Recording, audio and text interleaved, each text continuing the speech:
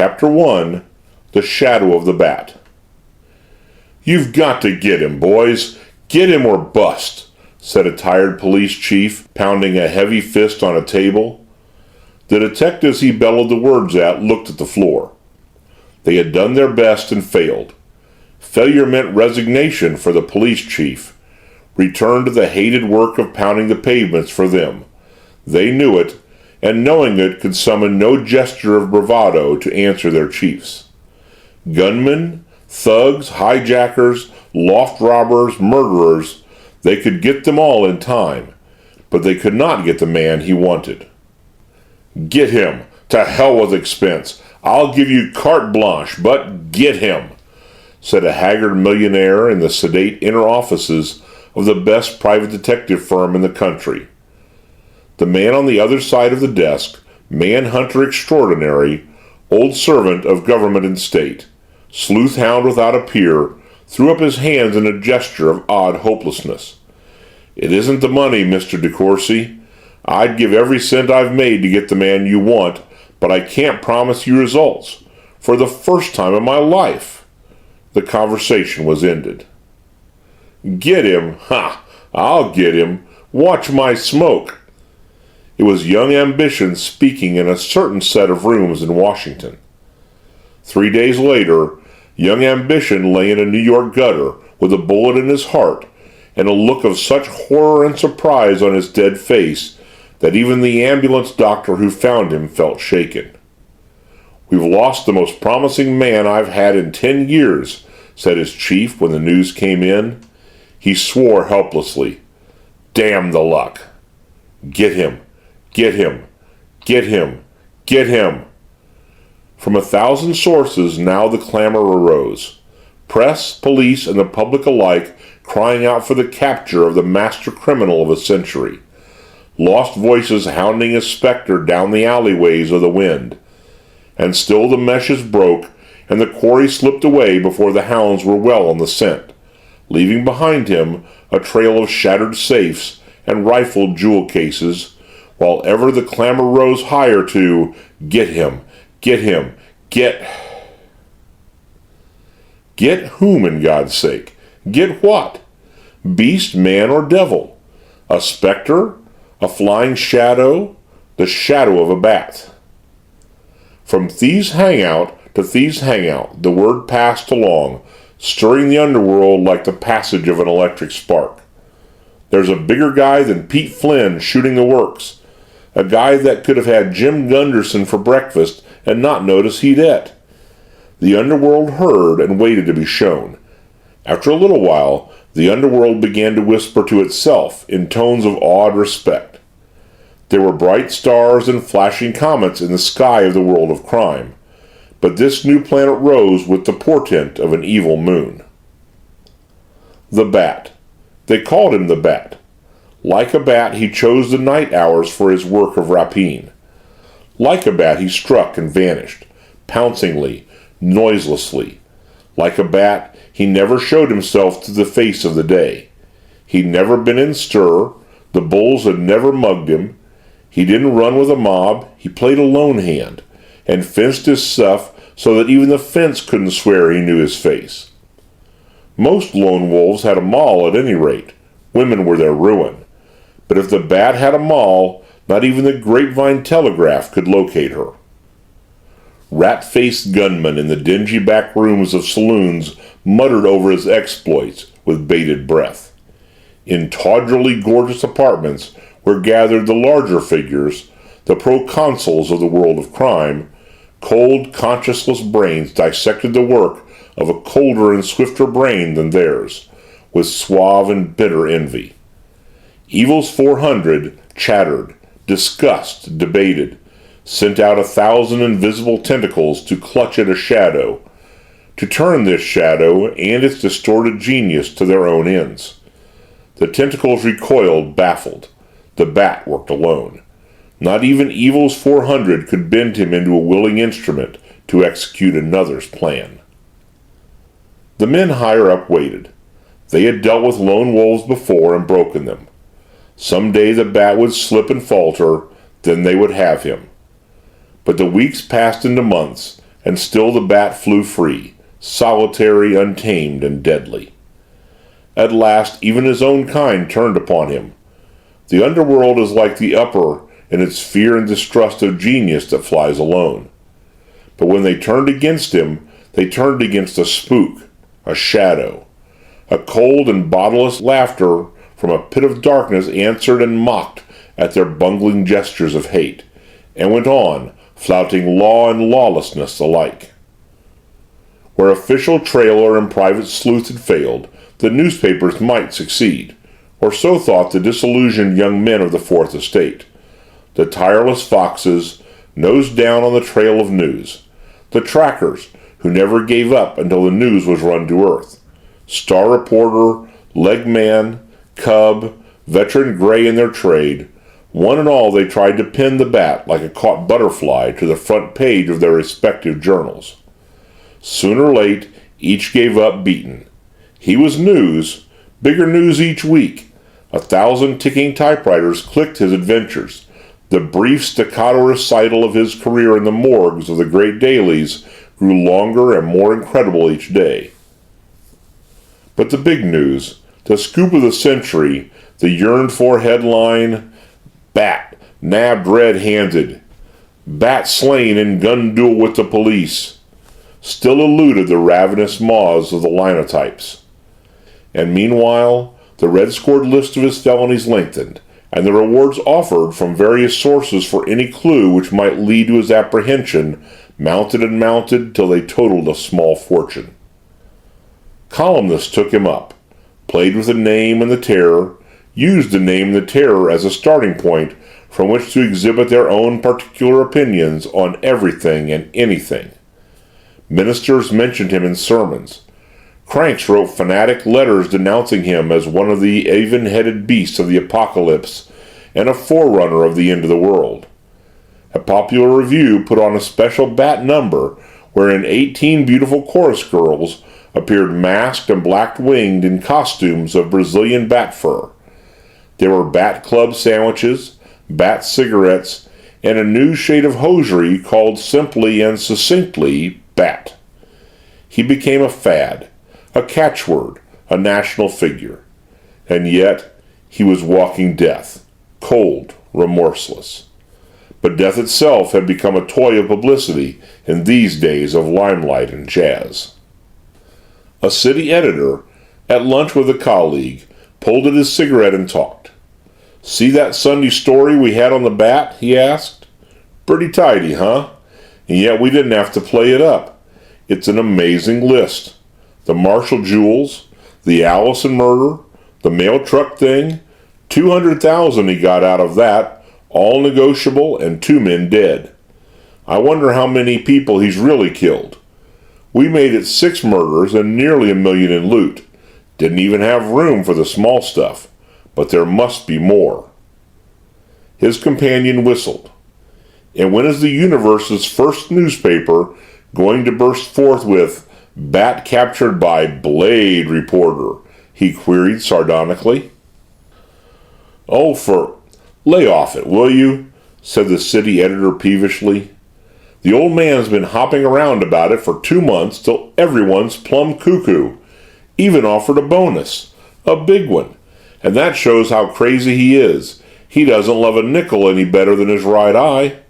For any sort of exclusive story. Bonus, huh?"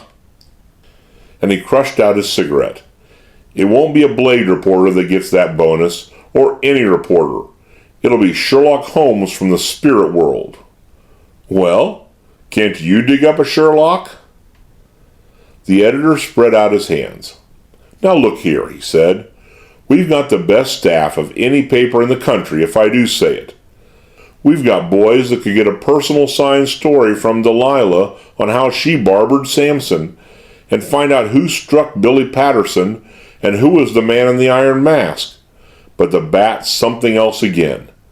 Oh, of course, we've panned the police for not getting him. That's always the game. But personally, I won't pan them. They've done their damnedest. They're up against something new. Scotland Yard wouldn't do any better, or any other bunch of cops that I know about. But look here, Bill. You don't mean to tell me he'll keep on getting away with it indefinitely?" The editor frowned. "Confidentially? I don't know," he said with a chuckle. "The situation's this. For the first time, the super crook of fiction, the kind that never makes a mistake, comes to life. Real life. And it'll take a cleverer man than any Central Office dick I've ever met to catch him." "Then you don't think he's just an ordinary crook with a lot of luck?" "I do not." The editor was emphatic. "He's much brainier. Got a ghastly sense of humor, too. Look at the way he leaves his calling card after every job. A black paper bat inside the Marshall safe, a bat drawn on the wall with a burnt match where he jimmied the Cedarburg Bank, a real bat, dead, tacked to the mantelpiece over poor old Allison's body. Oh, he's in a class by himself, and I very much doubt if he was a crook at all for most of his life." "You mean?" "I mean this. The police have been combing the underworld for him. I don't think he comes from there. I think they've got to look higher up in our world, for a brilliant man with a kink in the brain. He may be a doctor, a lawyer, or a merchant, honored in the community one day. Good line that, I'll use it sometime. And at night, a bloodthirsty assassin. Deacon Brodie. Ever hear of him? The Scotch deacon that burgled his parishioners' houses on the quiet? Well, that's our man." "But my lord, Bill." "I know. I've been going around the last month looking at everybody I knew and thinking, are you the bat? Try it for a while. You'll want to sleep with a light in your room after a few days of it. Look around the University Club. That white-haired man over there. Dignified. Respectable. Is he the bat? Your own lawyer. Your own doctor. Your own best friend. Can happen, you know. Look at those Chicago boys, the thrill killers. Just brilliant students, likable boys to the people that taught them, and cold-blooded murderers all the same." "Bill, you're giving me the shivers." "Am I?" The editor laughed grimly. "Think it over. No, it isn't so pleasant. But that's my theory, and I swear I think I'm right." He rose. His companion laughed uncertainly. "How about you, Bill? Are you the bat?" The editor smiled. "See," he said, "it's got you already. No, I can prove an alibi. The bat's been laying off the city recently, taking a fling at some of the swell suburbs. Besides, I haven't the brains. I'm free to admit it." He struggled into his coat. "Well, let's talk about something else. I'm sick of the bat and his murders." His companion rose as well, but it was evident that the editor's theory had taken firm hold on his mind. As they went out the door together, he recurred to the subject. "Honestly though, Bill, were you serious, really serious, when you said you didn't know of a single detective with brains enough to trap this devil?" The editor paused in the doorway. "Serious enough," he said. "And yet there's one man, I don't know him myself, but from what I've heard of him, he might be able. But what's the use of speculating?" "I'd like to know all the same," insisted the other, and laughed nervously. "We're moving out to the country next week ourselves, right into the bat's new territory." "Well," said the editor, "you won't let it go any further. Of course, it's just an idea of mine, but if the bat ever came prowling around our place, the detective I'd try to get in touch with would be—" He put his lips close to his companion's ear and whispered a name. The man whose name he whispered, oddly enough, was at that moment standing before his official superior in a quiet room not very far away. Tall, reticently good-looking, and well, if inconspicuously, clothed and groomed. He by no means seemed the typical detective that the editor had spoken of so scornfully. He looked something like a college athlete who had kept up his training, something like a pillar of one of the more sedate financial houses. He could assume and discard a dozen manners in as many minutes, but to the casual observer, the one thing certain about him would probably seem his utter lack of connection with the seamier side of existence. The key to his real secret of life, however, lay in his eyes. When in repose as now, they were veiled and without unusual quality. But they were the eyes of a man who can wait and a man who can strike. He stood perfectly easy before his chief for several moments before the latter looked up from his papers. "Well, Anderson," he said at last, looking up, "I got your report on the Will Henry burglary this morning. I'll tell you this about it. If you do a neater and quicker job in the next 10 years, you could take this desk away from me. I'll give it to you. As it is, your name's gone up for promotion today. You deserved it long ago." "Thank you, sir," replied the tall man quietly, "but I had luck with that case." "Of course you had luck," said the chief. "Sit down, won't you, and have a cigar, if you can stand my brand. Of course you had luck, Anderson, but that isn't the point. It takes a man with brains to use a piece of luck as you used it. I've waited a long time here for a man with your sort of brains, and by Judas, for a while I thought they were all as dead as Pinkerton. But now I know there's one of 'em alive at any rate. It's a hell of a relief." "Thank you, sir," said the tall man, smiling and sitting down. He took a cigar and lit it. "That makes it easier, sir, you telling me that, because I've come to ask a favor." "All right," responded the chief promptly. "Whatever it is granted." Anderson smiled again. "You better hear what it is first, sir. I don't want to put anything over on you." "Try it," said the chief. "What is it? Vacation? Take as long as you like, within reason. You've earned it. I'll put it through today." Anderson shook his head. "No, sir, I don't want a vacation." "Well," said the chief impatiently, "promotion? I've told you about that. Expense money for anything? Fill out a voucher and I'll okay it. Be best man at your wedding? By Judas, I'll even do that." Anderson laughed. "No, sir, I'm not getting married, and I'm pleased about the promotion, of course, but it's not that. I want to be assigned to a certain case, that's all." The chief's look grew searching. He said. "Well, as I say, anything within reason. What case do you want to be assigned to?" The muscles of Anderson's left hand tensed on the arm of his chair. He looked squarely at the chief. "I want a chance at the bat," he replied slowly. The chief's face became expressionless. "I said, anything within reason," he responded softly, regarding Anderson keenly. "I want a chance at the bat," repeated Anderson stubbornly. "If I've done good work so far, I want a chance at the bat." The chief drummed on the desk. Annoyance and surprise were in his voice when he spoke. "But look here, Anderson," he burst out finally. "Anything else and but what's the use? I said a minute ago you had brains, but now by Judas I doubt it. If anyone else wanted a chance at the bat, I'd give it to them and gladly. I'm hard-boiled. But you're too valuable a man to be thrown away. I'm no more valuable than Wentworth would have been. Maybe not.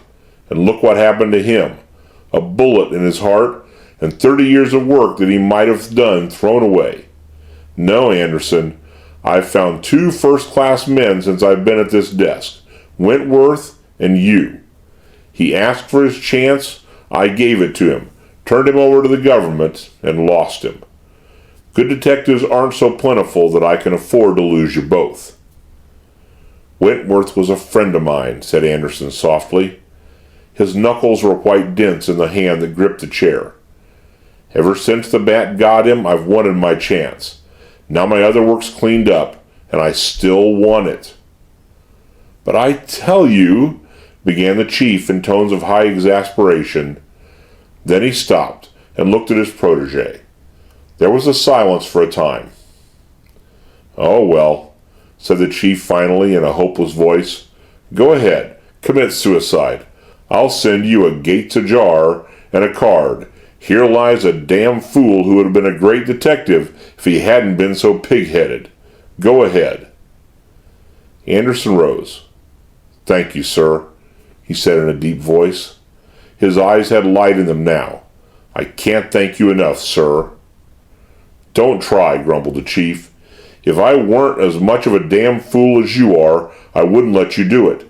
And if I weren't so damn old, I'd go after the slippery devil myself and let you sit here and watch me get brought in with that infernal paper bat pinned where my shield ought to be. The bat's supernatural, Anderson. You haven't a chance in the world, but it does me good all the same to shake hands with a man with brains and nerve. And he solemnly wrung Anderson's hand in an iron grip. Anderson smiled. The cagiest bat flies once too often, he said. I'm not promising anything, Chief, but... Maybe, said the chief. Now wait a minute, keep your shirt on. You're not going out bat hunting this minute, you know. Sir? I thought Well, you're not, said the chief decidedly. I've still got some little respect for my own intelligence, and it tells me to get all the work out of you I can before you start wild goose chasing after this bat out of hell. The first time he's heard of again, and it shouldn't be too long from the fast way he works, you're assigned to the case. That's understood. Till then, you do what I tell you, and it'll be work, believe me. All right, sir. Anderson laughed and turned to the door. And thank you again. He went out. The door closed. The chief remained for some minutes looking at the door and shaking his head. The best man I've had in years, except Wentworth, he muttered to himself, and throwing himself away, to be killed by a cold-blooded devil that nothing human can catch. You're getting old, John Grogan, but by Judas, you can't blame him, can you? If you were a man in the prime like him, by Judas, you'd be doing it yourself, and yet it'll go hard losing him. He turned back to his desk and his papers, but for some minutes he could not pay attention to the papers. There was a shadow on them, a shadow that blurred the typed letters, the shadow of bats' wings. Chapter 2, The Indomitable Miss Van Gorder. Miss Cornelius Van Gorder, indomitable spinster, last bearer of a name which had been great in New York when New York was a red-roofed New Amsterdam, and Peter Stuyvesant, a parvenu, sat propped up in bed in the green room of her newly rented country house, reading the morning newspaper. Thus seen, with an old soft paisley shawl tucked in about her thin shoulders, and without the stately gray transformation that adorned her on less intimate occasions, she looked much less formidable and more innocently placid than those could ever have imagined who had only felt the bite of her tart wit at such functions as the state Van Gorder dinners. Patrician to her fingertips, independent to the roots of her hair, she preserved at 65 a humorous and quenchless curiosity in regard to every side of life, which even the full and crowded years that already lay behind her had not entirely satisfied.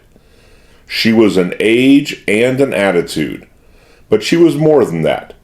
She had grown old without growing dull or losing touch with youth. Her face had the delicate strength of a fine cameo, and her mild and youthful heart preserved an innocent zest for adventure.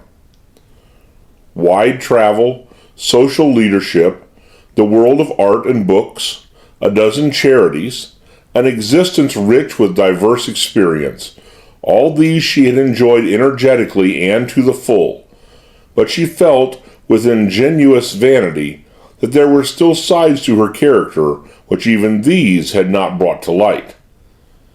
As a little girl, she had hesitated between wishing to be a locomotive engineer or a famous bandit, and when she had found at 7 that the accident of sex would probably debar her from either occupation, she had resolved fiercely that some time before she died she would show the world in general, and the Van Gorder clan in particular, that a woman was quite as capable of dangerous exploits as a man. So far her life, while exciting enough at moments, had never actually been dangerous, and time was slipping away, without giving her an opportunity to prove her hardiness of heart. Whenever she thought of this, the fact annoyed her extremely, and she thought of it now. She threw down the morning paper disgustedly.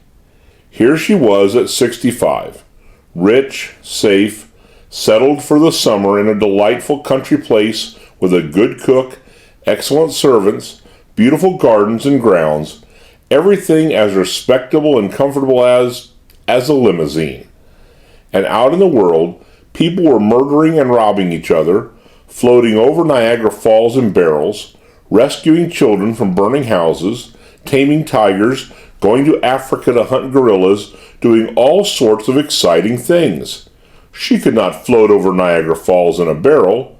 Lizzie Allen, her faithful old maid, would never let her. She could not go to Africa to hunt gorillas. Sally Ogden, her sister, would never let her hear the last of it. She could not even, as she certainly would if she were a man, try and track down this terrible creature, the bat. She sniffed disgruntledly. Things came to her much too easily. Take this very house she was living in.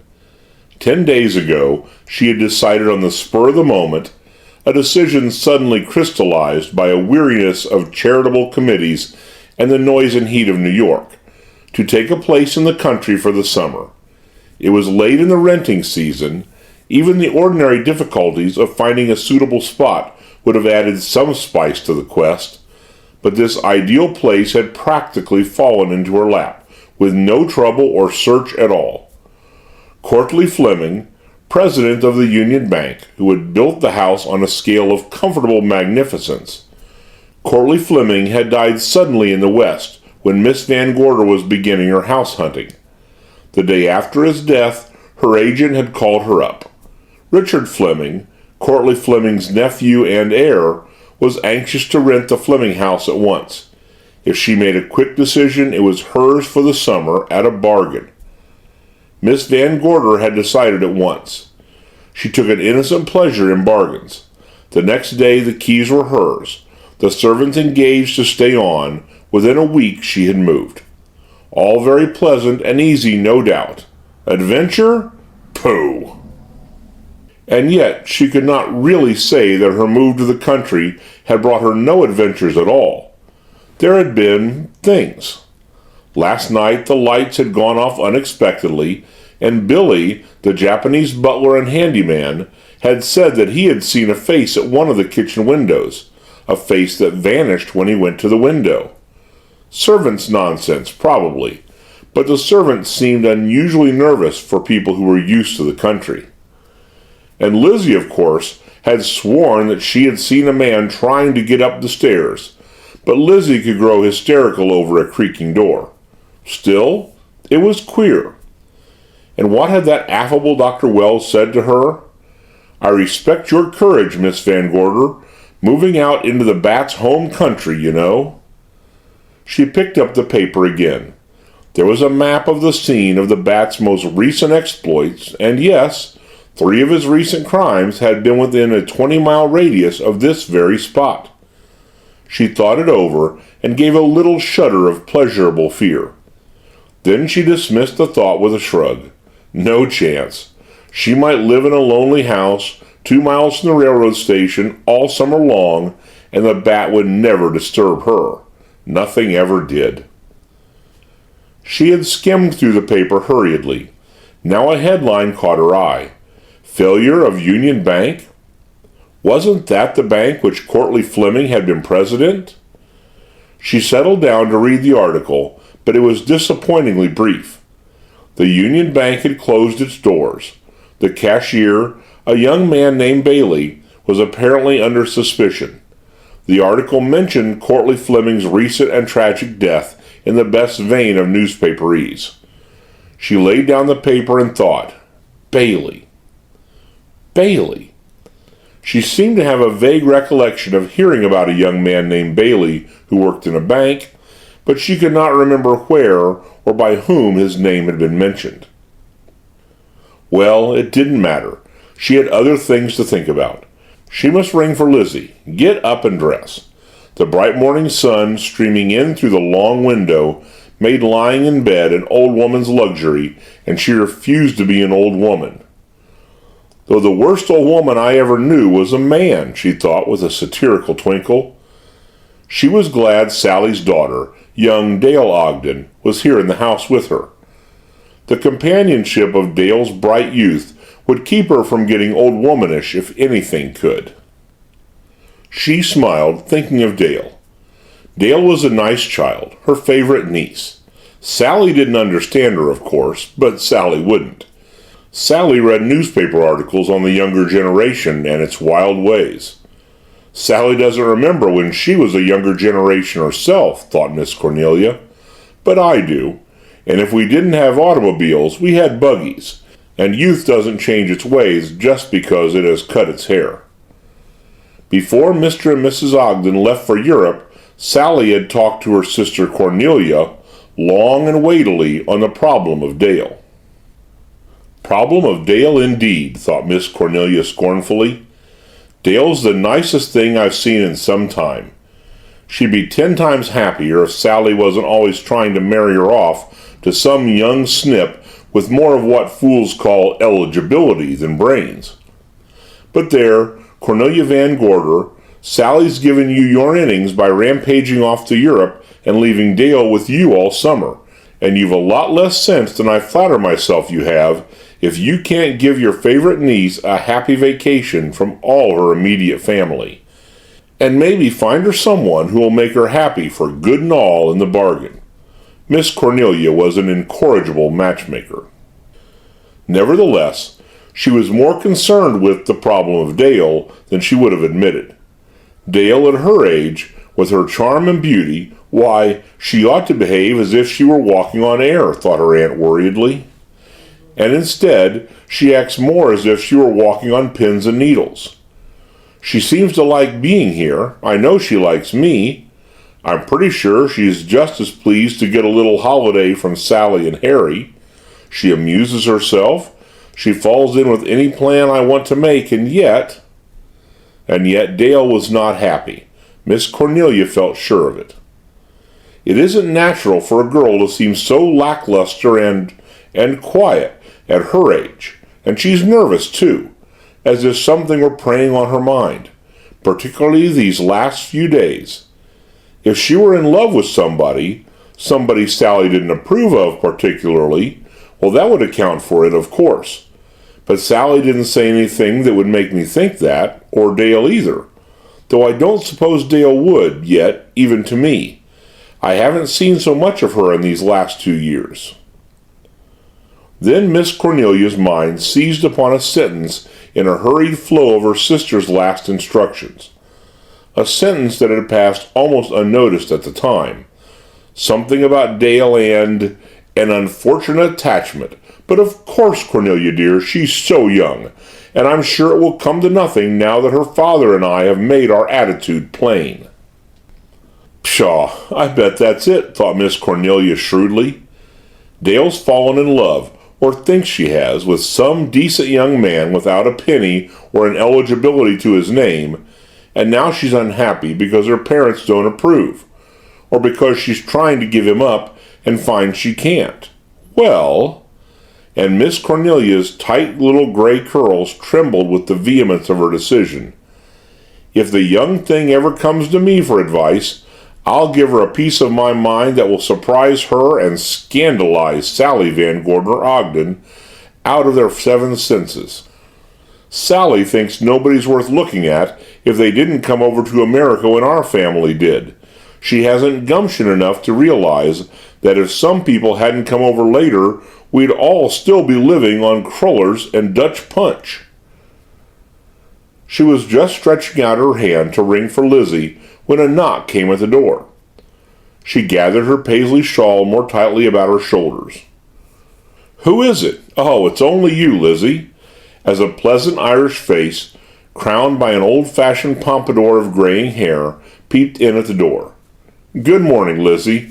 I was just going to ring for you. Has Miss Dale had breakfast? I know it's shamefully late." "Good morning, Miss Neely," said Lizzie. "And a lovely morning it is, too, if that was all of it," she added somewhat tartly as she came into the room with a little silver tray whereupon the morning mail reposed. We have not yet described Lizzie Allen, and she deserves description. A fixture in the Van Gorder household since her 16th year, she had long ere now attained the dignity of a tradition. The slip of a colleen fresh from Kerry had grown old with her mistress, until the casual bond between mistress and servant had changed into something deeper, more in keeping with a better-mannered age than ours. One could not imagine Miss Cornelia without a Lizzie to grumble at and cherish, or Lizzie without a Miss Cornelia to baby and scold with the privileged frankness of such old family servitors. The two were at once a constant and a complement. 50 years of American ways had not shaken Lizzie's firm belief in banshees and leprechauns or tamed her wild Irish tongue. 50 years of Lizzie had not altered Miss Cornelia's attitude of fond exasperation with some of Lizzie's more startling eccentricities. Together they may have been, as one of the younger Van Gorder cousins had irreverently put it, a scream. But apart, each would have felt lost without the other. "Now what do you mean, if that were all of it, Lizzie?" queried Miss Cornelia sharply as she took the letters from the tray. Lizzie's face assumed an expression of doleful reticence. "It's not my place to speak," she said, with a grim shake of her head. "But I saw my grandmother last night, God rest her, plain as life she was, the way she looked when they waked her, and if it was my doing we'd be leaving this house this hour." "Cheese pudding for supper. Of course you saw your grandmother," said Miss Cornelia crisply, slitting open the first of her letters with a paper knife. "Nonsense, Lizzie. I'm not going to be scared away from an ideal country place because you happen to have a bad dream." "Was it a bad dream I saw on the stairs last night when the lights went out and I was looking for the candles?" said Lizzie heatedly.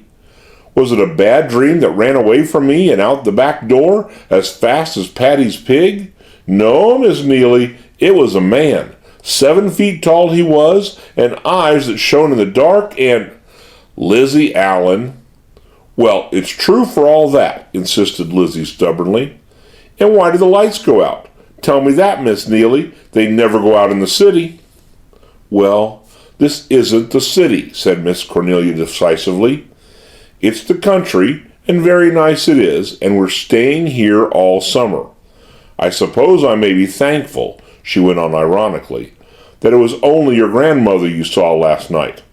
It might have been the bat, and then where would you be this morning?" "I'd be stiff and stark with candles at me head and feet," said Lizzie gloomily. "Oh, Miss Neely, don't talk of that terrible creature, the bat." She came nearer to her mistress. "There's bats in this house, too, real bats," she whispered impressively. "I saw one yesterday in the trunk room. The creature! It flew in the window and nearly had the switch off me before I could get away."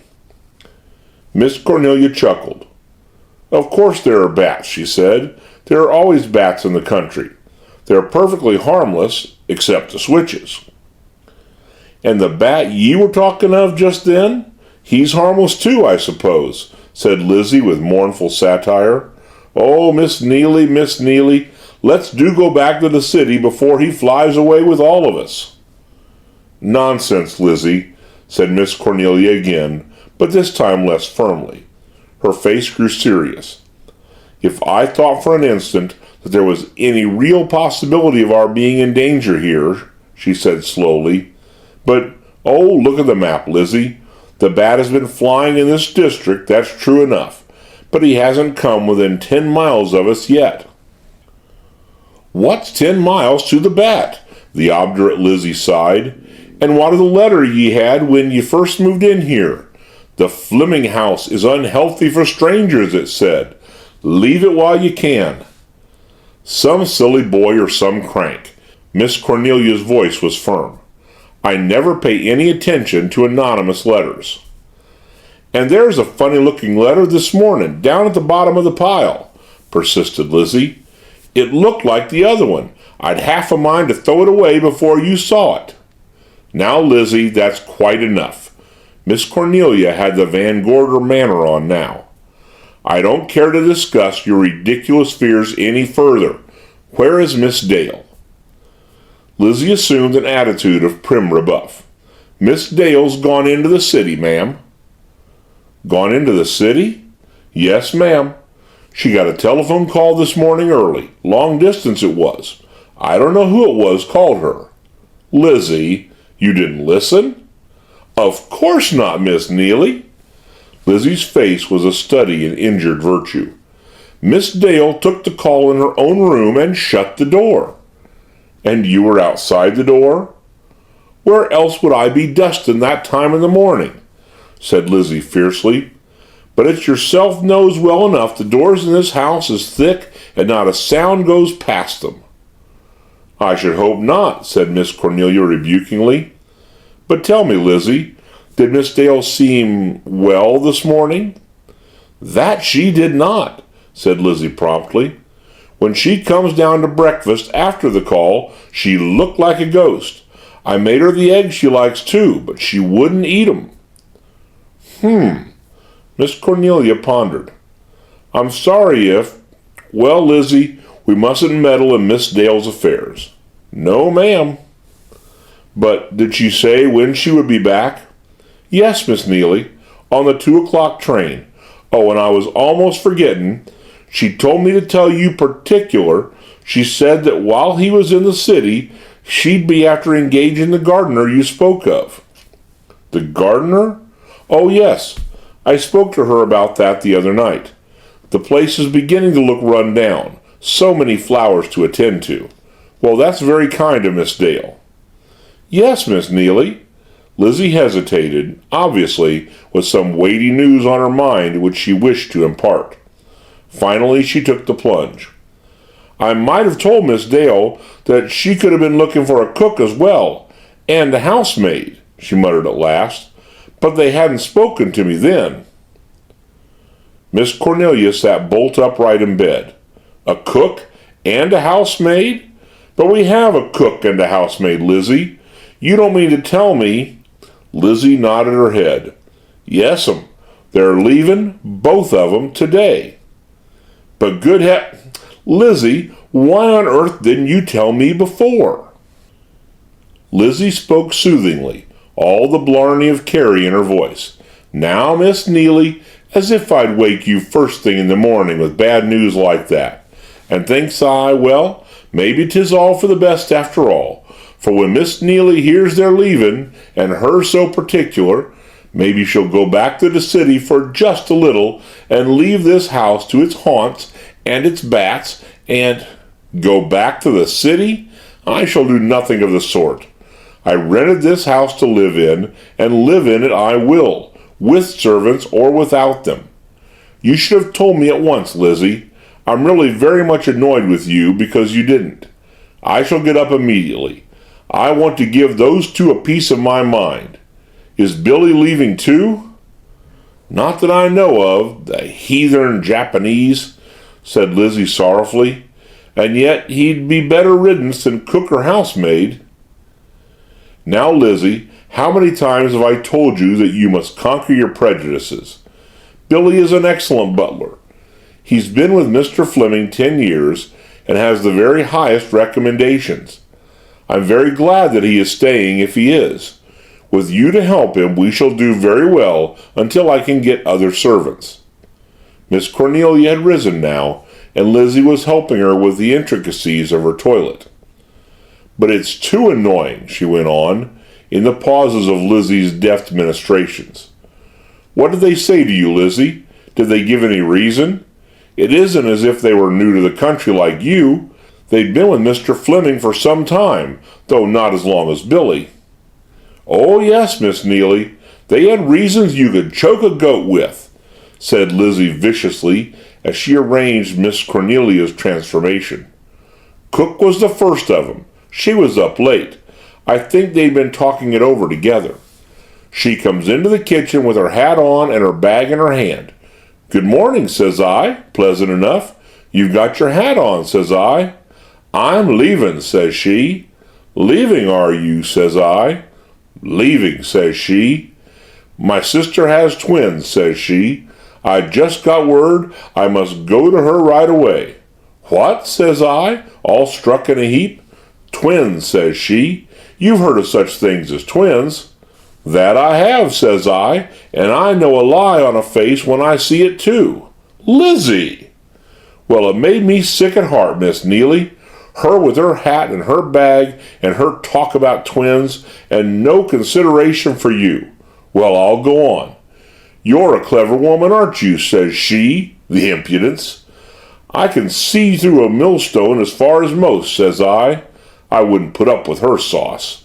Well, says she, you can see that Annie the housemaid's leaving too. Has her sister got twins as well? Says I, and I looked at her. No, says she, as bold as brass, but Annie's got a pain in her side, and she's feared it's appendicitis, so she's leaving to go back to her family. Oh, says I, and what about Miss Van Gorder? I'm sorry for Miss Van Gorder, says she, the falseness of her. But you'll have to do the best you can, for twins and appendicitis is acts of God and not to be put aside for even the best of wages. Is that so, says I, and with that I left her, for I knew if I listened to her a minute longer, I'd be giving her bonnet a shake, and that wouldn't be respectable. So there you are, Miss Neely, and that's the gist of the matter. Miss Cornelia laughed. Lizzie, you're unique, she said. But I'm glad you didn't give her bonnet a shake, though I've no doubt you could. Huh, said Lizzie, snorting, the fire of battle in her eye. And is it any black Irish from Ulster would pay impudence to a Kerry woman without getting the flat of a hand But that's neither here nor there. The truth of it is, Miss Neely, her voice grew solemn, it's my belief they're scared, both of 'em, by the haunts and banshees here, and that's all. If they are, they're very silly, said Miss Cornelia practically. No, they may have heard of a better place, though it would seem as if when one pays the present extortionate wages and asks a little as we do here, but it doesn't matter. If they want to go, they may. Am I ready, Lizzie? You look like an angel, ma'am, said Lizzie, clapping her hands. Well, I feel very little like one, said Miss Cornelia, rising. As cook and housemaid may discover before I'm through with them. Send them into the living room, Lizzie, when I've gone down. I'll talk to them there. An hour or two later, Miss Cornelia sat in a deep chintz chair in the comfortable living room of the Fleming house, going through the pile of letters which Lizzie's news of domestic revolt had prevented her reading earlier. Cook and housemaid had come and gone, civil enough, but so obviously determined upon leaving the house at once that Miss Cornelia had sighed and let them go, though not without caustic comment. Since then, she had devoted herself to calling up various employment agencies without entirely satisfactory results. A new cook and housemaid were promised for the end of the week, but for the next 3 days, the Japanese butler Billy and Lizzie between them would have to bear the brunt of the service. Oh, yes, and then there's Dale's gardener if she gets one, thought Miss Cornelia. I wish he could cook, but I don't suppose gardeners can. And Billy's a treasure. Still, it's inconvenient. Now stop, Cornelia Van Gorder. You were asking for an adventure only this morning, and the moment the littlest sort of one comes along, you want to crawl out of it. She had reached the bottom of the pile of letters, those to be thrown away, these to be answered. Ah, here was one she had overlooked somehow. She took it up. It must be the one Lizzie had wanted to throw away. She smiled at Lizzie's fears. The address was badly typed on cheap paper. She tore the envelope open and drew out a single unsigned sheet. If you stay in this house any longer, death. Go back to the city at once and save your life. Her fingers trembled a little as she turned the missive over, but her face remained calm. She looked at the envelope, at the postmark, while her heart thudded uncomfortably for a moment, and then resumed its normal beat. It had come at last, the adventure, and she was not afraid. Chapter 3, pistol practice. She knew who it was, of course, the bat. No doubt of it. And yet, did the bat ever threaten before he struck? She could not remember, but it didn't matter. The bat was unprecedented, unique. At any rate, bat or no bat, she must think out a course of action. The defection of cook and housemaid left her alone in the house with Lizzie and Billy, and Dale, of course, if Dale returned. 2 old women, a young girl, and a Japanese butler to face the most dangerous criminal in America, she thought grimly. And yet, one couldn't be sure. The threatening letter might only be a joke, a letter from a crank after all. Still, she must take precautions, look for aid somewhere, but where could she look for aid? She ran over in her mind the new acquaintances she had made since she moved to the country. There was Dr. Wells, the local physician, who had joked with her about moving into the bat's home territory. He seemed an intelligent man, but she knew him only slightly. She couldn't call a busy doctor away from his patients to investigate something which might only prove to be a mare's nest. The boys Dale had met at the country club, she sniffed. I'd rather trust my gumption than any of theirs. The logical person to call on, of course, was Richard Fleming, Courtleigh Fleming's nephew and heir who had rented her the house. He lived at the country club. She could probably reach him now.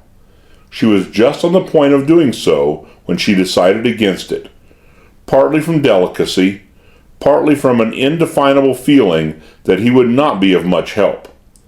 Besides, she thought sturdily, it's my house now, not his. He didn't guarantee burglar protection in the lease. As for the local police, her independence revolted at summoning them. They would bombard her with ponderous questions and undoubtedly think she was merely a nervous old spinster. If it was just me, she thought, I swear I wouldn't say a word to anybody, and if the bat flew in, he mightn't find it so easy to fly out again, if I'm 65 and never shot a burglar in my life. But there's Dale and Lizzie. I've got to be fair to them. For a moment she felt very helpless, very much alone. Then her courage returned. Pshaw, Cornelia. If you have got to get help, get the help you want and hang the consequences, she adjured herself. You've always hankered to see a first-class detective do his detecting. Well, get one, or decide to do the job yourself. I bet you could at that. She tiptoed to the main door of the living room and closed it cautiously, smiling as she did so. Lizzie might be about, and Lizzie would promptly go into hysterics if she got an inkling of her mistress's present intentions. Then she went to the city telephone and asked for long distance. When she had finished her telephoning, she looked at once relieved and a little naughty, like a demure child who has carried out some piece of innocent mischief unobserved. My stars, she muttered to herself. You can never tell what you can do till you try. Then she sat down again and tried to think of other measures of defense. Now, if I were the bat, or any criminal, she mused, how would I get into this house? Well, that's it. I might get in most anyway. It's so big and rambling. All the grounds you want to lurk in, too. It'd take a company of police to shut them off. Then there's the house itself. Let's see, 3rd floor, trunk room, servant's room. Couldn't get in there very well except with a pretty long ladder. That's all right. 2nd floor? Well, I suppose a man could get into my bedroom from the porch if he were an acrobat, but he'd need to be a very good acrobat, and there's no use borrowing trouble. Downstairs is the problem, Cornelia. Downstairs is the problem. Take this room now. She rose and examined it carefully. There's the door over there on the right that leads into the billiard room. There's this door over here that leads into the hall. Then there's that other door by the alcove, and all those French windows. Whew! She shook her head. It was true. The room in which she stood, while comfortable and charming, seemed unusually accessible to the night prowler. A row of French windows at the rear gave upon a little terrace. Below the terrace, the drive curved about and beneath the billiard room window in a hairpin loop, drawing up again at the main entrance on the other side of the house. At the left of the French windows, if one faced the terrace, as Miss Cornelia was doing, was the alcove door of which she spoke. When open, it disclosed a little alcove almost entirely devoted to the foot of a flight of stairs that gave direct access to the upper regions of the house. The alcove itself opened on one side upon the terrace, and upon the other into a large butler's pantry. The arrangement was obviously designed so that, if necessary, one could pass directly from the terrace to the downstairs servants' quarters, or the second floor of the house, without going through the living room, and so that trays could be carried up from the pantry by the side stairs without using the main staircase. The middle pair of French windows were open, forming a double door. Miss Cornelia went over to them, shut them, tried the locks. Flimsy enough, she thought. Then she turned toward the billiard room. The billiard room, as has been said, was the last room to the right in the main wing of the house. A single door led to it from the living room. Miss Cornelia passed through this door, glanced about the billiard room, noting that most of its windows were too high from the ground to greatly encourage a marauder. She locked the only one that seemed to her particularly tempting, the billiard room window on the terrace side of the house. Then she returned to the living room and again considered her defenses. 3 points of access from the terrace to the house: the door that led into the alcove, the French windows of the living room, the billiard room window.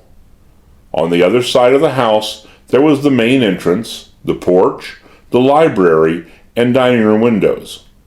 The main entrance led into a hall living room, and the main door of the living room was on the right as one entered. The dining room and library on the left, main staircase in front. My mind is starting to go round like a pinwheel, thinking of all those windows and doors, she murmured to herself. She sat down once more, and taking a pencil and a piece of paper, drew a plan of the lower floor of the house. And now I've studied it, she thought after a while, I'm no further than if I hadn't. As far as I can figure out, there are so many ways for a clever man to get into this house that I'd have to be a couple of Siamese twins to watch it properly. The next house I rent in the country, she decided, just isn't going to have any windows and doors, or I'll know the reason why. But of course, she was not entirely shut off from the world, even if the worst developed. She considered the telephone instruments on a table near the wall, one the general phone, the other connecting a house line which also connected with the garage and the greenhouses. The garage would not be helpful, since Slocum, her chauffeur for many years, had gone back to England for a visit. Dale had been driving the car, but with an able-bodied man in the gardener's house, she pulled herself together with a jerk. Cornelia Van Gorder, you're going to go crazy before nightfall if you don't take hold of yourself. What you need is lunch, and a nap in the afternoon if you can make yourself take it. You'd better look up that revolver of yours, too, that you bought when you thought you were going to take a trip to China. You've never fired it off yet, but you've got to sometime today. There's no other way of telling if it will work. You can shut your eyes when you do it. No, you can't either. That's silly. Call you a spirited old lady, do they? Well, you had never had a better time to show your spirit than now. And Miss Van Gorder, sighing, left the living room to reach the kitchen just in time to calm a heated argument between Lizzie and Billy on the relative merits of Japanese and Irish-American cooking. Dale Gordon, taxiing up from the 2 o'clock train some time later, to her surprise discovered the front door locked and rang for some time before she could get an answer. At last Billy appeared, white-coated, with an inscrutable expression on his face. "Will you take my bag, Billy? Thanks. Where is Miss Van Gorder? Taking a nap?" "No," said Billy succinctly. "She take no nap. She out in shrubbery shotting." Dale stared at him incredulously. "Shooting, Billy?" "Yes, ma'am. At least, she not shoot yet, but she say she going to soon." "But good heavens, Billy, shooting what?" "Shotting pistol," said Billy, his yellow mask of a face preserving its impish repose. He waved his hand. "You go shrubbery, you see."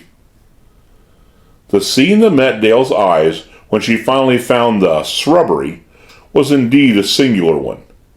Miss Van Gorder, her back firmly planted against the trunk of a large elm tree and an expression of ineffable distaste on her features, was holding out a blunt, deadly-looking revolver at arm's length. Its muzzle wavered, now pointing at the ground, now at the sky. Behind the tree, Lizzie sat in a heap, moaning quietly to herself, and now and then appealing to the saints to avert a visioned calamity. As Dale approached unseen, the climax came. The revolver steadied, pointed ferociously at an inoffensive grass blade some 10 yards from Miss Van Gorder, and went off. Lizzie promptly gave vent to a shrill Irish scream.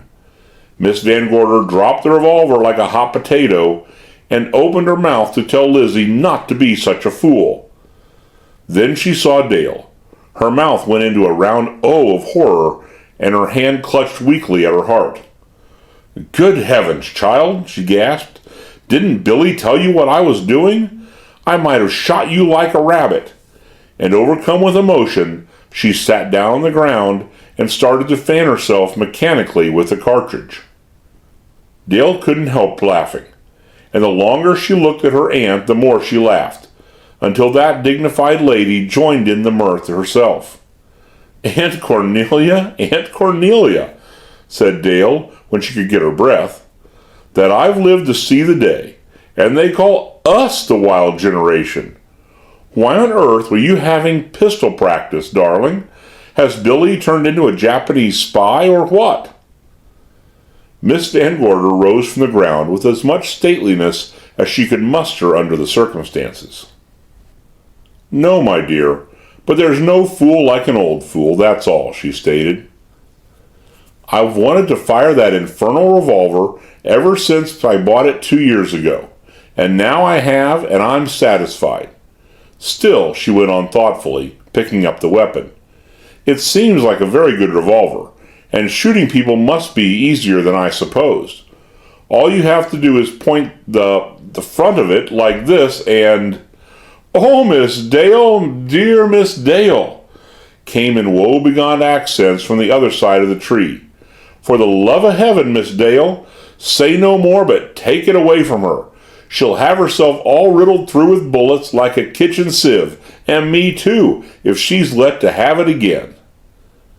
"Lizzie, I'm ashamed of you," said Lizzie's mistress. "Come out from behind that tree and stop wailing like a siren. This weapon is perfectly safe in competent hands, and—" She seemed on the verge of another demonstration of its powers. "Miss Dale, for the dear love of God, will you make her put it away?" Dale laughed again. "I really think you'd better, Aunt Cornelia, or both of us will have to put Lizzie to bed with a case of acute hysteria." "Well," said Miss Van Gorder, "perhaps you're right, dear." Her eyes gleamed. "I should have liked to try it just once more, though," she confided. "I feel certain that I could hit that tree over there if my eye wouldn't wink so when the thing goes off." "Now it's winking eyes," said Lizzie on a note of tragic chant, "but next time it'll be bleeding corpses and—" Dale added her own protestations to Lizzie's. "Please, darling, if you really want to practice, Billy can fix up some sort of target range, but I don't want my favorite aunt assassinated by a ricocheted bullet before my eyes." "Well, perhaps it would be best to try again some other time," admitted Miss Van Gorder. But there was a wistful look in her eyes as she gave the revolver to Dale, and the three started back to the house. "I should never have allowed Lizzie to know what I was doing," she confided in a whisper on the way. "A woman is perfectly capable of managing firearms, but Lizzie is really too nervous to live sometimes." I know just how you feel, darling, Dale agreed, suppressed mirth shaking her as the little procession reached the terrace. But oh, she could keep it no longer. Oh, you did look funny, darling, sitting under that tree, with Lizzie on the other side of it making banshee noises, and... Miss Van Gorder laughed too, a little shamefacedly.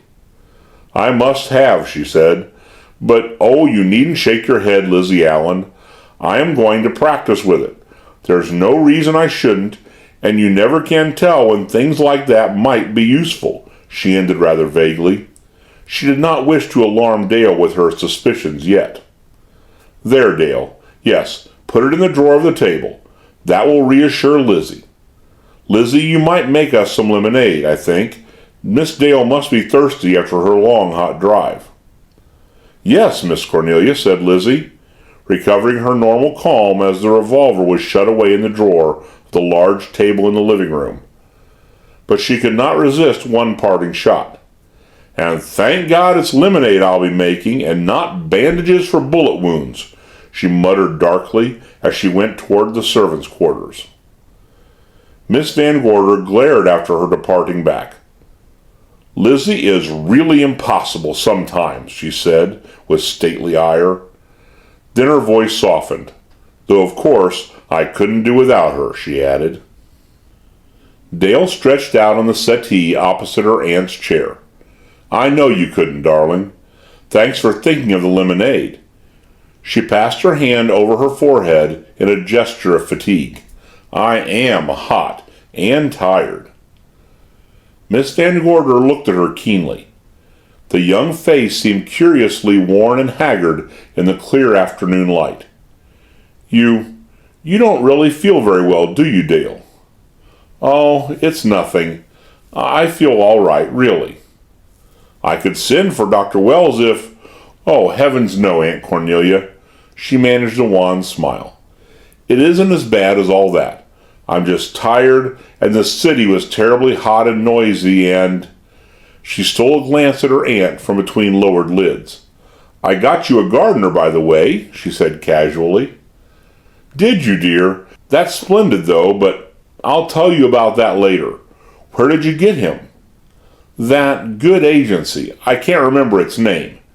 Dale's hand moved restlessly over her eyes, as if remembering details were too great an effort. But I'm sure he'll be satisfactory. He'll be out here this evening. He couldn't get away before, I believe. What have you been doing all day, darling? Miss Cornelia hesitated. Now that Dale had returned, she suddenly wanted very much to talk over the various odd happenings of the day with her, get the support of her youth and her common sense. Then that independence which was so firmly rooted a characteristic of hers restrained her. No use worrying the child unnecessarily. They all might have to worry enough before tomorrow morning. She compromised. We have had a domestic upheaval, she said. The cook and the housemaid have left. If you'd only waited till the next train, you could have had the pleasure of their company into town. Aunt Cornelia, how exciting! I'm so sorry. Why did they leave? Why do servants ever leave a good place? Asked Miss Cornelia grimly. Because if they had sense enough to know when they were well off, they wouldn't be servants. Anyhow, they've gone. We'll have to depend on Lizzie and Billy the rest of this week. I telephoned, but they couldn't promise me any others before Monday. And I was in town and could have seen people for you, if I'd only known, said Dale remorsefully. Only, she hesitated, I mightn't have had time. At least, I mean there were some other things I had to do besides getting the gardener, and... She rose. I think I will go and lie down for a little if you don't mind, darling. Miss Van Gorder was concerned. Of course I don't mind, but won't you even have your lemonade? Oh, I'll get some from Lizzie in the pantry before I go up. Dale managed to laugh. I think I must have a headache after all, she said. Maybe I'll take an aspirin. Don't worry, darling. I shan't. I only wish there were something I could do for you, my dear. Dale stopped in the alcove doorway. There's nothing anybody can do for me, really, she said soberly. At least, oh, I don't know what I'm saying, but don't worry, I'm quite all right. I may go over to the country club after dinner and dance. Won't you come with me, Aunt Cornelia? Depends on your escort, said Miss Cornelia tartly. If our landlord, Mr. Richard Fleming, is taking you, I certainly shall. I don't like his looks and never did. Dale laughed. Oh, he's all right, she said. Drinks a good deal and wastes a lot of money, but harmless enough. No, this is a very sedate party. I'll be home early. Well, in that case, said her aunt, I shall stay here with my Lizzie and my Ouija board. Lizzie deserves some punishment for the very cowardly way she behaved this afternoon, and the Ouija board will furnish it. She's scared to death to touch the thing. I think she believes it's alive. Well, maybe I'll send you a message on it from the country club, said Dale lightly. She had paused halfway up the flight of side stairs in the alcove, and her aunt noticed how her shoulders drooped, belying the lightness of her voice. Oh, she went on, by the way, have the afternoon papers come yet? I didn't have time to get one when I was rushing for the train. I don't think so, dear, but I'll ask Lizzie. Miss Cornelia moved toward a bell push. Oh, don't bother, doesn't matter. Only if they have, would you ask Lizzie to bring me one when she brings up the lemonade? I want to read about the bat. He fascinates me. There was something else in the paper this morning, said Miss Cornelia idly. Oh yes, the Union Bank. The bank Mr. Fleming Sr. was president of has failed. They seem to think the cashier robbed it. Did you see that, Dale? The shoulders of the girl on the staircase straightened suddenly. Then they drooped again. Yes, I saw it, she said in a queerly colorless voice. Too bad. It must be terrible to have everyone suspect you and hunt you, as I suppose they're hunting that poor cashier. Well, said Miss Cornelia, a man who wrecks a bank deserves very little sympathy to my way of thinking, but then I'm old-fashioned. Well, dear, I won't keep you. Run along, and if you want an aspirin, there's a box in my top bureau drawer. Thanks, darling. Maybe I'll take one and maybe I won't. All I really need is to lie down for a while. She moved on up the staircase and disappeared from the range of Miss Cornelia's vision, leaving Miss Cornelia to ponder many things. Her trip to the city had done Dale no good, of a certainty. If not actually ill, she was obviously under some considerable mental strain. And why this sudden interest, first in the bat, and then in the failure of the Union Bank? Was it possible that Dale, too, had been receiving threatening letters? I'll be glad when that gardener comes, she thought to herself. He'll make a man in the house at any rate. When Lizzie at last came in with the lemonade, she found her mistress shaking her head. Cornelia, Cornelia, she was muttering to herself. You should have taken to pistol practice when you were younger. It just shows how children waste their opportunities. Chapter 4. The Storm Gathers. The long summer afternoon wore away. Sunset came, red and angry, a sunset presaging storm. A chill crept into the air with the twilight. When night fell, it was not a night of silver patterned and skied, but a dark and cloudy cloak where a few stars glittered fitfully. Miss Cornelia at dinner saw a bat swoop past the window of the dining room in its scurrying flight, and narrowly escaped oversetting her glass of water with a nervous start. The tension of waiting for some vague menace which might not materialize after all, had begun to prey on her nerves. She saw Dale off to the country club with relief. The girl looked a little better after her nap, but she was still not her normal self. When Dale was gone, she wandered restlessly for a time between living room and library, now giving an unnecessary dusting to a piece of bric-a-brac with her handkerchief, now taking a book from one of the shelves in the library, only to throw it down before she read a page. This house was queer. She would not have admitted it to Lizzie for her soul's salvation, but for the first time in her sensible life, She listened for creakings of woodwork, rustling of leaves, stealthy steps outside beyond the safe, bright squares of the windows, for anything that was actual, tangible, not merely formless fear. "There's too much room in the country for things to happen to you," she confided to herself with a shiver. "Even the night, whenever I look out, it seems to me as if the night were 10 times bigger and blacker than it ever is in New York." To comfort herself, she mentally rehearsed her telephone conversation of the morning, the conversation she had not mentioned to her household. At the time, it had seemed to her most reassuring.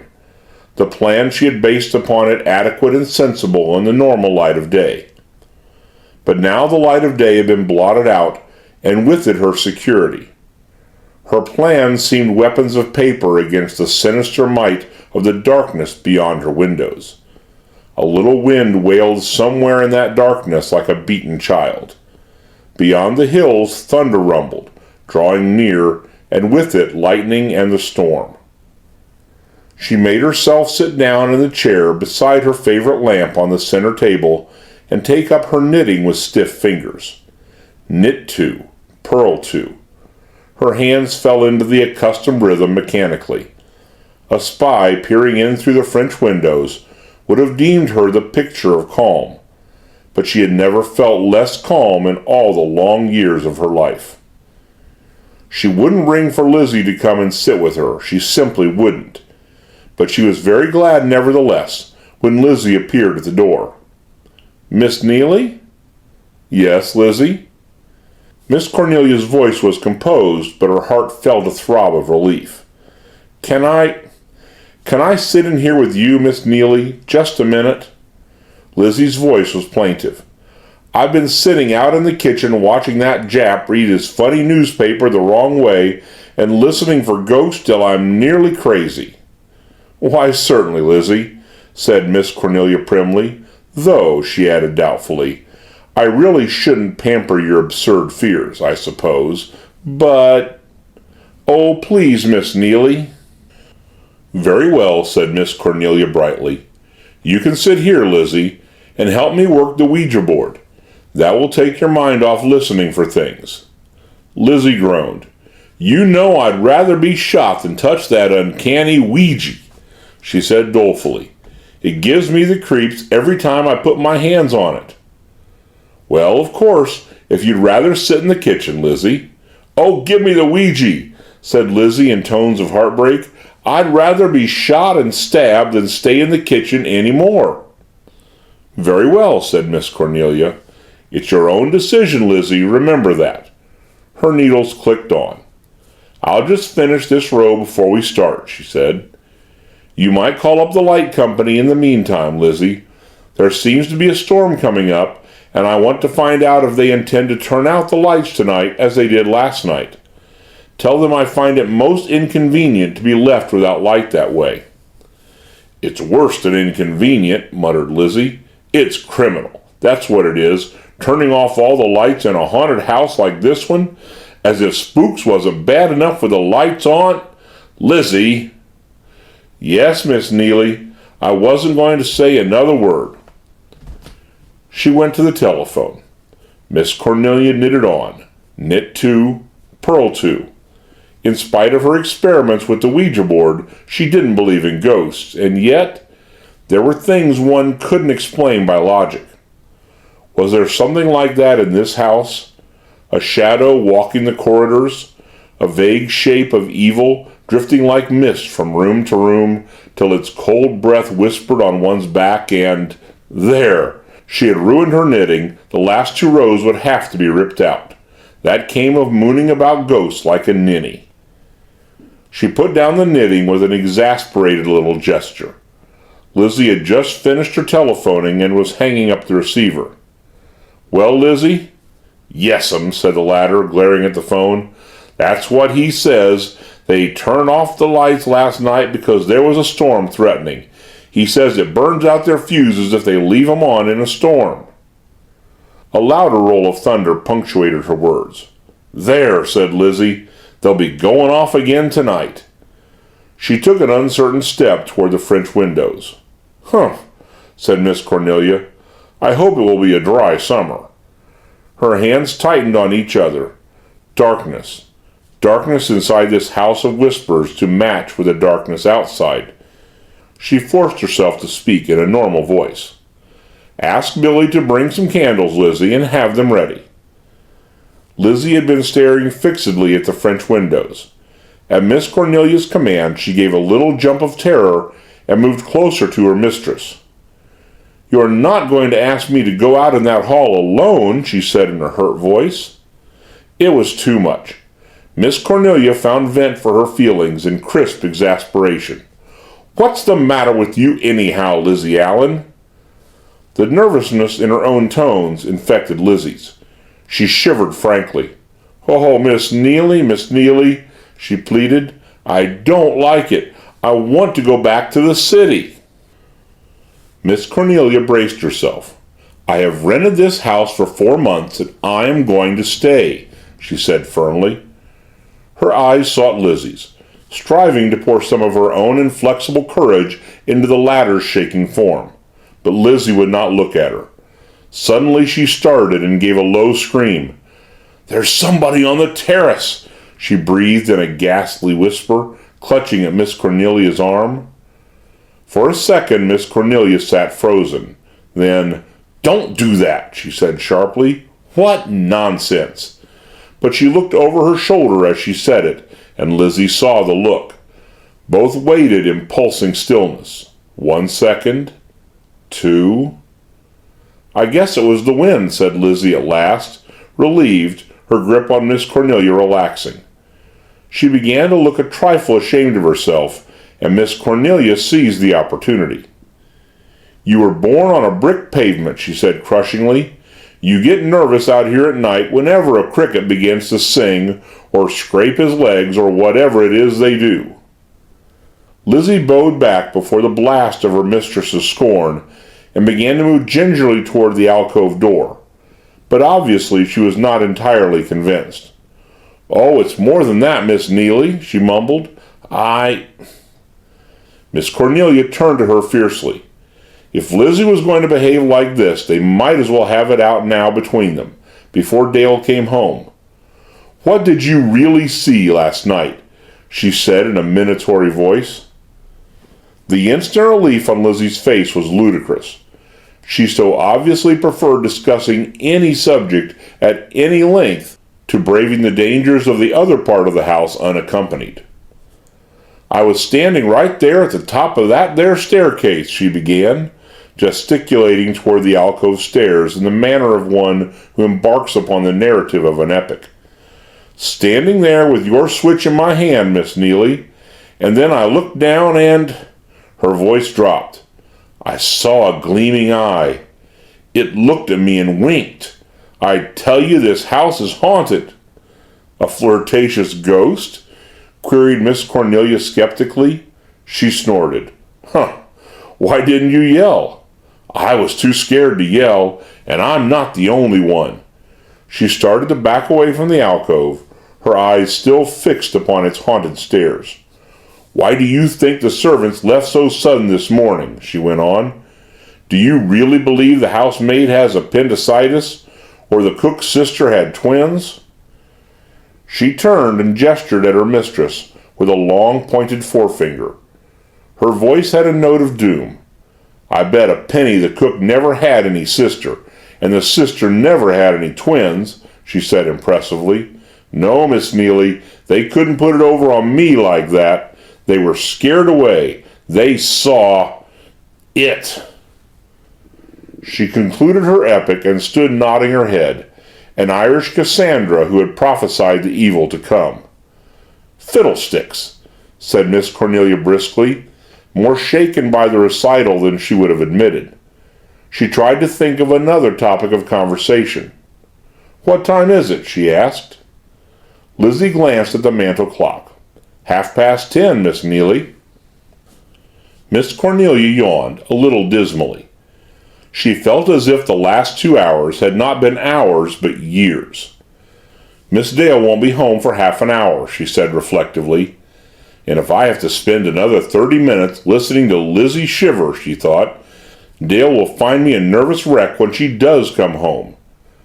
She rolled up her knitting and put it back in her knitting bag. It was no use going on, doing work that would have to be ripped out again, and yet she must do something to occupy her thoughts. She raised her head and discovered Lizzie returning toward the alcove stairs with the stealthy tread of a panther. The sight exasperated her. "Now, Lizzie Allen," she said sharply, "you forget all that superstitious nonsense and stop looking for ghosts. There's nothing in that sort of thing." She smiled. She would punish Lizzie for her obdurate timorousness. "Where's that Ouija board?" she questioned, rising, with determination in her eye. Lizzie shuddered violently. "It's up there, with a prayer book on it to keep it quiet," she groaned, jerking her thumb in the direction of the farther bookcase. "Bring it here," said Miss Cornelia implacably.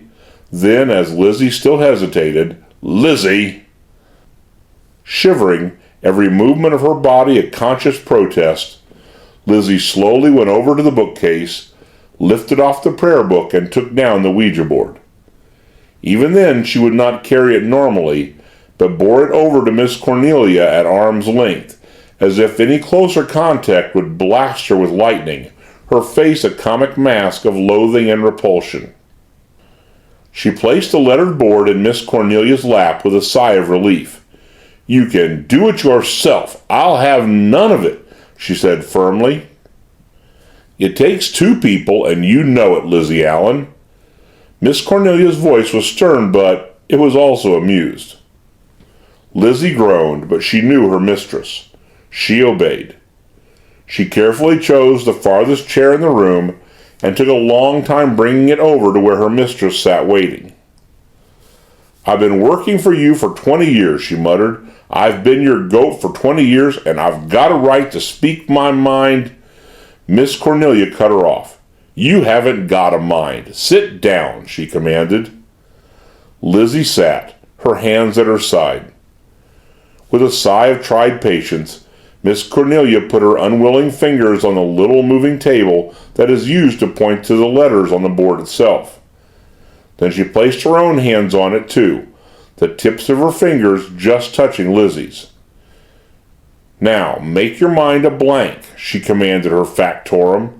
"You just said I haven't got any mind," complained the latter. "Well," said Miss Cornelia magnificently, "make what you haven't got a blank."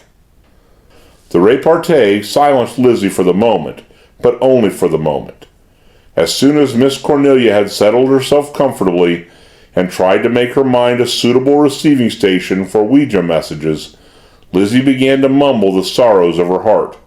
"I've stood by you through thick and thin," she mourned in a low voice. "I stood by you when you were a vegetarian. I stood by you when you were a theosophist. I've seen you through socialism, Fletcherism, and rheumatism, but when it comes to carrying on with ghosts—" "Be still," ordered Miss Cornelia. "Nothing will come if you keep chattering." "That's why I'm chattering," said Lizzie, driven to the wall. "My teeth are too," she added. "I can hardly keep my upper set in." And a desolate clicking of artificial molars attested the truth of that remark. Then, to Miss Cornelia's relief, she was silent for nearly 2 minutes, only to start so violently at the end of the time that she nearly upset the Ouija board on her mistress's toes. "I've got a queer feeling in my fingers, all the way up my arms," she whispered in awed accents, wriggling the arms she spoke of violently. "Hush!" said Miss Cornelia indignantly. Lizzie always exaggerated, of course, yet now her own fingers felt prickly, uncanny. There was a little pause while both sat tense, staring at the board. "Now, Ouija," said Miss Cornelia defiantly, "is Lizzie Allen right about this house, or is it all stuff and nonsense?" For a second or two, the Ouija remained anchored to its resting place in the center of the board. Then, "My God, it's moving," said Lizzie in tones of pure horror as the little pointer began to wander among the letters. "You shoved it." "I did not. Cross my heart, Miss Neily, Lizzie's eyes were round, her fingers glued rapidly and awkwardly to the Ouija. As the movements of the pointer grew more rapid, her mouth dropped open, wider and wider, prepared for an ear-piercing scream. "Keep quiet," said Miss Cornelia tensely. There was a pause of a few seconds while the pointer darted from one letter to another wildly. B, M, C, X, P, R, S, K, Z, murmured Miss Cornelia, trying to follow the spelled letters. "It's Russian," gasped Lizzie breathlessly, and Miss Cornelia nearly disgraced herself in the eyes of any spirits that might be present by inappropriate laughter. The Ouija continued to move. More letters. What was it spelling? It couldn't be. Good heavens. B, A, T, bat, said Miss Cornelia with a tiny catch in her voice. The pointer stopped moving. She took her hands from the board. "That's queer," she said with a forced laugh. She glanced at Lizzie to see how Lizzie was taking it, but the latter seemed too relieved to have her hands off the Ouija board to make the mental connection that her mistress had feared. All she said was, "Bats indeed, that shows it's spirits. There's been a bat flying around this house all evening." She got up from her chair tentatively, obviously hoping that the seance was over. "Oh, Miss Neely," she burst out, "please let me sleep in your room tonight. It's only when my jaw drops that I snore. I can tie it up with a handkerchief." "I wish you'd tie it up with a handkerchief now," said her mistress absent-mindedly, still pondering the message that the pointer had spelled. "B-A-T, bat," she murmured. Thought transference? Warning? Accident? Whatever it was nerve-shaking. She put the Ouija board aside. Accident or not, she was done with it for the evening. But she could not so easily dispose of the bat. Sending a protesting Lizzie off for her reading glasses, Miss Cornelia got to the evening paper and settled down to what by now had become her obsession. She had not far to search for a long black streamer ran across the front page. "Bat baffles police again." She skimmed through the article with eerie fascination, reading bits of it aloud for Lizzie's benefit. "Unique criminal, long baffled the police. Record of his crimes shows him to be endowed with an almost diabolical ingenuity. So far there is no clue to his identity. Pleasant reading for an old woman who's just received a threatening letter," she thought ironically. Here was something new in a black-bordered box on the front page, a statement by the police. She read it aloud. "We must cease combing the criminal world for the bat and look higher. He may be a merchant, a lawyer, a doctor, honored in his community by day, and at night a bloodthirsty assassin." The print blurred before her eyes. She could read no more for the moment. She thought of the revolver in the drawer of the table close at hand and felt glad that it was there loaded. "I'm going to take the butcher knife to bed with me," Lizzie was saying. Miss Cornelia touched the Ouija board. "That thing certainly spelled bat," she remarked. "I wish I were a man. I'd like to see any lawyer, doctor, or merchant of my acquaintance leading a double life without my suspecting it." "Every man leads a double life, and some more than that," Lizzie observed. "I guess it rests them, like it does me to take off my corset." Miss Cornelia opened her mouth to rebuke her, but just at that moment there was a chink of ice from the hall, and Billy, the Japanese, entered carrying a tray with a pitcher of water and some glasses on it. Miss Cornelia watched his impassive progress, wondering if the Oriental races ever felt terror. She could not imagine all Lizzie's banshees and kelpies producing a single shiver from Billy. He sat down the tray and was about to go as silently as he had come when Miss Cornelia spoke to him on impulse. "Billy, what's all this about the cook's sister not having twins?" she said in an offhand voice. She had not really discussed the departure of the other servants with Billy before. Did you happen to know that this interesting event was anticipated?" Billy drew in his breath with a polite hiss. "Maybe she have twins," he admitted. "It happens sometime. Mostly not expected." "Do you think there was any other reason for her leaving?" "Maybe," said Billy blandly. "Well, what was the reason?" "All say the same thing. House haunted." Billy's reply was prompt as it was calm. Miss Cornelia gave a slight laugh.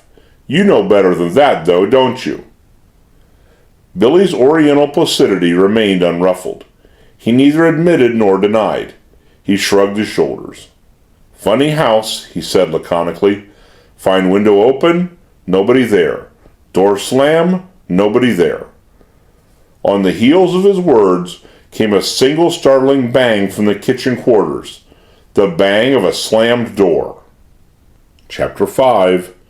Alopecia and Rubeola. Miss Cornelia dropped her newspaper.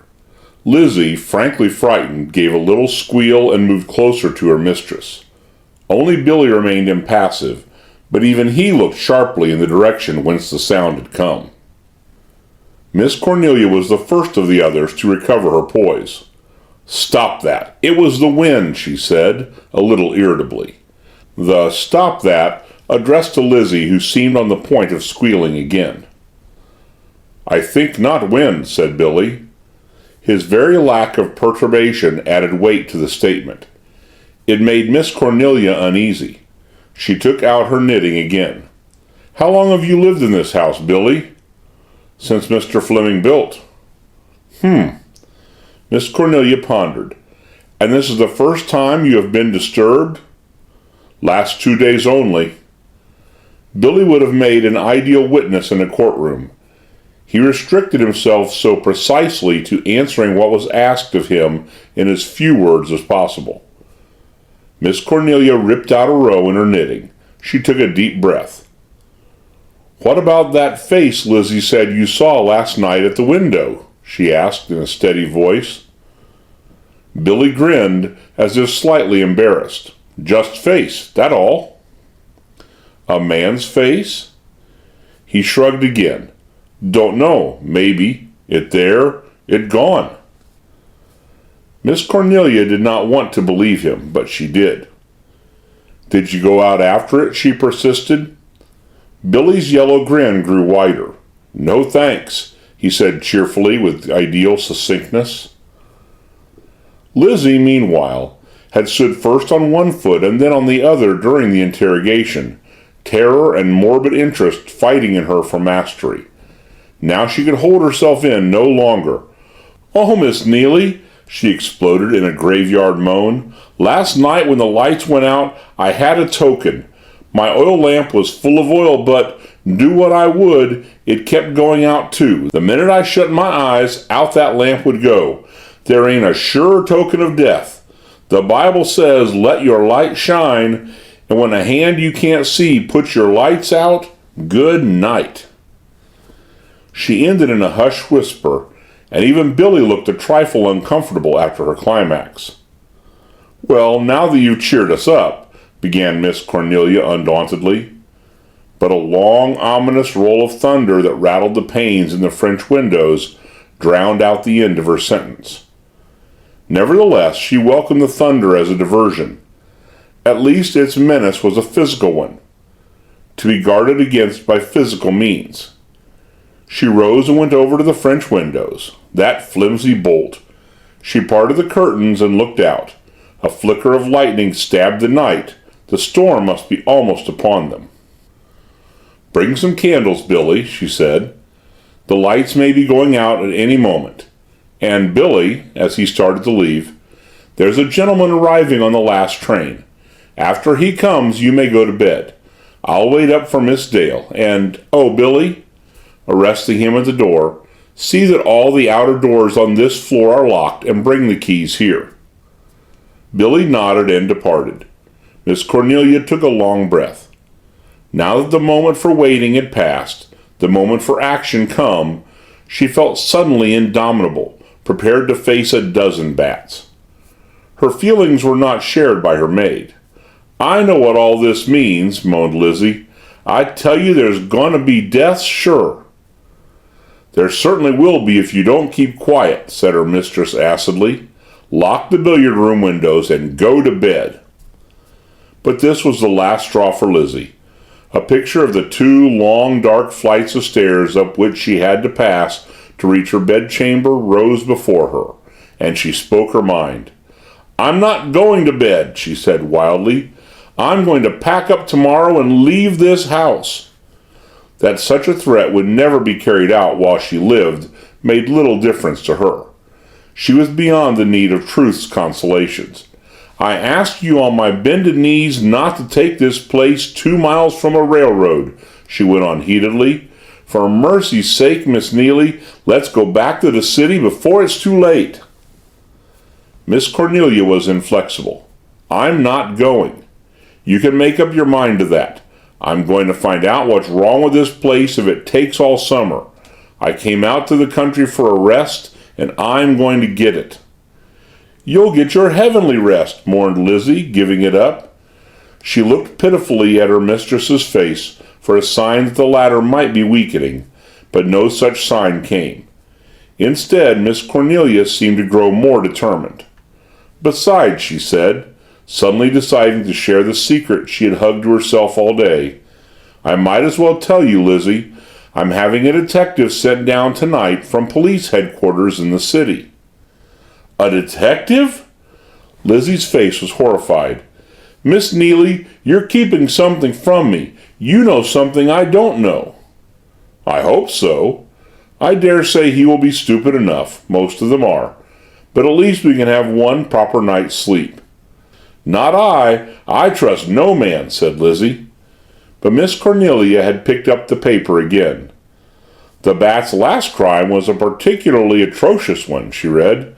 "The body of the murdered man—" But Lizzie could bear no more. "Why don't you read the funny page once in a while?" she wailed, and hurried to close the windows in the billiard room. The door leading into the billiard room shut behind her. Miss Cornelia remained reading for a moment.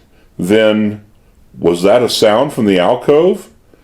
She dropped the paper, went into the alcove, and stood for a moment at the foot of the stairs listening. No, it must have been her imagination. But while she was here, she might as well put on the spring lock that bolted the door from the alcove to the terrace. She did so, returning to the living room, and switched off the lights for a moment to look out at the coming storm. It was closer now, the lightning flashes more continuous. She turned on the lights again as Billy re-entered with 3 candles and a box of matches. He put them down on a side table. "New gardener come," he said briefly to Miss Cornelia's back. Miss Cornelia turned. "Nice hour for him to get here. What's his name?" "Says his name Brooke," said Billy, a little doubtful. English names still bothered him. He was never quite sure of them at first. Miss Cornelia thought. "Ask him to come in," she said. "And Billy, where are the keys?" Billy silently took 2 keys from his pocket and laid them on the table. Then he pointed to the terrace door which Miss Cornelia had just bolted. "Door up there, spring lock?" he said. "Yes," she nodded. "And the new bolt you put on today makes it fairly secure. One thing is fairly sure, Billy. If anyone tries to get in tonight, he will have to break a window and make a certain amount of noise." But he only smiled his curious, enigmatic smile and went out. No sooner had Miss Cornelia seated herself when the door of the billiard room slammed open suddenly, and Lizzie burst into the room as if she had been shot from a gun, her hair wild, her face stricken with fear. "I heard somebody yell out in the grounds, away down by the gate," she informed her mistress, in a loud stage whisper which had a curious note of pride in it, as if she were not too displeased at seeing her doleful prediction so swiftly coming to pass. Miss Cornelia took her by the shoulder, half startled, half dubious. "What did they yell?" "Just yelled a yell. Lizzie, I heard them." But she had cried wolf too often. "You take a liver pill," said her mistress disgustedly, "and go to bed." Lizzie was about to protest both the verdict on her story and the judgment on herself when the door in the hall was opened by Billy to admit the new gardener. A handsome young fellow in his late 20s, he came 2 steps into the room and then stood there respectfully with his cap in his hand, waiting for Miss Cornelia to speak to him. After a swift glance of observation that gave her food for thought, she did so. "You are Brooks, the new gardener?" The young man inclined his head. "Yes, madam. The butler said you wanted to speak to me." Miss Cornelia regarded him anew. His hands looked soft for a gardener, she thought, and his manners seemed much too good for one. Still, "Come in," she said briskly. The young man advanced another 2 steps. "You're the man my niece engaged in the city this afternoon?" "Yes, madam." He seemed a little uneasy under her searching scrutiny. She dropped her eyes. "I could not verify your references as the Brays are in Canada," she proceeded. The young man took an eager step forward. "I'm sure if Mrs. Bray were here," he began, then flushed and stopped, twisting his cap. "We're here?" said Miss Cornelia in a curious voice. "Are you a professional gardener?" "Yes." The young man's manner had grown a trifle defiant, but Miss Cornelia's next question followed remorselessly. "Know anything about hardy perennials?" she said in a soothing voice, while Lizzie regarded the interview with wondering eyes. "Oh, yes." But the young man seemed curiously lacking in confidence. They're the ones that keep their leaves during the winter, aren't they?" "Come over here, closer," said Miss Cornelia imperiously. Once more she scrutinized him, and this time there was no doubt of his discomfort under her stare. "Have you had any experience with rubeola?" she queried finally. "Oh, yes, indeed," the gardener stammered. "Yes." "And alopecia?" pursued Miss Cornelia. The young man seemed to fumble in his mind for the characteristics of such a flower or shrub. "The dry weather is very hard on alopecia," he asserted finally, and was evidently relieved to see Miss Cornelia receive the statement with a pleasant smile. "What do you think is the best treatment for urticaria?" she propounded with a highly professional manner. This seemed to be a catch question. The young man knotted his brows. Finally, a gleam of light seemed to come to him. "Urticaria frequently needs thinning," he announced decisively. "Needs scratching, you mean?" Miss Cornelia rose with a snort of disdain and faced him. "Young man, urticaria is highs, rubeola is measles, and alopecia is baldness," she thundered. She waited a moment for his defense. None came. "Why did you tell me you were a professional gardener?" she went on accusingly. "Why have you come here at this hour of night pretending to be something you're not?" By all standards of drama, the young man should have wilted before her wrath. Instead, he suddenly smiled at her boyishly and threw up his hands in a gesture of defeat. "I know I shouldn't have done it," he confessed with appealing frankness. "You'd have found me out anyhow. I don't know anything about gardening. The truth is," his tone grew somber, "I was desperate. I had to have work." The candor of his smile would have disarmed a stonier-hearted person than Miss Cornelia, but her suspicions were still awake. "That's all, is it?" "That's enough when you're down and out." His words had an unmistakable accent of finality. She couldn't help wanting to believe him, and yet he wasn't what he pretended to be, and this night of all nights was no time to take people on trust. "How do I know you won't steal the spoons?" she queried, her voice still gruff. "Are they nice spoons?" he asked with absurd seriousness. She couldn't help smiling at his tone. "Beautiful spoons." Again that engaging boyish manner of his touched something in her heart. "Spoons are a great temptation to me, Miss Van Gorder, but if you'll take me, I promise to leave them alone." That's extremely kind of you, she answered with grim humor, knowing herself beaten. She went over to ring for Billy. Lizzie took the opportunity to gain her ear. "I don't trust him, Miss Neely. He's too smooth," she whispered warningly. Miss Cornelia stiffened. "I haven't asked for your opinion, Lizzie," she said. But Lizzie was not to be put off by the Van Gorder manner. "Oh," she whispered, "you're just as bad as all the rest of 'em. A good-looking man comes in the door, and your brains fly out the window." Miss Cornelia quelled her with a gesture and turned back to the young man. He was standing just where she had left him, his cap in his hands, but while her back had been turned, his eyes had made a stealthy survey of the living room, a survey that would have made it plain to Miss Cornelia, if she had seen him, that his interest in the Fleming establishment was not merely the casual interest of a servant in his new place of abode. But she had not seen, and she could have told nothing from his present expression. "Have you had anything to eat lately?" she asked in a kindly voice. He looked down at his cap. "Not since this morning," he admitted, as Billy answered the bell. Miss Cornelia turned to the impassive Japanese. "Billy, give this man something to eat, and then show him where he is to sleep." She hesitated. The gardener's house was some distance from the main building, and with the night and the approaching storm, she felt her own courage weakening. Into the bargain, whether the stranger had lied about his gardening or not, she was curiously attracted to him. "I think," she said slowly, "that I'll have you sleep in the house here, at least for tonight. Tomorrow we can— the housemaid's room, Billy," she told the butler. And before their departure she held out a candle and a box of matches. "Better take these with you, Brooks," she said. "The local light company crawls under its bed every time there is a thunderstorm. Good night, Brooks." "Good night, ma'am," said the young man, smiling. Following Billy to the door, he paused.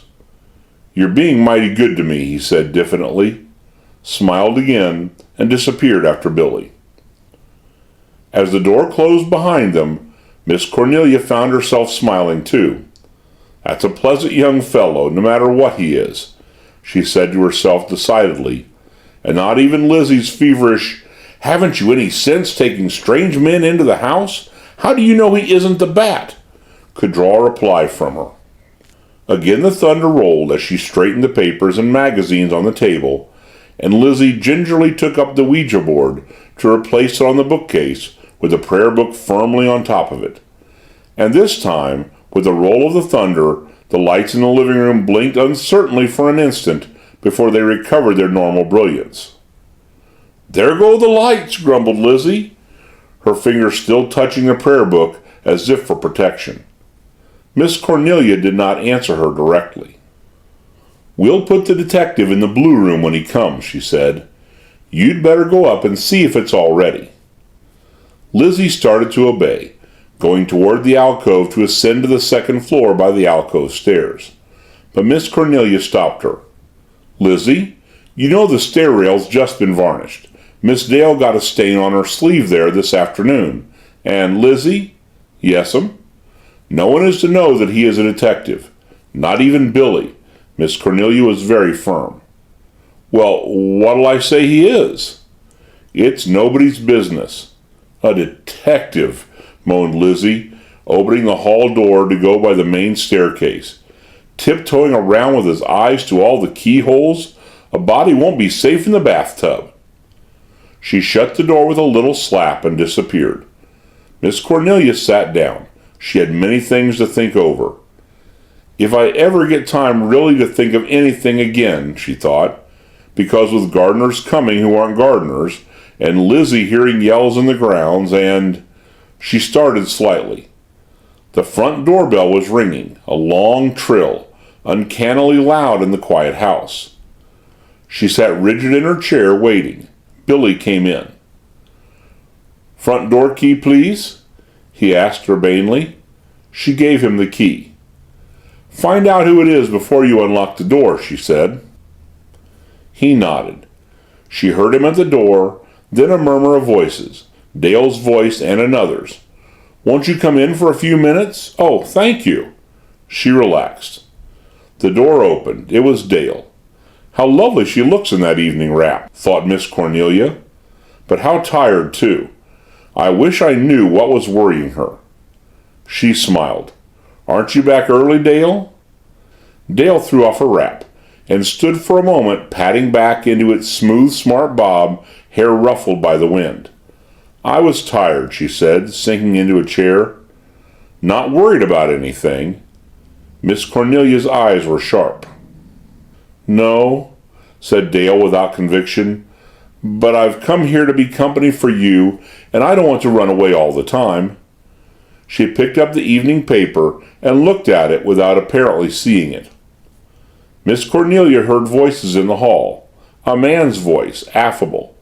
How have you been, Billy? Billy's voice in answer, Very well, sir. Who's out there, Dale? She queried. Dale looked up from the paper. Dr. Wells, darling, she said in a listless voice. He brought me over from the club. I asked him to come in for a few minutes. Billy's just taking his coat. She rose, threw the paper aside, came over and kissed Miss Cornelia suddenly and passionately. Then before Miss Cornelia, a little startled, could return the kiss, went over and sat on the settee by the fireplace near the door of the billiard room.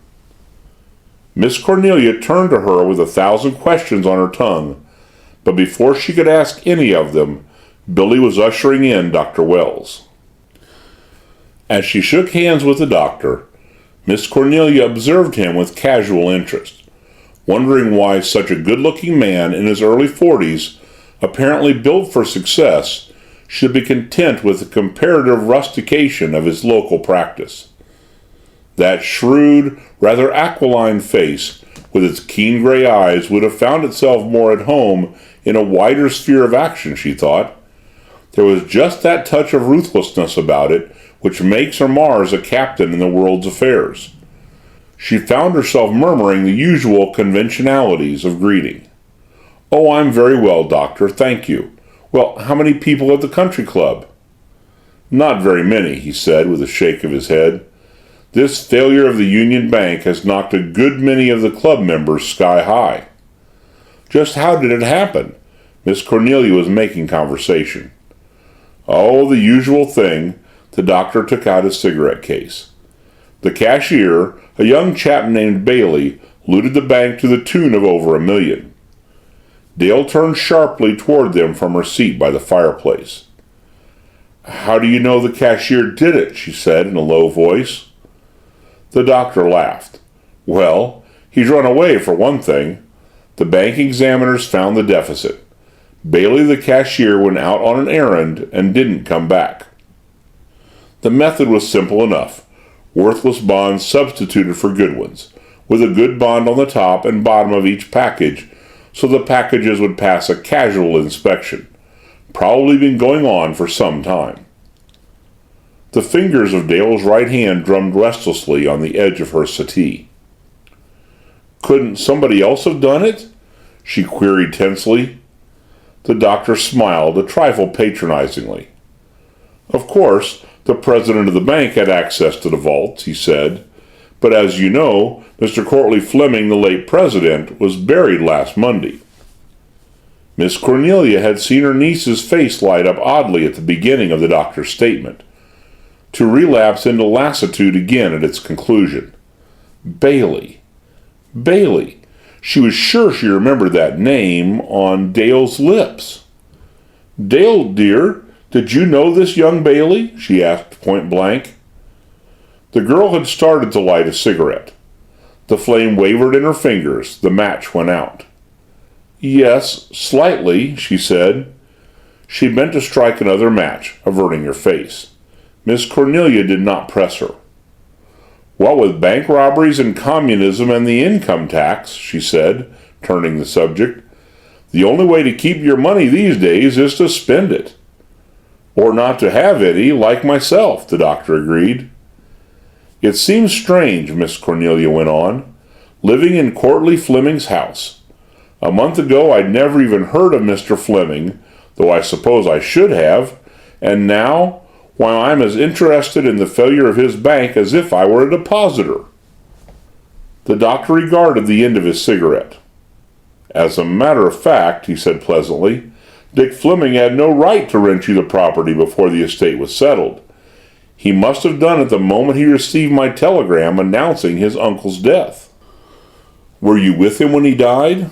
"Yes, in Colorado. He had angina pectoris and took me with him for that reason. But with care he might have lived a considerable time. The trouble was that he wouldn't use ordinary care. He ate and drank more than he should, and so—" "I suppose," pursued Miss Cornelia, watching Dale out of the corner of her eye, "there is no suspicion that Courtleigh Fleming robbed his own bank?" "Well, if he did," said the doctor amicably, "I can testify that he didn't have the loot with him." His tone grew more serious. "No, he had his faults, but not that." Miss Cornelia made up her mind. She had resolved before not to summon the doctor for aid in her difficulties, but now that the chance had brought him here, the opportunity seemed too good a one to let slip. "Doctor," she said, "I think I ought to tell you something. Last night and the night before, attempts were made to enter this house. Once an intruder actually got in and was frightened away by Lizzie at the top of that staircase." She indicated the alcove stairs. "And twice I have received anonymous communications threatening my life if I did not leave the house and go back to the city." Dale rose from her settee, startled. "I didn't know that, Auntie. How dreadful!" she gasped. Instantly Miss Cornelia regretted her impulse of confidence. She tried to pass the matter off with tart humor. "Don't tell Lizzie," she said. "She'll yell like a siren. It's the only thing she does like a siren, but she does it superbly." For a moment it seemed as if Miss Cornelia had succeeded. The doctor smiled.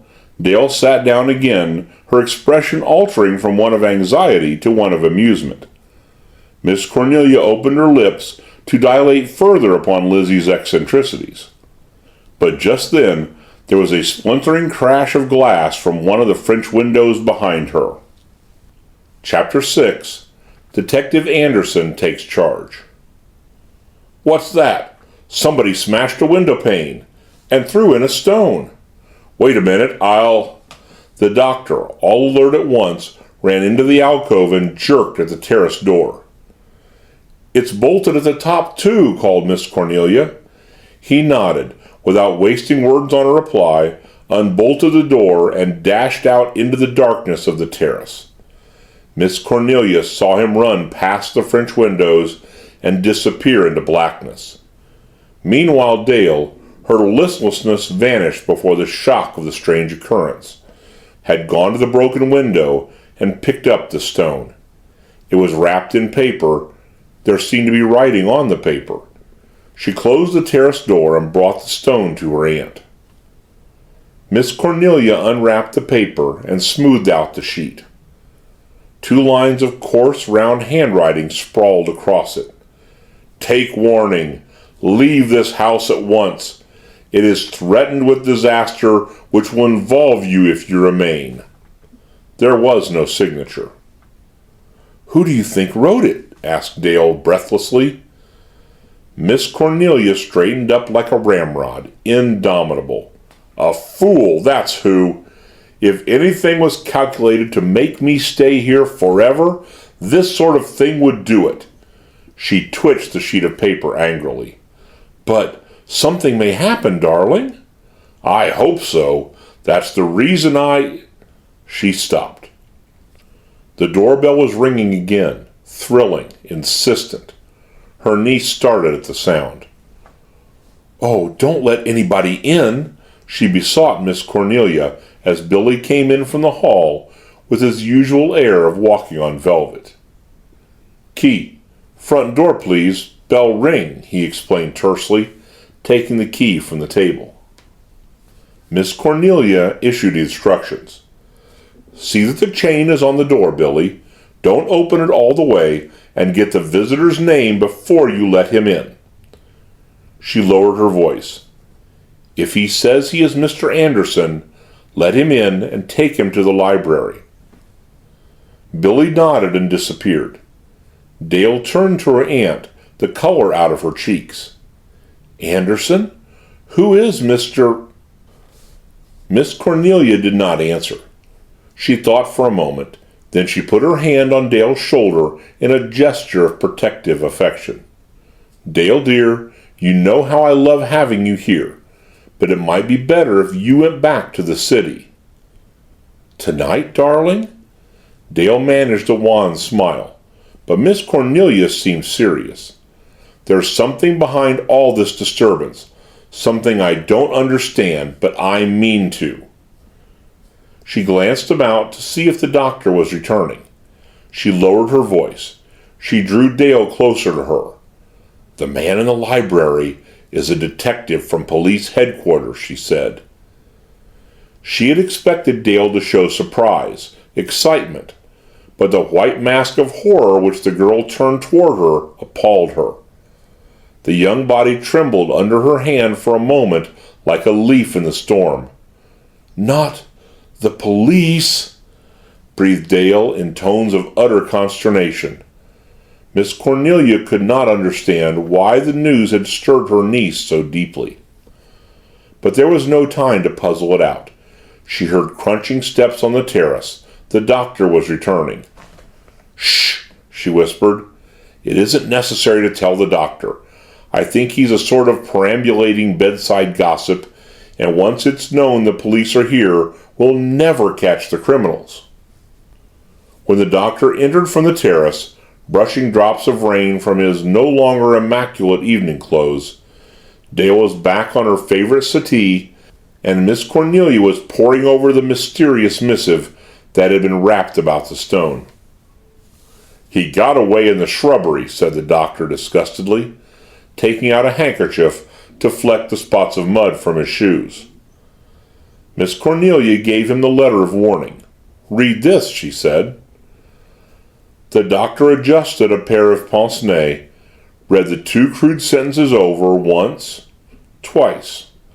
Then he looked shrewdly at Miss Cornelia. "Were the others like this?" he queried. She nodded. "Practically."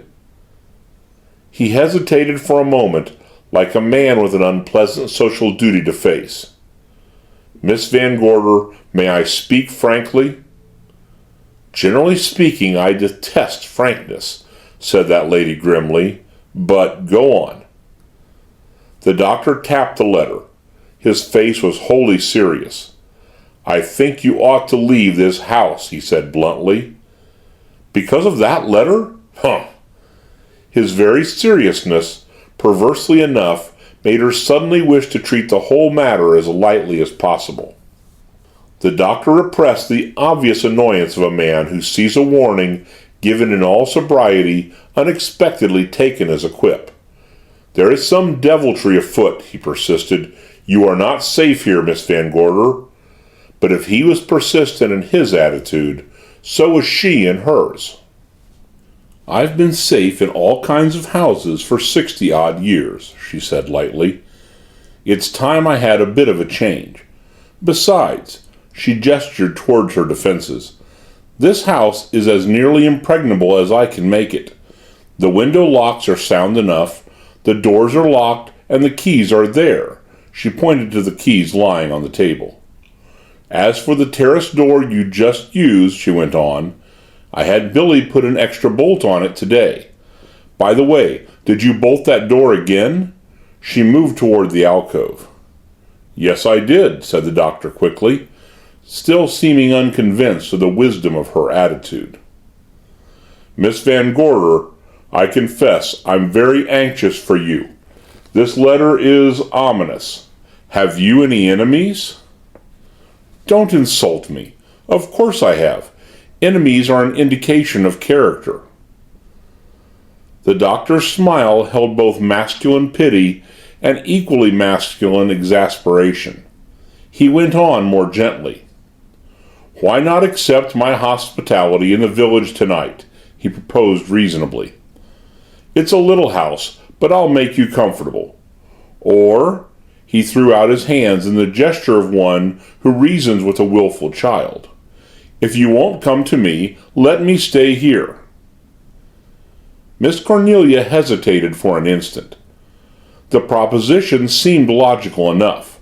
More than that, sensible, safe.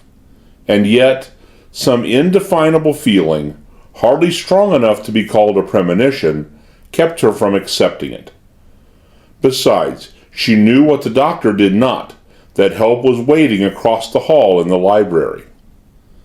"Thank you, no, doctor," she said briskly, before she had time to change her mind. "I'm not easily frightened, and tomorrow I intend to equip this house with burglar alarms on doors and windows," she went on defiantly. The incident, as far as she was concerned, was closed. She moved on into the alcove. The doctor stared at her, shaking his head. She tried the terrace door. "There, I knew it," she said triumphantly. "Doctor, you didn't fasten that bolt." The doctor seemed a little taken aback. "Oh, I'm sorry," he said. "You only pushed it part of the way," she explained. She completed the task and stepped back into the living room. "The only thing that worries me now is that broken French window," she said thoughtfully. "Anyone can reach a hand through it and open the latch." She came down toward the settee where Dale was sitting. "Please, doctor." "Oh, what are you going to do?" said the doctor, coming out of a brown study. "I'm going to barricade that window," said Miss Cornelia firmly, already struggling to lift one end of the settee. But now Dale came to her rescue. "Oh, darling, you'll hurt yourself. Let me." And between them, the doctor and Dale moved the heavy settee along until it stood in front of the window in question. The doctor stood up when the dusty task was finished, wiping his hands. "It would take a furniture mover to get in there now," he said airily. Miss Cornelia smiled. "Well, doctor, I'll say good night now, and thank you very much," she said, extending her hand to the doctor, who bowed over it silently. "Don't keep this young lady up too late. She looks tired." She flashed a look at Dale, who stood staring out at the night. "I'll only smoke a cigarette," promised the doctor. Once more his voice had a note of plea in it. "You won't change your mind?" he asked anew. Miss Van Gorder's smile was obdurate. "I have a great deal of mind," she said. "It takes a long time to change it." Then, having exercised her feminine privilege of the last word, she sailed out of the room, still smiling, and closed the door behind her. The doctor seemed a little nettled by her abrupt departure. "It may be mind," he said, turning back toward Dale, "but forgive me if I say I think it seems more like foolhardy stubbornness." Dale turned away from the window. "Then you think there is really danger?" The doctor's eyes were grave. "Well, those letters," he dropped the letter on the table, "they mean something. Here you are, isolated, the village 2 miles away, and enough shrubbery round the place to hide a dozen assassins." If his manner had been in the slightest degree melodramatic, Dale would have found the ominous sentences more easy to discount. But this calm, intent statement of fact was a chill touch at her heart. And yet, but what enemies can Aunt Cornelia have? She asked helplessly. "Any man will tell you what I do," said the doctor with increasing seriousness. He took a cigarette from his case and tapped it on the case to emphasize his words. "This is no place for 2 women practically alone." Dale moved away from him restlessly to warm her hands at the fire. The doctor gave a quick glance around the room. Then, unseen by her, he stepped noiselessly over to the table, took the matchbox there off its holder, and slipped it into his pocket. It seemed a curiously useless and meaningless gesture, but his next words evinced that the action had been deliberate. "I don't seem to be able to find any matches," he said, with assumed carelessness, fiddling with the matchbox holder. Dale turned away from the fire. "Oh, aren't there any? I'll get you some." she said with automatic politeness, and departed to search for them. The doctor watched her go, saw the door close behind her. Instantly his face set into tense and wary lines. He glanced about, then ran lightly into the alcove and noiselessly unfastened the bolt on the terrace door, which he had pretended to fasten after his search of the shrubbery. When Dale returned with the matches, he was back where he had been when she had left him, glancing at a magazine on the table. He thanked her urbanely as she offered him the box. "So sorry to trouble you, but tobacco is the one drug every doctor forbids his patients and prescribes for himself." Dale smiled at the little joke. He lit his cigarette and drew in the fragrant smoke with apparent gusto. But a moment later he had crushed out the glowing end in an ashtray. "By the way, has Miss Van Gorder a revolver?" he queried casually, glancing at his wristwatch. "Yes. She fired it off this afternoon to see if it would work." Dale smiled at the memory. The doctor, too, seemed amused. "If she tries to shoot anything, for goodness sake stand behind her," he advised. He glanced at the wristwatch again. "Well, I must be going." "If anything happens," said Dale slowly, "I shall telephone you at once." Her words seemed to disturb the doctor slightly, but only for a second. He grew even more urbane. "I'll be home shortly after midnight," he said. "I'm stopping at the Johnsons' on my way. One of their children is ill, or supposed to be." He took a step toward the door, then he turned toward Dale again. "Take a parting word of advice," he said. "The thing to do with the midnight prowler is, let him alone. Lock your bedroom doors and don't let anything bring you out till morning." He glanced at Dale to see how she took the advice, his hand on the knob of the door. "Thank you," said Dale seriously. "Good night, Doctor. Billy will let you out. He has the key." "By Jove," laughed the doctor. "You are careful, aren't you? The place is like a fortress. Well, good night, Miss Dale." "Good night." The door closed behind him. Dale was left alone. Suddenly her composure left her. The fixed smile died. She stood gazing ahead at nothing, her face a mask of terror and apprehension. But it was like a curtain that had lifted for a moment on some secret tragedy and then fallen again.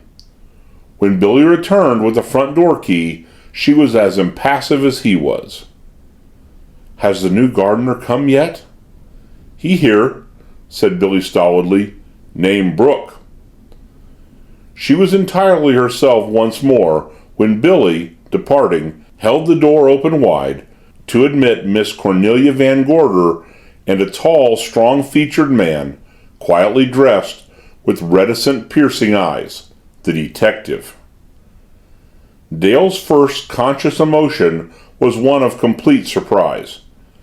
She had expected a heavy-set, blue-jowled vulgarian with a black cigar, a battered derby, and stubby policeman's shoes.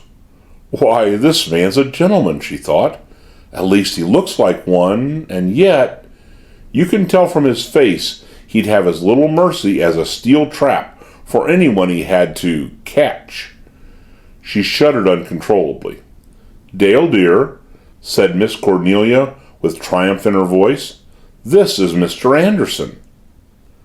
The newcomer bowed politely, glancing at her casually and then looking away. Miss Cornelia, however, was obviously in fine feather and relishing to the utmost the presence of a real detective in the house. "This is the room I spoke of," she said briskly. "All the disturbances have taken place around that terrace door." The detective took 3 swift steps into the alcove, glanced about it searchingly. He indicated the stairs. "That is not the main staircase?" "No, the main staircase is out there." Miss Cornelia waved her hand in the direction of the hall. The detective came out of the alcove and paused by the French windows. "I think there must be a conspiracy between the Architects' Association and the housebreakers union these days," he said grimly. "Look at all that glass. All a burglar needs is a piece of putty and a diamond cutter to break in." "But the curious thing is," continued Miss Cornelia, "that whoever got into the house evidently had a key to that door."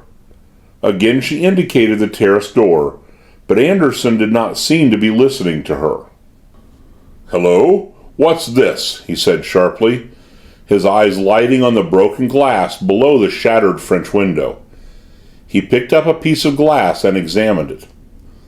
Dale cleared her throat. "It was broken from the outside a few minutes ago," she said. "The outside?" Instantly the detective had pulled aside a blind and was staring out into the darkness. "Yes, and then that letter was thrown in." She pointed to the threatening missive on the center table. Anderson picked it up, glanced through it, laid it down. All his movements were quick and sure, each executed with the minimum expense of effort. He said in a calm voice that held a glint of humor. "Curious, the anonymous letter complex. Apparently someone considers you an undesirable tenant." Miss Cornelia took up the tale. "There are some things I haven't told you yet," she said. "This house belonged to the late Courtleigh Fleming." He glanced at her sharply. "The Union Bank?" "Yes. I rented it for the summer and moved in last Monday. We have not had a really quiet night since I came. The very first night I saw a man with an electric flashlight making his way through the shrubbery." "You poor dear," from Dale sympathetically. "And you were here alone?" "Well, I had Lizzie and," said Miss Cornelia with enormous importance, opening the drawer of the center table, "I had my revolver. I know so little about these things, Mr. Anderson, that if I didn't hit a burglar, I knew I'd hit somebody or something." She gazed with innocent awe directly down the muzzle of her beloved weapon, then waved it with an airy gesture beneath the detective's nose. Anderson gave an involuntary start, then his eyes lit up with grim mirth. "Would you mind putting that away?" he said suavely. "I like to get in the papers as much as anybody, but I don't want to have them say, 'omit flowers.'" Miss Cornelia gave him a glare of offended pride, but he endured it with such quiet equanimity that she merely replaced the revolver in the drawer with a hurt expression, and waited for him to open the next topic of conversation. He finished his preliminary survey of the room and returned to her. "Now you say you don't think anybody has got upstairs?" he queried. Miss Cornelia regarded the alcove stairs. "I think not. I'm a very light sleeper, especially since the papers have been so full of the exploits of this criminal they call the Bat. He's in them again tonight." She nodded toward the evening paper. The detective smiled faintly. "Yes, he's contrived to surround himself with such an air of mystery that it verges on the supernatural, or seems that way to newspaper men." "I confess," admitted Miss Cornelia, "I've thought of him in this connection." She looked at Anderson to see how he would take the suggestion, but the latter merely smiled again, this time more broadly. "That's going rather a long way for a theory," he said, "and the Bat is not in the habit of giving warnings." "Nevertheless," she insisted, "somebody has been trying to get into this house night after night." Anderson seemed to be revolving a theory in his mind. "Any liquor stored here?" he asked. Miss Cornelia nodded. "Yes." "What?" Miss Cornelia beamed at him maliciously. 11 bottles of homemade elderberry wine." "You're safe." The detective smiled ruefully. He picked up the evening paper, glanced at it, shook his head. "I'd forget the Bat in all this. You can always tell when the Bat has had anything to do with the crime. When he's through, he signs his name to it." Miss Cornelia sat bolt upright. "His name?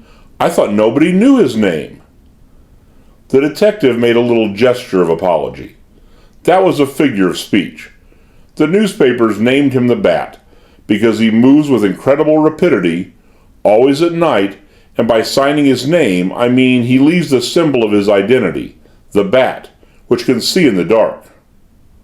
"I wish I could," said Miss Cornelia, striving to seem unimpressed. "These country lights are always going out." Anderson's face grew stern. "Sometimes he draws the outline of a bat at the scene of the crime. Once, in some way, he got hold of a real bat and nailed it to the wall." Dale, listening, could not repress a shudder at the gruesome picture, and Miss Cornelia's hands gave an involuntary twitch as her knitting needles clacked together. Anderson seemed by no means unconscious of the effect he had created. "How many people in this house, Miss Van Gorder?" "My niece and myself." Miss Cornelia indicated Dale, who had picked up her wrap and was starting to leave the room. "Lizzie Allen, who has been my personal maid ever since I was a child, the Japanese butler, and the gardener. The cook and the housemaid left this morning, frightened away." She smiled as she finished her description. Dale reached the door and passed slowly out into the hall. The detective gave her a single sharp glance as she made her exit. He seemed to think over the factors Miss Cornelia had mentioned.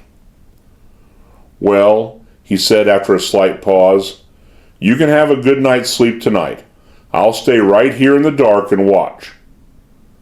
"Would you like some coffee to keep you awake?" Anderson nodded. "Thank you." His voice sank lower. "Do the servants know who I am?" "Only Lizzie, my maid." His eyes fixed hers. "I wouldn't tell anyone I'm remaining up all night," he said. A formless fear rose in Miss Cornelia's mind. "You don't suspect my household?" she said in a low voice. He spoke with emphasis, all the more pronounced because of the quietude of his tone. "I'm not taking any chances," he said determinedly. End of Chapter 6. Recording by Alan Winterroud. Chapter 7. Cross Questions and Crooked Answers. All unconscious of the slur just cast upon her 40 years of single-minded devotion to the Van Gorder family, Lizzie chose that particular moment to open the door and make a little bob at her mistress and the detective. "The gentleman's room is ready," she said meekly. In her mind, she was already beseeching her patron saint that she would not have to show the gentleman to his room. Her ideas of detectives were entirely drawn from sensational magazines, and her private opinion was that Anderson might have anything in his pocket, from a set of terrifying false whiskers to a bomb. Miss Cornelia, obedient to the detective's instructions, promptly told the whitest of fibs for Lizzie's benefit. "The maid will show you to your room now, and you can make yourself comfortable for the night. There, that would mislead Lizzie without quite being a lie." "My toilet is made for an occasion like this, when I've got my gun loaded," answered Anderson carelessly. The allusion to the gun made Lizzie start nervously, unhappily for her, for it drew his attention to her, and he now transfixed her with a stare. "Is this the maid you're referring to?" he inquired. Miss Cornelia assented. He drew nearer to the unhappy Lizzie. "What's your name?" he asked, turning to her. Elizabeth Allen," stammered Lizzie, feeling like a small and distrustful sparrow in the toils of an officious python. Anderson seemed to run through a mental rogues gallery of other criminals named Elizabeth Allen that he had known. "How old are you?" he proceeded. Lizzie looked at her mistress despairingly. "Have I got to answer that?" she wailed. Miss Cornelia nodded inexorably. Lizzie braced herself. 32, she said, with an arch toss of her head. The detective looked surprised and slightly amused. "She's 50 if she's a day," said Miss Cornelia treacherously, in spite of a look from Lizzie that would have melted a stone. The trace of a smile appeared and vanished on the detective's face. "Now, Lizzie, do you ever walk in your sleep?" "I do not," said Lizzie indignantly. "Don't care for the country, I suppose?" "I do not." "Or detectives?" Anderson deigned to be facetious. "I do not." There could be no doubt as to the sincerity of Lizzie's answer. "All right, Lizzie, be calm. I can stand it," said the detective with treacherous suavity. But he favored her with a long and careful scrutiny before he moved to the table and picked up the note that had been thrown through the window. Quietly, he extended it beneath Lizzie's nose. "Ever see this before?" he said crisply, watching her face. Lizzie read the note with bulging eyes, her face horror-stricken. When she had finished, she made a gesture of wild disclaimer that nearly removed a portion of Anderson's left ear.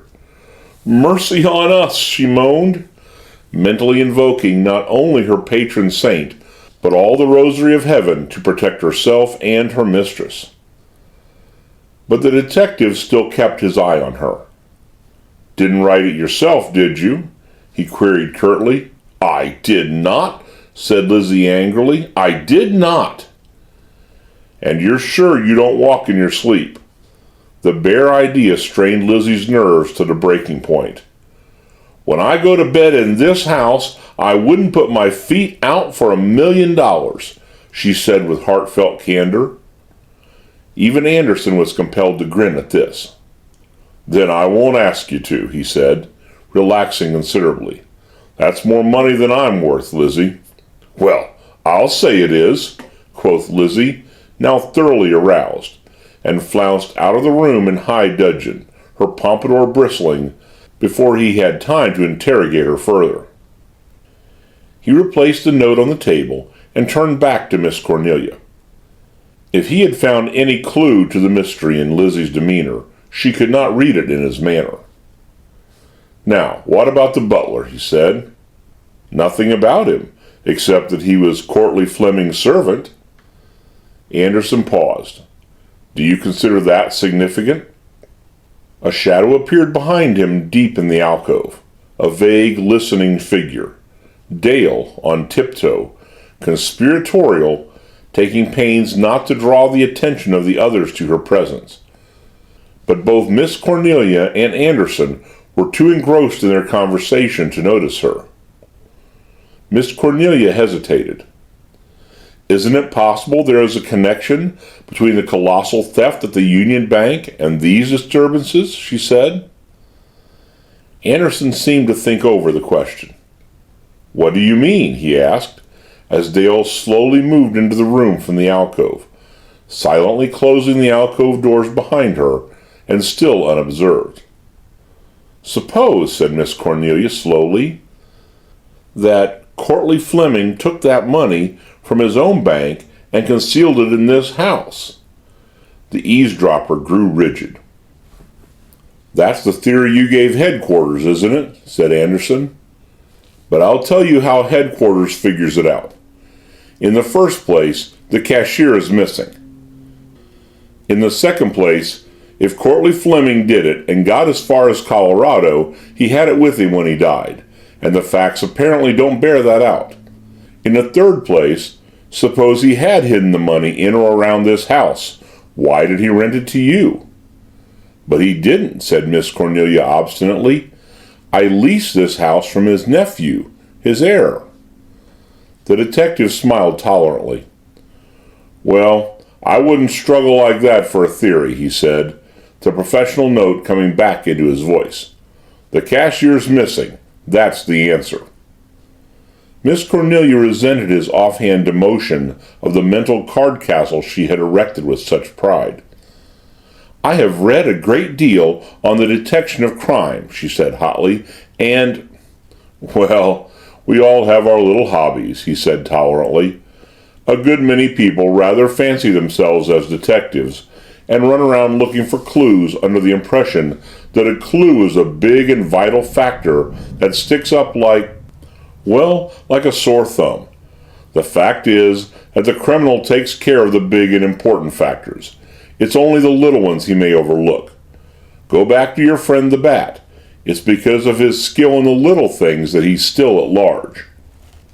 Then you don't think there's a chance that the money from the Union Bank is in this house, persisted Miss Cornelia.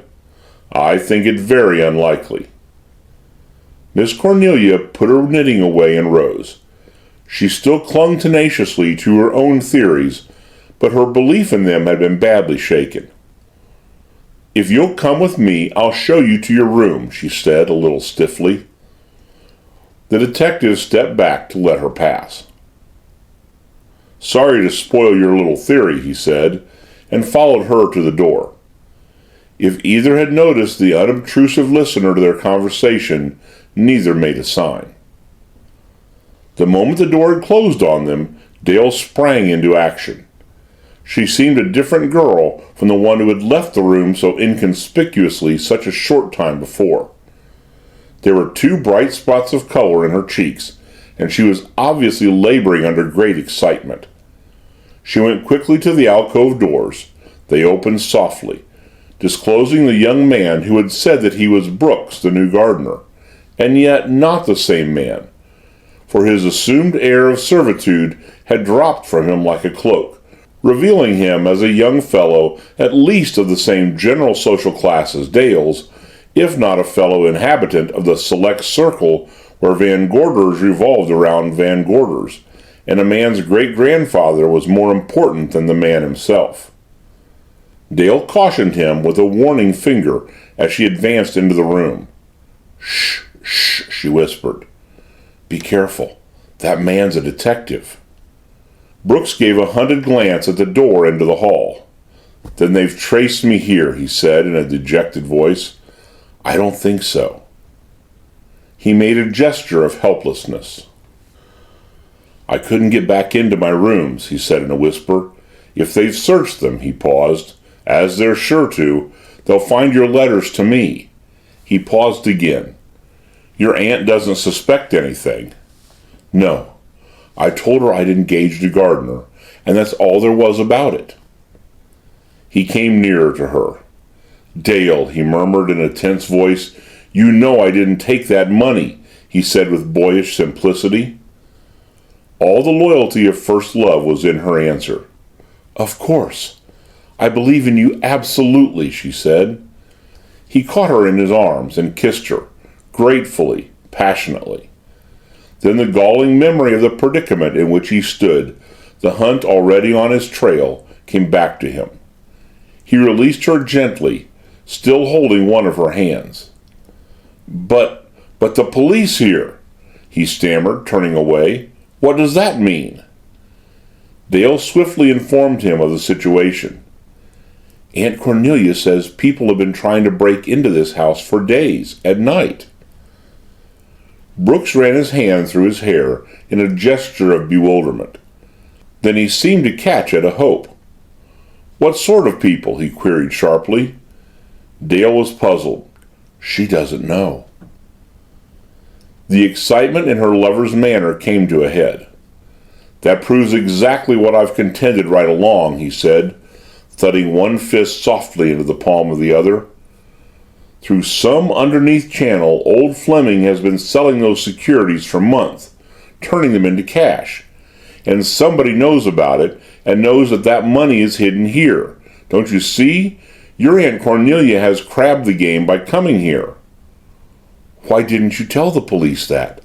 Now they think—" "Because you ran away." "Ran away? The only chance I had was a few hours to myself to try to prove what actually happened." "Why don't you tell the detective what you think?" said Dale, at her wits' ends. "That Courtleigh Fleming took the money, and that it is still here." Her lover's face grew somber. "He'd take me into custody at once, and I'd have no chance to search." He was searching now. His eyes roved about the living room, walls, ceiling, hopefully, desperately looking for a clue, the tiniest clue to support his theory. "Why are you so sure it is here?" queried Dale. Brooks explained. You must remember that Fleming was no ordinary defaulter, and he had no intention of being exiled to a foreign country. He wanted to come back here and take his place in the community while I was in the pen. But even then... He interrupted her. Listen, dear. He crossed to the billiard room door, closed it firmly, returned. The architect that built this house was an old friend of mine, he said in hushed accents. We were together in France, and you know the way fellows get to talking when they're far away and cut off. He paused, seeing the cruel gleam of the flamethrowers, two figures huddled in a foxhole, whiling away the terrible hours of waiting by muttered talk. Just an hour or two before a shell got this friend of mine, he resumed, he told me he had built a hidden room in this house. Where? Gasped Dale. Brooks shook his head. I don't know. We never got to finish that conversation, but I remember what he said. He said, you watch old Fleming. If I get mine over here, it won't break his heart. He didn't want any living being to know about that room. Now Dale was as excited as he. Then you think the money is in this hidden room? I do, said Brooks decidedly. I don't think Fleming took it away with him. He was too shrewd for that. No, he meant to come back all right the minute he got word the bank had been looted. And he fixed things so I'd be railroaded to prison. You wouldn't understand, but it was pretty neat. And then the fool nephew rents this house the minute he's dead, and whoever knows about the money... Jack, why isn't it the nephew who is trying to break in? He wouldn't have to break in. He could make an excuse and come in any time. He clenched his hands despairingly. If I could only get hold of a blueprint of this place. Dale's face fell. It was sickening to be so close to the secret and yet not find it. Oh, Jack, I'm so confused and worried, she confessed, with a little sob. Brooks put his hands on her shoulders in an effort to cheer her spirits. Now listen, dear, he said firmly. This isn't as hard as it sounds. I've got a clear night to work in, and as true as I'm standing here, that money's in this house. Listen, honey, it's like this. He pantomimed the old nursery rhyme of the house that Jack built. Here's the house that Courtleigh Fleming built. Here somewhere is the hidden room in the house that Courtleigh Fleming built, and here, somewhere, pray heaven, is the money in the hidden room in the house that Courtleigh Fleming built. When you're low in your mind, just say that over. She managed a faint smile. I've forgotten it already, she said, drooping. He still strove for an offhand gaiety that he did not feel. Why, look here, and she followed the play of his hands obediently, like a tired child. It's a sort of game, dearest.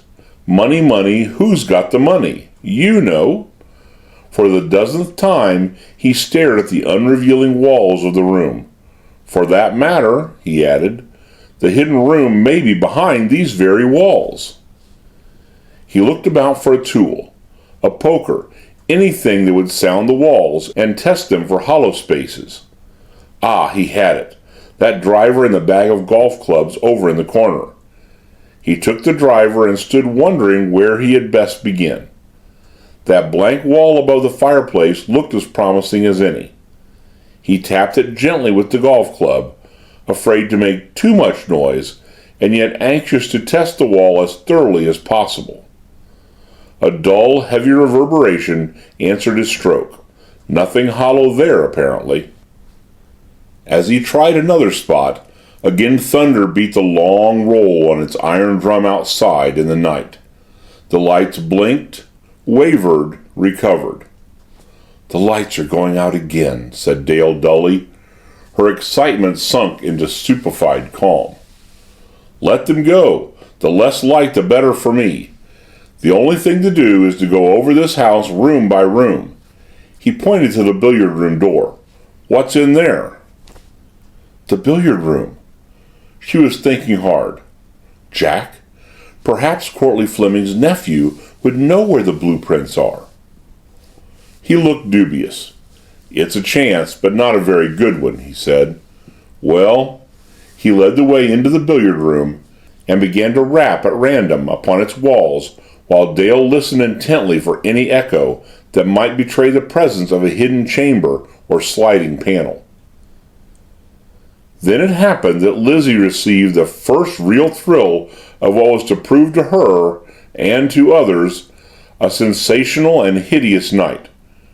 For coming into the living room to lay a cloth for Mr. Anderson's night suppers, not only did the lights blink threateningly and the thunder roll, but a series of spirit raps was certainly to be heard coming from the region of the billiard room. "Oh my God!" she wailed. In the next instant the lights went out, leaving her in inky darkness. With a loud shriek she bolted out of the room. Thunder, lightning, dashing of rain on the streaming glass of the windows, the storm hallooed its hounds. Dale huddled close to her lover as they groped their way back to the living room cautiously, doing their best to keep from stumbling against some heavy piece of furniture whose fall would arouse the house. "There's a candle on the table, Jack, if I can find the table." Her outstretched hands touched a familiar object. "Yes, here it is." She fumbled for a moment. "Have you any matches?" "Yes." He struck one, another, lit the candle, set it down on the table. In the weak glow of the little taper, whose tiny flame illuminated but a portion of the living room, his face looked tense and strained. "It's pretty nearly hopeless," he said, "if all the walls are paneled like that." As if in mockery of his words and his quest, a muffled knocking that seemed to come from the ceiling of the very room he stood in answered his despair. "What's that?" gasped Dale. They listened. The knocking was repeated. Knock. Knock. Knock. Knock. "Someone else is looking for the hidden room," muttered Brooks, gazing up at the ceiling intently, as if he could tear from it the secret of this new mystery by sheer strength of will. Chapter 8. The Gleaming Eye. "It's upstairs." Dale took a step toward the alcove stairs. Brooks halted her. "Who's in this house besides ourselves?" he queried. "Only the detective, Aunt Cornelia, Lizzie, and Billy." "Billy's the Jap?" "Yes." Brooks paused an instant. "Does he belong to your aunt?" "No. He was Courtleigh Fleming's butler." Knock. Knock. Knock. Knock. The dull, methodical rapping on the ceiling of the living room began again. "Courtleigh Fleming's butler, eh?" muttered Brooks. He put down his candle and stole noiselessly into the alcove. "It may be the Jap," he whispered. Knock, knock, knock, knock. This time the mysterious rapping seemed to come from the upper hall. "If it's the Jap, I'll get him." Brooks' voice was tense with resolution. He hesitated, made for the hall door, tiptoed out into the darkness around the main staircase, leaving Dale alone in the living room beset by shadowy terrors. Utter silence succeeded his noiseless departure. Even the storm lulled for a moment. Dale stood thinking, wondering, searching desperately for some way to help her lover. At last, a resolution formed in her mind. She went to the city telephone. "Hello," she said in a low voice, glancing over her shoulder now and then to make sure she was not overheard. 1, 2, 4, please. "Yes, that's right." "Hello? Is that the country club? Is Mr. Richard Fleming there?" "Yes, I'll hold the wire." She looked about nervously. Had something moved in that corner of blackness where her candle did not pierce? No, how silly of her. Buzz, buzz on the telephone. She picked up the receiver again. Hello? Is this Mr. Fleming? This is Miss Ogden, Dale Ogden. I know it must seem odd my calling you this late, but I wonder if you could come over here for a few minutes. Yes, tonight. Her voice grew stronger. I wouldn't trouble you, but it's awfully important. Hold the wire a moment. She put down the phone and made another swift survey of the room, listened furtively at the door, all clear. She returned to the phone. Hello, Mr. Fleming? I'll wait outside the house on the drive. It's a confidential matter. Thank you very much. She hung up the phone relieved. Not an instant too soon, for as she crossed toward the fireplace to add a new log to the dying glow of the fire, the hall door opened and Anderson the detective came softly in with an unlighted candle in his hand. Her composure almost deserted her. How much had he heard? What deduction would he draw if he had heard? An assignation, perhaps. Well, she could stand that. She could stand anything to secure the next few hours of liberty for Jack. For that length of time, she and the law were at war. She and this man were at war. But his first words relieved her fears. Spooky sort of place in the dark, isn't it? He said casually. Yes, rather. If he would only go away before Brooks came back or Richard Fleming arrived, but he seemed in a distressingly chatty frame of mind. Left me upstairs without a match, continued Anderson. I found my way down by walking part of the way and falling the rest. Don't suppose I'll ever find the room I left my toothbrush in. He laughed, lighting the candle in his hand from the candle on the table. You're not going to stay up all night, are you? Said Dale nervously, hoping he would take the hint. But he seemed entirely oblivious of such minor considerations as sleep. He took out a cigar. Oh, I may doze a bit, he said. He eyed her with a certain approval. She was a darned pretty girl, and she looked intelligent. I suppose you have a theory of your own about these intrusions you've been having here, or apparently having. I knew nothing about them until tonight. Still, he persisted conversationally, you know about them now. But, when she remained silent, is Miss Van Gorder usually of a nervous temperament? Imagine she sees things and all that? I don't think so. Dale's voice was strained. Where was Brooks? What had happened to him? Anderson pulled on his cigar, pondering. Know the Flemings? He asked. I've met Richard Fleming once or twice. Something in her tone caused him to glance at her. Nice fellow? I don't know him at all well. Know the cashier of the Union Bank? He shot at her suddenly. No! She strove desperately to make the denial convincing, but she could not hide the little tremor in her voice. The detective mused.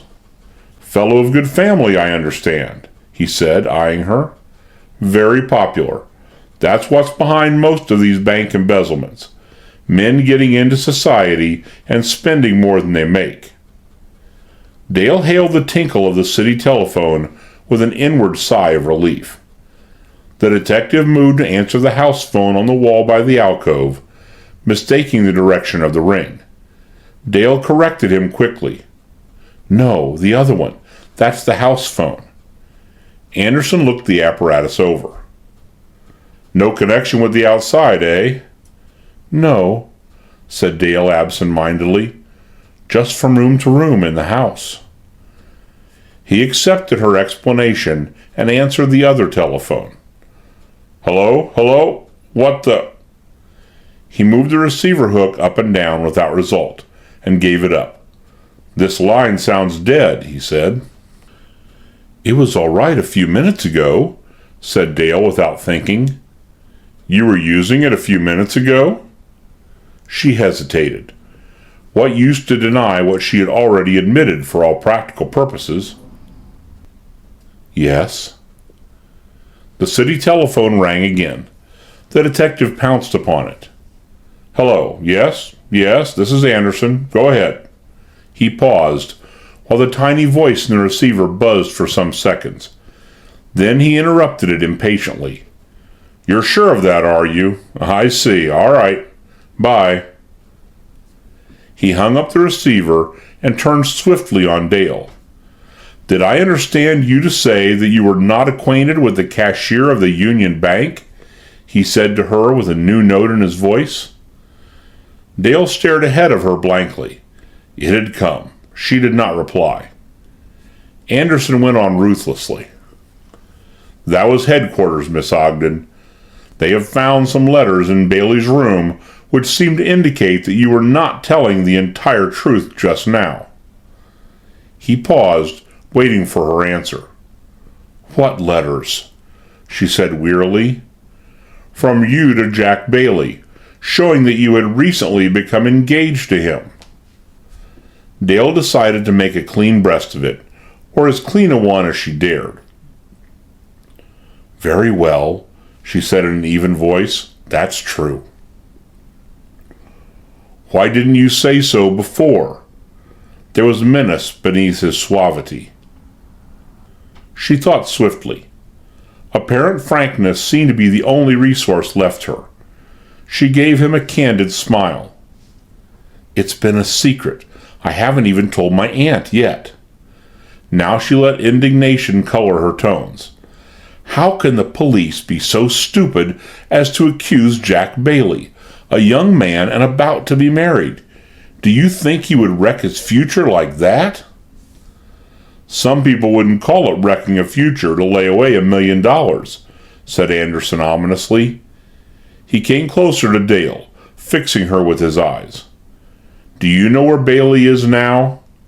He spoke slowly and menacingly. She did not flinch.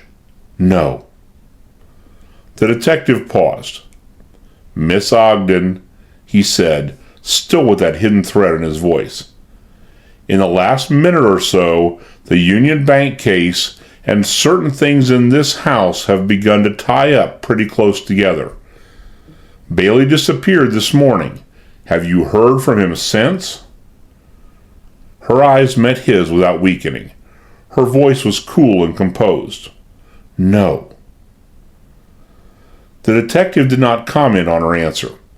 She could not tell from his face whether he thought she had told the truth or lied. He turned away from her brusquely. "I'll ask you to bring Miss Van Gorder here," he said in his professional voice. "Why do you want her?" Dale blazed at him rebelliously. He was quiet. "Because this case is taking on a new phase." "You don't think I know anything about that money?" she said a little wildly, hoping that a display of sham anger might throw him off the trail he seemed to be following. He seemed to accept her words cynically at their face value. "No," he said, "but you know somebody who does." Dale hesitated, sought for a biting retort, found none. It did not matter. Any respite, no matter how momentary, from these probing questions would be a relief. She silently took one of the lighted candles and left the living room to search for her aunt. Left alone, the detective reflected for a moment, then picking up the one lighted candle that remained, commenced a systematic examination of the living room. His methods were thorough, but if, when he came to the end of his quest, he had made any new discoveries, the reticent composure of his face did not betray the fact. When he had finished, he turned patiently toward the billiard room. The little flame of his candle was swallowed up in its dark recesses. He closed the door of the living room behind him. The storm was dying away now, but a few flashes of lightning still flickered, lighting up the darkness of the deserted living room now and then with a harsh, brief glare. A lightning flash, a shadow cast abruptly on the shade of one of the French windows, to disappear as abruptly as the flash was blotted out. The shadow of a man, a prowler, feeling his way through the lightning-slashed darkness to the terrace door. The detective? Brooks? The bat? The lightning flash was too brief for any observer to have recognized the stealing shape, if any observer had been there. But the lack of an observer was promptly remedied. Just as the shadowy shape reached the terrace door, and its shadow fingers closed over the knob, Lizzie entered the deserted living room on stumbling feet. She was carrying a tray of dishes and food, some cold meat on a platter, a cup and saucer, a roll, a butter pat, and she walked slowly, with terror only one leap behind her and blank darkness ahead. She had only reached the table and was preparing to deposit her tray and beat a shameful retreat, when a sound behind her made her turn. The key in the door from the terrace to the alcove had clicked. Paralyzed with fright, she stared and waited, and the next moment a formless thing, a blacker shadow in a world of shadows, passed swiftly in and up the small staircase. But not only a shadow. To Lizzie's terrified eyes it bore an eye, a single gleaming eye, just above the level of the stair rail, and this eye was turned on her. It was too much. She dropped the tray on the table with a crash, and gave vent to a piercing shriek that would have shamed the siren of a fire engine. Miss Cornelia and Anderson, rushing in from the hall and the billiard room respectively, each with a lighted candle, found her gasping and clutching at the table for support. "For the love of heaven, what's wrong?" cried Miss Cornelia irritably. The coffee pot she was carrying in her other hand spilled a portion of its boiling contents on Lizzie's shoe, and Lizzie screamed anew and began to dance up and down on the uninjured foot. "Oh, my foot! My foot!" she squealed hysterically. "My foot!" Miss Cornelia tried to shake her back to her senses. "My patience! Did you yell like that because you stubbed your toe?" "You scalded it!" cried Lizzie wildly. "It went up the staircase." "Your toe went up the staircase?" No, an eye as big as a saucer. It ran right up that staircase." She indicated the alcove with a trembling forefinger. Miss Cornelia put her coffee pot and her candle down on the table and opened her mouth to express her frank opinion of her factorum's sanity. But here the detective took charge. "Now see here," he said with some sternness to the quaking Lizzie. "Stop this racket and tell me what you saw." "A ghost!" persisted Lizzie, still hopping around on one leg. "It came right through that door and ran up the stairs. Oh!" And she seemed prepared to scream again as Dale, white-faced, came in from the hall, followed by Billy and Brooks, the latter holding still another candle.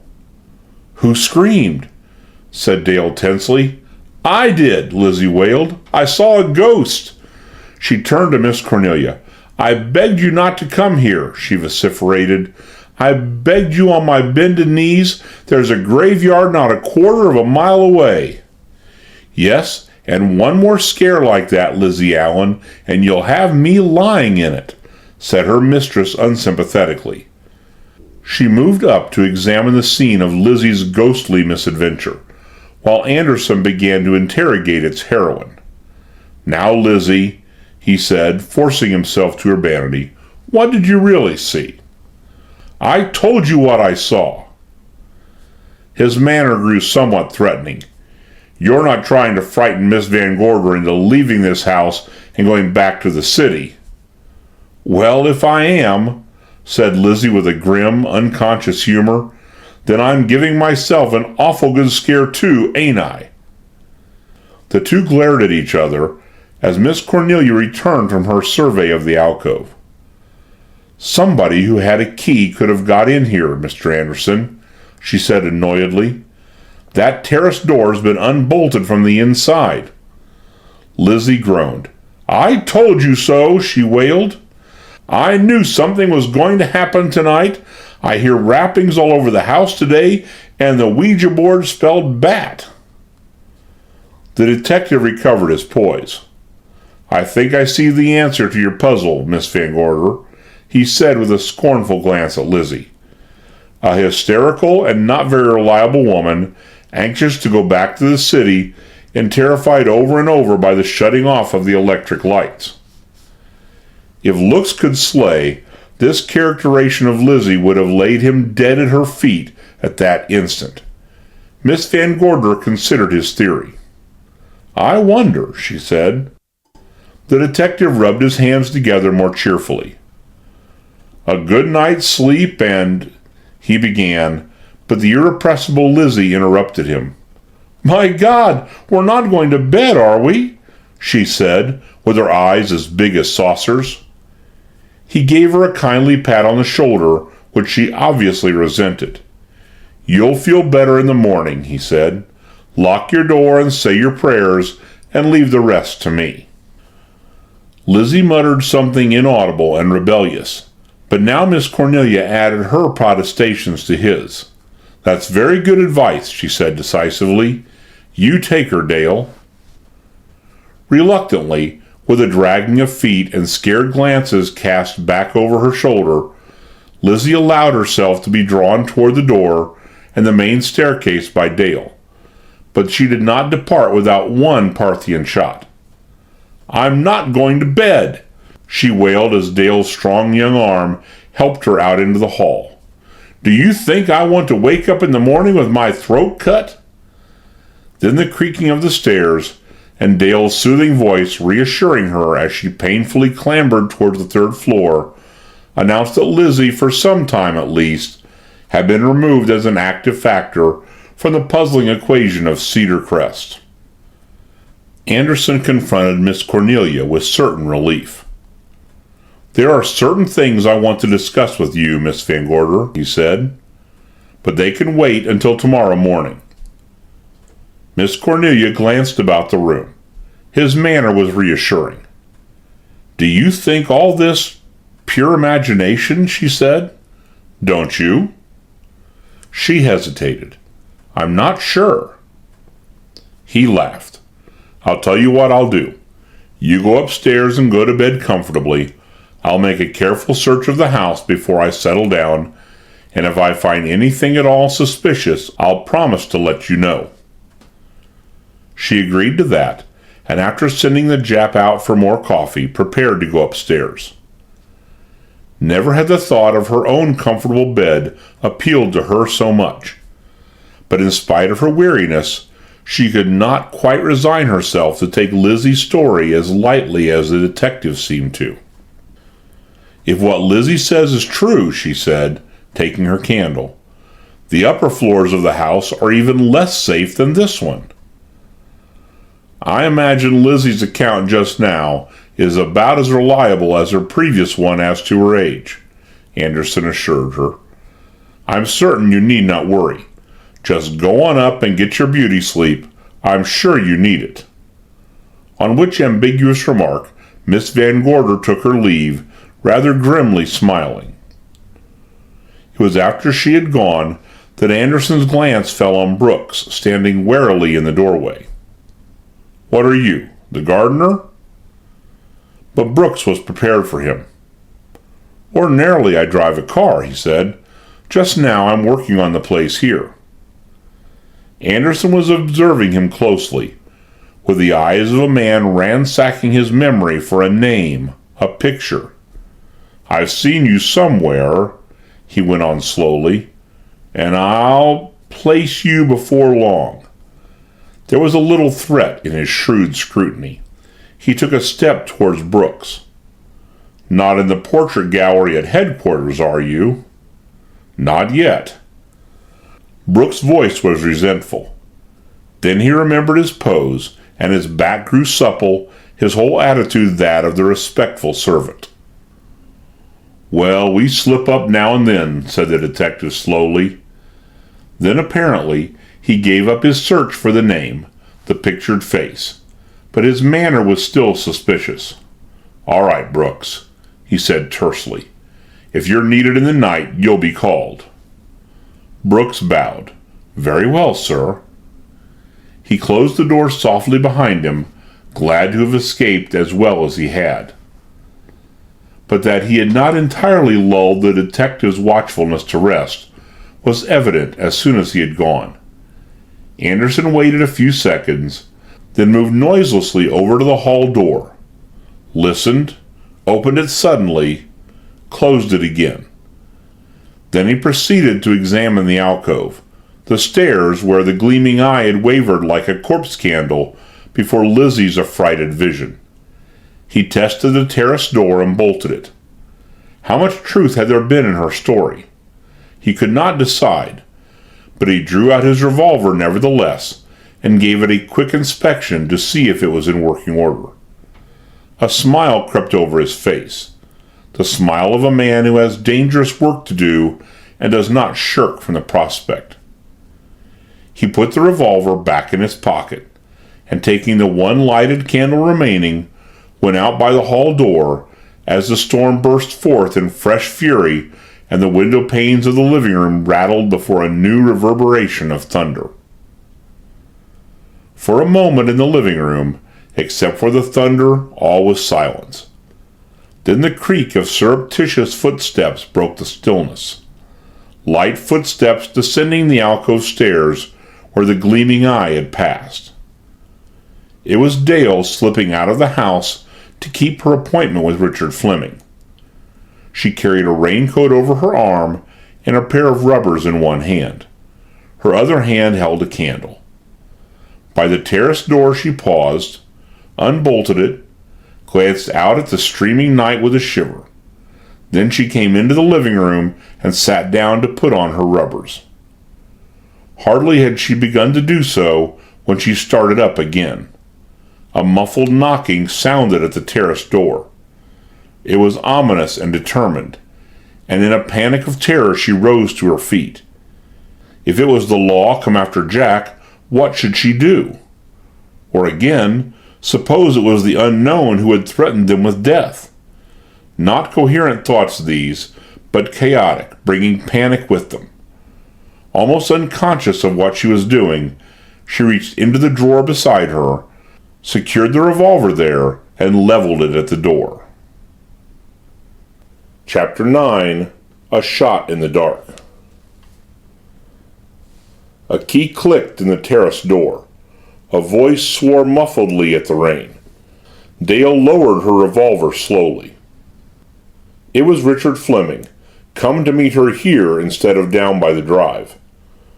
She had telephoned him on an impulse, but now, as she looked at him in the light of her single candle, she wondered if this rather dissipated, rather foppish young man about town, in his early 30s, could possibly understand and appreciate the motives that had driven her to seek his aid. Still, it was for Jack.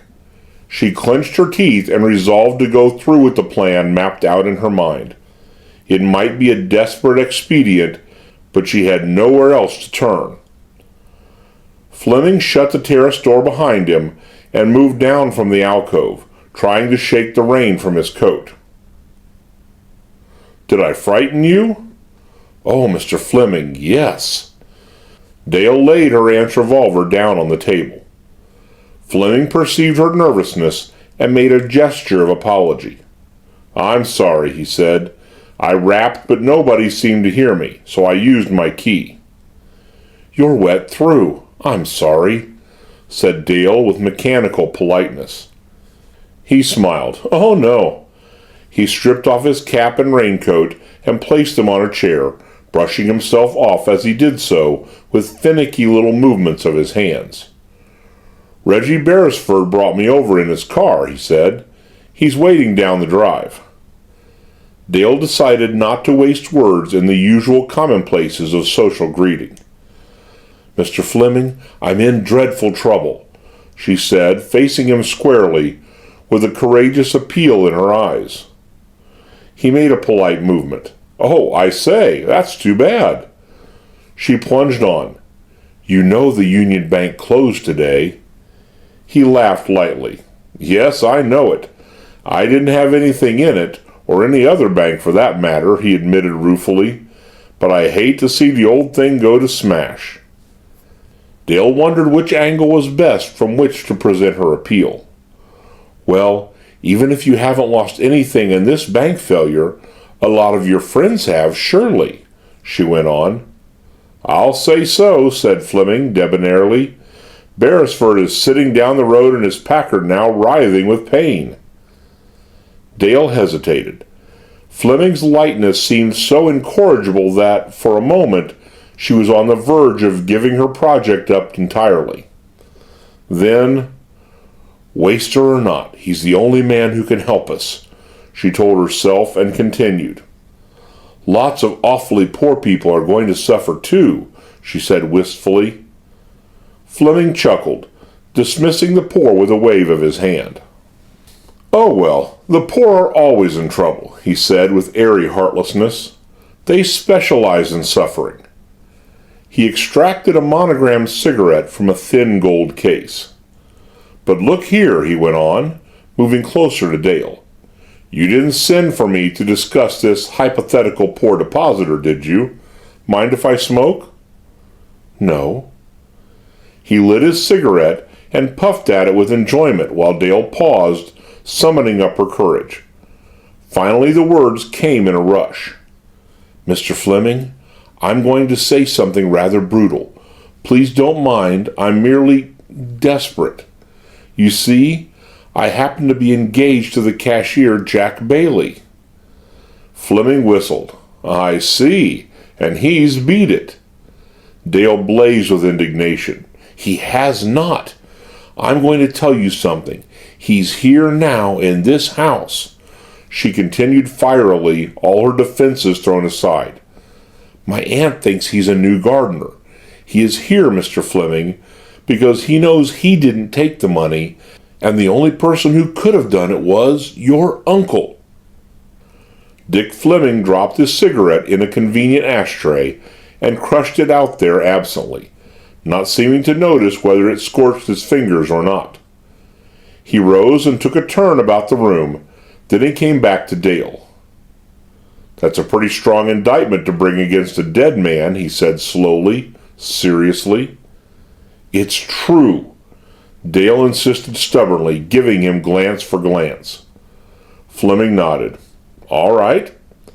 He smiled, a smile that Dale didn't like. Suppose it's true. Where do I come in? He said. You don't think I know where the money is? No, admitted Dale, but I think you might help to find it. She went swiftly over to the hall door and listened tensely for an instant. Then she came back to Fleming. If anybody comes in, you just come to get something of yours, she said in a low voice. He nodded understandingly. She dropped her voice still lower. Do you know anything about a hidden room in this house? She asked. Dick Fleming stared at her for a moment. Then he burst into laughter. A hidden room? That's rich, he said, still laughing. Never heard of it. Now let me get this straight. The idea is a hidden room, and the money is in it? Is that it? Dale nodded a yes. The architect who built this house told Jack Bailey that he had built a hidden room in it, she persisted. For a moment, Dick Fleming stared at her as if he could not believe his ears. Then slowly his expression changed.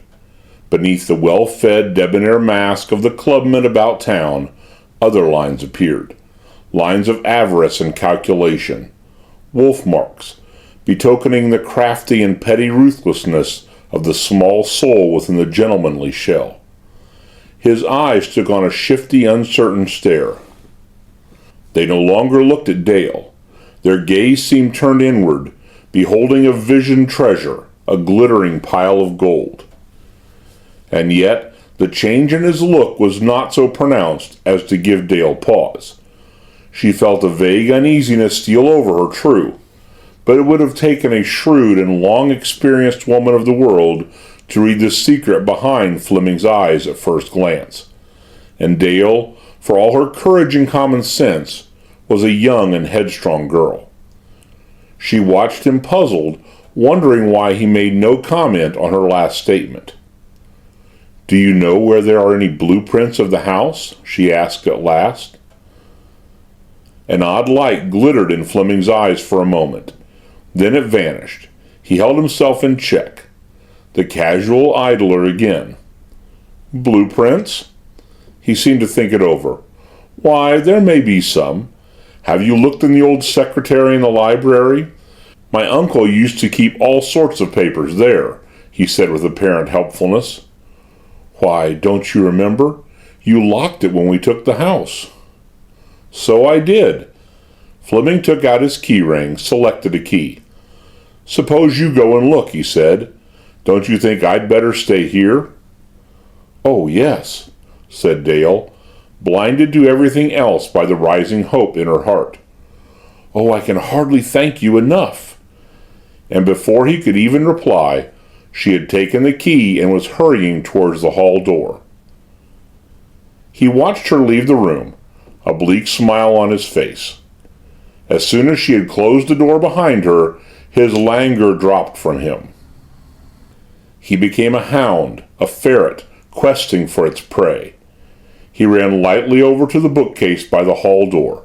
A moment's inspection, he shook his head. Perhaps the other bookcase near the French windows. No, it wasn't there.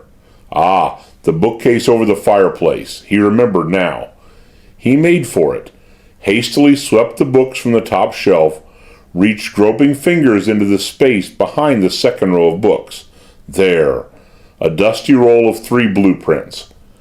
He unrolled them hurriedly and tried to make out the white tracings by the light of the fire. No, better take them over to the candle on the table.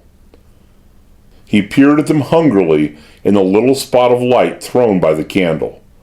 The first one, no, nor the second, but the third, the bottom one. Good heavens! He took in the significance of the blurred white lines with greedy eyes, his lips opening in a silent exclamation of triumph. Then he pondered for an instant. The blueprint itself was an awkward size. Bulky? Good, he had it. He carefully tore a small portion from the third blueprint and was about to stuff it in the inside pocket of his dinner jacket, when Dale caught him before he had time to conceal his find.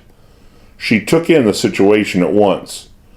"Oh, you found it," she said in tones of rejoicing, giving him back the key to the secretary. Then, as he still made no move to transfer the scrap of blue paper to her, "Please let me have it, Mr. Fleming. I know that's it." Dick Fleming's lips set in a thin line. "Just a moment," he said, putting the table between them with a swift movement.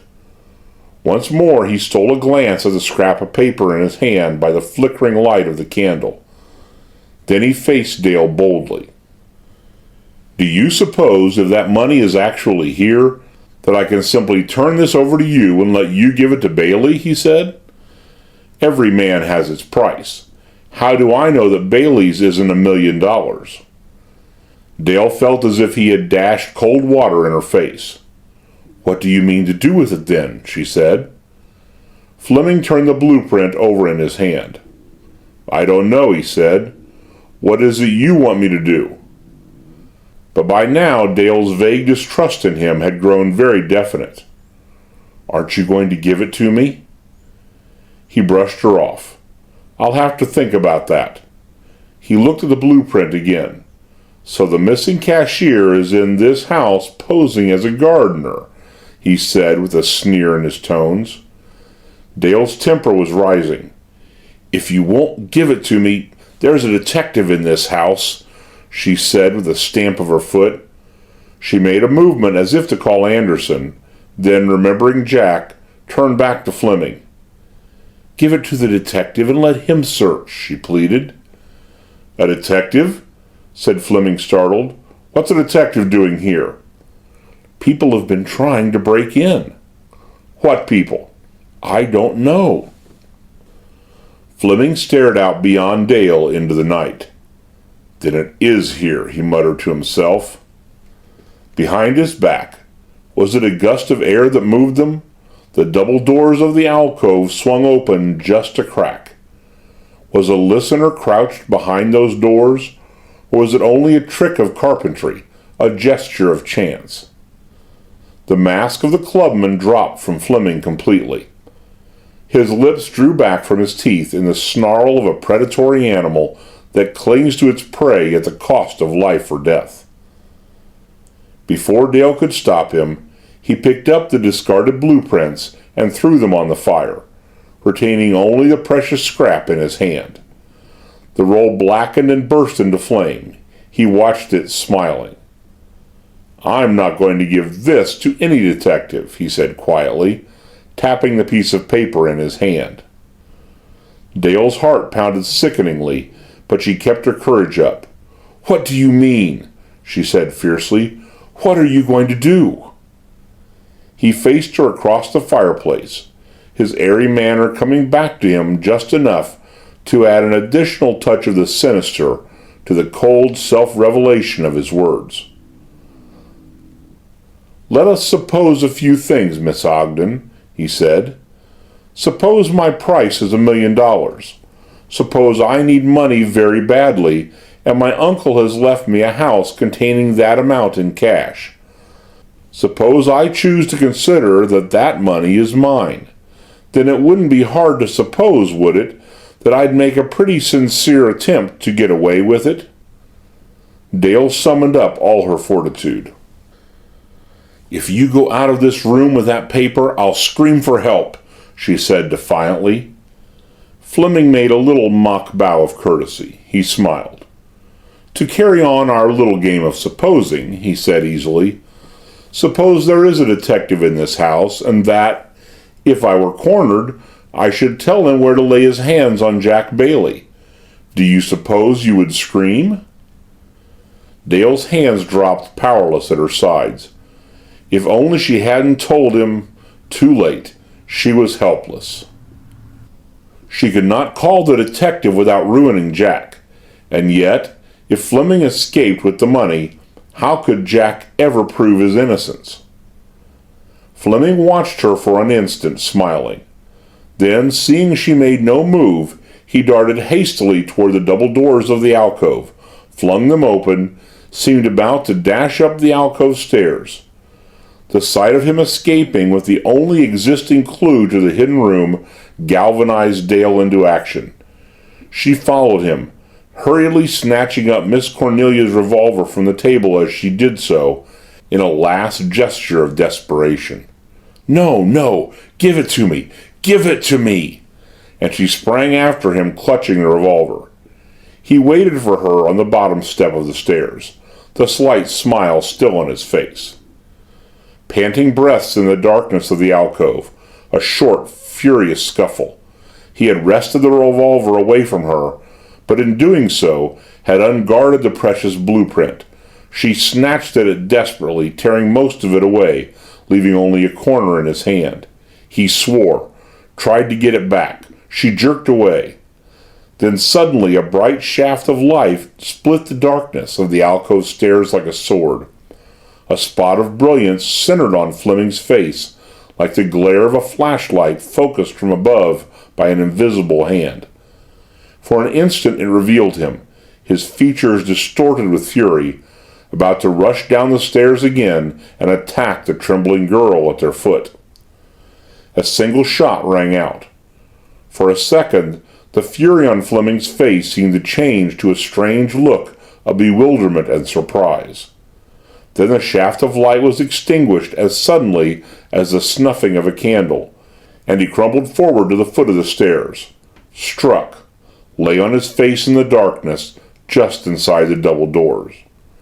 Dale gave a little whimpering cry of horror. "Oh, no, no, no," she whispered from a dry throat, automatically stuffing her portion of the precious scrap of blueprint into the bosom of her dress.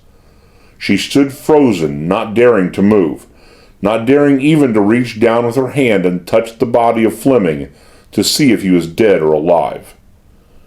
A murmur of excited voices sounded from the hall. The door flew open. Feet stumbled through the darkness.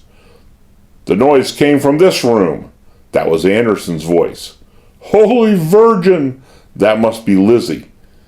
Even as Dale turned to face the assembled household, the house lights, extinguished since the storm, came on in full brilliance, revealing her to them standing beside Fleming's body with Miss Cornelia's revolver between them.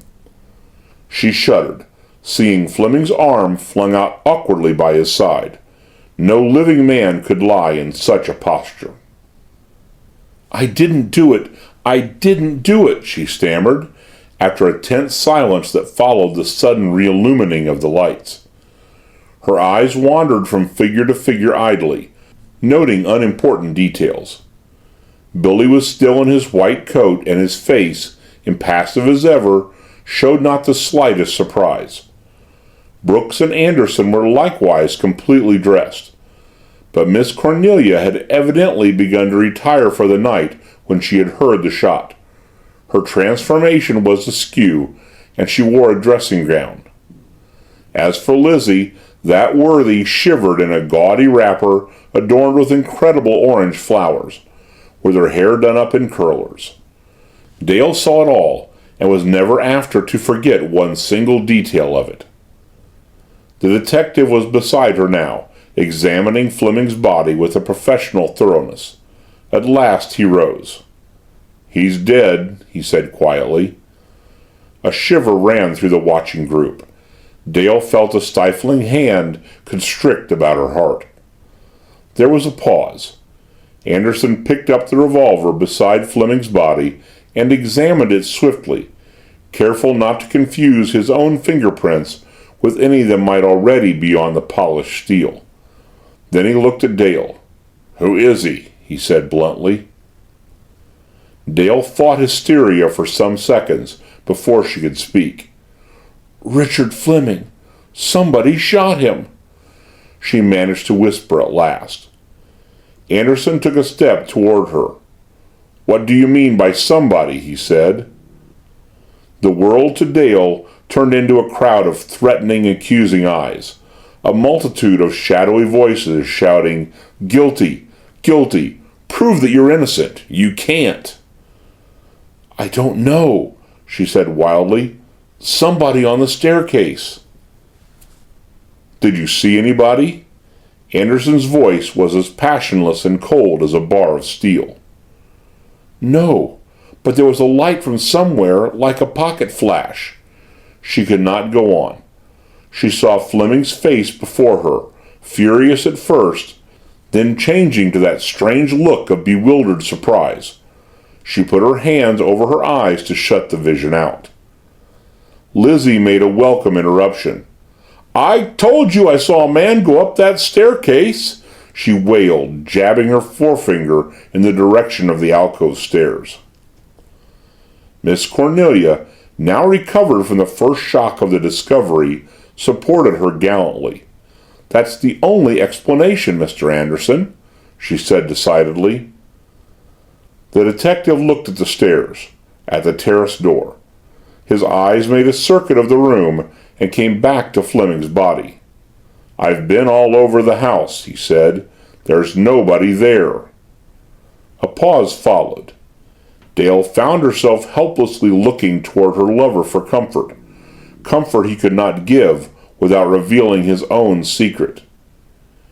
Eerily, through the tense silence, a sudden tinkling sounded, the sharp, persistent ringing of a telephone bell.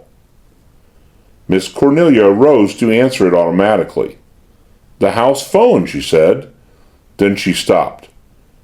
"But we're all here." They looked at each other aghast. It was true. And yet, somehow, somewhere, one of the other phones on the circuit was calling the living room. Miss Cornelia summoned every ounce of inherited Van Gorder pride she possessed and went to the phone. She took off the receiver. The ringing stopped. "Hello? Hello?" she said, while the others stood rigid, listening. Then she gasped. An expression of wondering horror came over her face. Chapter 10. The phone call from nowhere. "Somebody's groaning," gasped Miss Cornelia. "It's horrible." The detective stepped up and took the receiver from her. He listened anxiously for a moment. "I don't hear anything," he said. "I heard it. I couldn't imagine such a dreadful sound. I tell you, somebody in this house is in terrible distress." "Where does this phone connect?" queried Anderson practically. Miss Cornelia made a hopeless little gesture. "Practically every room in this house." The detective put the receiver to his ear again. "Just what did you hear?" he said stolidly. Miss Cornelia's voice shook. Dreadful groans, and what seemed to be an inarticulate effort to speak. Lizzie drew her gaudy wrapper closer about her shuddering form. "I'd go somewhere," she wailed in the voice of a lost soul, "if I only had somewhere to go." Miss Cornelia quelled her with a glare and turned back to the detective. "Won't you send these men to investigate, or go yourself?" she said, indicating Brooks and Billy. The detective thought swiftly. "My place is here," he said. "You two men." Brooks and Billy moved forward to take his orders. "Take another look through the house. Don't leave the building. I'll want you pretty soon." Brooks, or Jack Bailey, as we may as well call him through the remainder of this narrative, started to obey. Then his eye fell on Miss Cornelia's revolver, which Anderson had taken from beside Fleming's body, and still held clasped in his hand. "If you'll give me that revolver," he began in an offhand tone, hoping Anderson would not see through his little ruse. Once wiped clean of fingerprints, the revolver would not be such telling evidence against Dale Ogden. But Anderson was not to be caught napping. "That revolver will stay where it is," he said with a grim smile. Jack Bailey knew better than to try and argue the point. He followed Billy reluctantly out of the door, giving Dale a surreptitious glance of encouragement and faith as he did so. The Japanese and he mounted to the second floor as stealthily as possible, prying into dark corners and searching unused rooms for any clue that might betray the source of the startling phone call from nowhere. But Bailey's heart was not in the search. His mind kept going back to the figure of Dale, nervous, shaken, undergoing the terrors of the third degree at Anderson's hands. She couldn't have shot Fleming, of course, and yet, unless he and Billy found something to substantiate her story of how the killing had happened, it was her own unsupported word against a damning mass of circumstantial evidence. He plunged with renewed vigor into his quest. Back in the living room, as he had feared, Anderson was subjecting Dale to a merciless interrogation. "Now I want the real story," he began with calculated brutality. "You lied before." "That's no tone to use. You'll only terrify her," cried Miss Cornelia indignantly. The detective paid no attention. His face had hardened. He seemed every inch the remorseless sleuth-hound of the law. He turned on Miss Cornelia for a moment. "Where were you when this happened?" he said. "Upstairs in my room." Miss Cornelia's tones were icy. "And you?" badgeringly to Lizzie. "In my room," said the latter pertly, brushing Miss Cornelia's hair. Anderson broke open the revolver and gave a swift glance at the bullet chambers. "One shot has been fired from this revolver." Miss Cornelia sprang to her niece's defense. "I fired it myself this afternoon," she said. The detective regarded her with grudging admiration. "You're a quick thinker," he said with obvious unbelief in his voice. He put the revolver down on the table. Miss Cornelia followed up her advantage. "I demand that you get the coroner here," she said. "Dr. Wells is the coroner," offered Lizzie eagerly. Anderson brushed their suggestions aside. "I'm going to ask you some questions," he said menacingly to Dale. But Miss Cornelia stuck to her guns. Dale was not going to be bullied into any sort of confession, true or false, if she could help it. and from the way the girl's eyes returned with fascinated horror to the ghastly heap on the floor that had been Fleming, she knew that Dale was on the edge of violent hysteria. "Do you mind covering that body first?" she asked crisply. The detective eyed her for a moment in a rather ugly fashion, then grunted ungraciously, and taking Fleming's raincoat from the chair, threw it over the body. Dale's eyes telegraphed her aunt a silent message of gratitude. "Now, shall I telephone for the coroner?" persisted Miss Cornelia. The detective obviously resented her interference with his methods, but he could not well refuse such a customary request. "I'll do it," he said with a snort, going over to the city telephone. "What's the number?" "He's not in his office.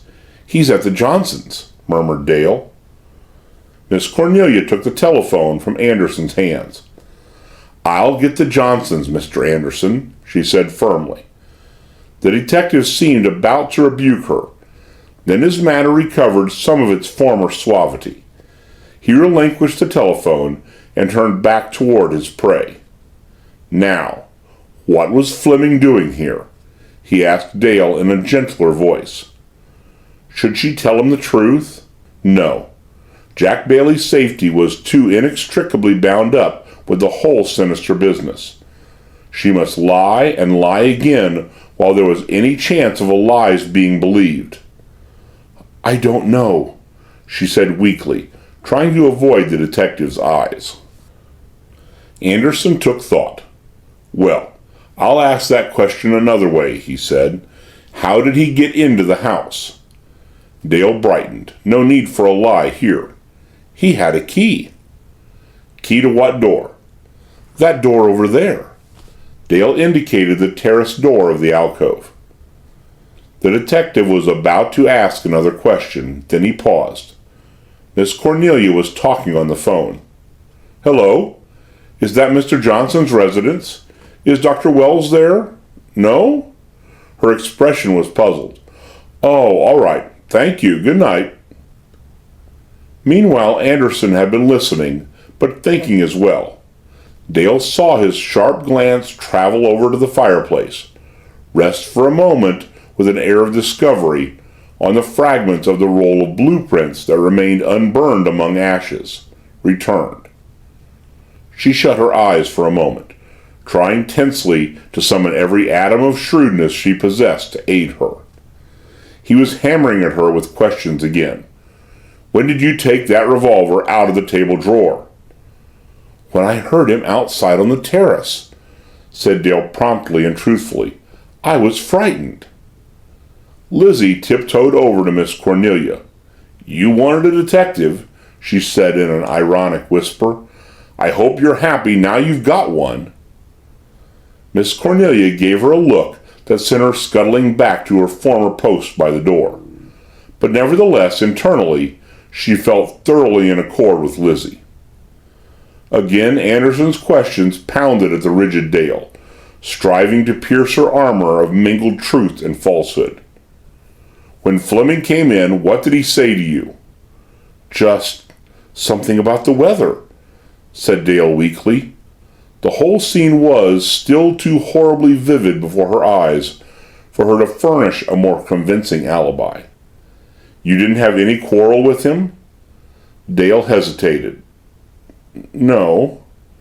"He just came in that door, said something about the weather, and was shot from that staircase. Is that it?" said the detective in tones of utter incredulity. Dale hesitated again. Thus baldly put, her story seemed too flimsy for words. She could not even blame Anderson for disbelieving it. And yet, what other story could she tell that would not bring ruin on Jack? Her face whitened. She put her hand on the back of a chair for support. "Yes, that's it," she said at last, and swayed where she stood. Again Miss Cornelia tried to come to the rescue. "Are all these questions necessary?" she queried sharply. "You can't for a moment believe that Miss Ogden shot that man." But by now, though she did not show it, She too began to realize the strength of the appalling net of circumstances that drew with each minute tighter around the unhappy girl. Dale gratefully seized the momentary respite and sank into a chair. The detective looked at her. "I think she knows more than she's telling. She's concealing something," he said with deadly intentness. The nephew of the president of the Union Bank shot in his own house the day the bank has failed. That's queer enough. Now he turned back to Miss Cornelia. But when the only person present at his murder is the girl who's engaged to the guilty cashier, he continued, watching Miss Cornelia's face as the full force of his words sank into her mind. "I want to know more about it." He stopped. His right hand moved idly over the edge of the table, halted beside an ashtray, closed upon something. Miss Cornelia rose. "Is that true, Dale?" she said sorrowfully. Dale nodded. Yes. She could not trust herself to explain at greater length. Then Miss Cornelia made one of the most magnificent gestures of her life. "Well, even if it is, what has that got to do with it?" she said, turning upon Anderson fiercely, all her protective instinct for those whom she loved aroused. Anderson seemed somewhat impressed by the fierceness of her query. When he went on, it was with less harshness in his manner. "I'm not accusing this girl," he said more gently, "but behind every crime there is a motive. When we've found the motive for this crime, we'll have found the criminal." Unobserved, Dale's hand instinctively went to her bosom. There it lay, the motive, the precious fragment of blueprint which she had torn from Fleming's grasp but an instant before he was shot down. Once Anderson found it in her possession, the case was closed, the evidence against her overwhelming. She could not destroy it.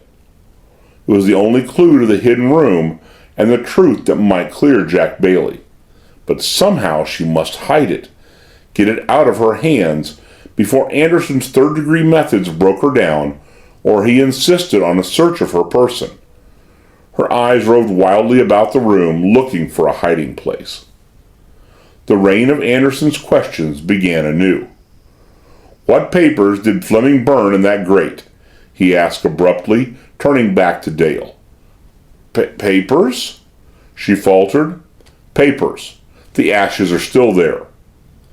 Miss Cornelia made an unavailing interruption. "Miss Ogden has said he didn't come into this room." The detective smiled.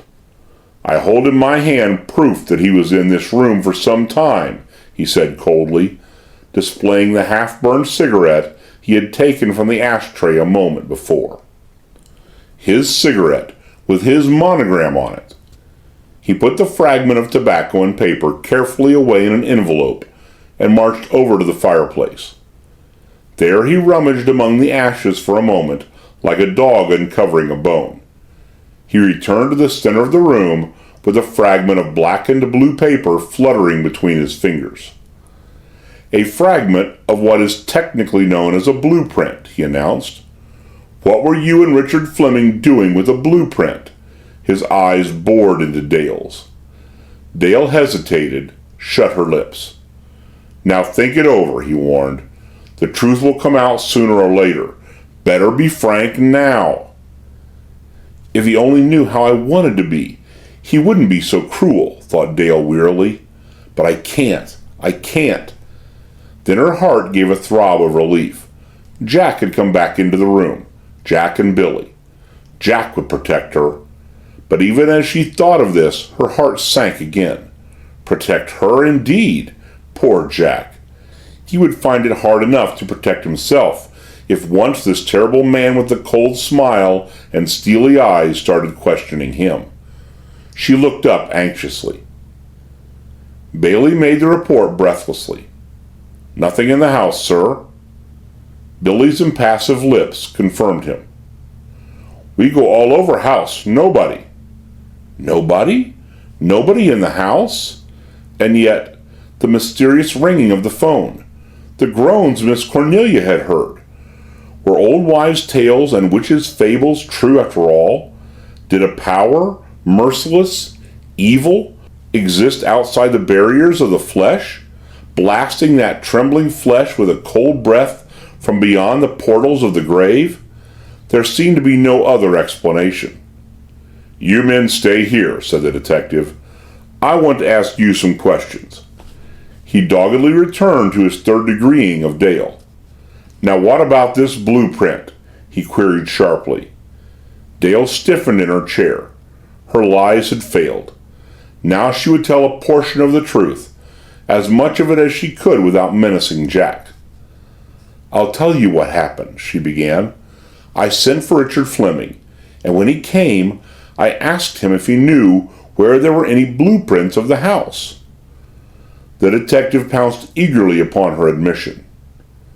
"Why did you want blueprints?" he thundered. "Because." Dale took a long breath. "I believe old Mr. Fleming took the money himself from the Union Bank and hid it here." "Where did you get that idea?" Dale's jaw set. "I won't tell you." What had the blueprints to do with it? She could think of no plausible explanation but the true one. "Because I'd heard there was a hidden room in this house."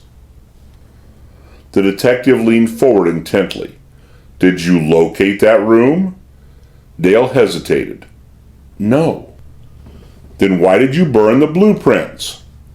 Dale's nerve was crumbling, breaking, under the repeated, monotonous impact of his questions. "He burned them!"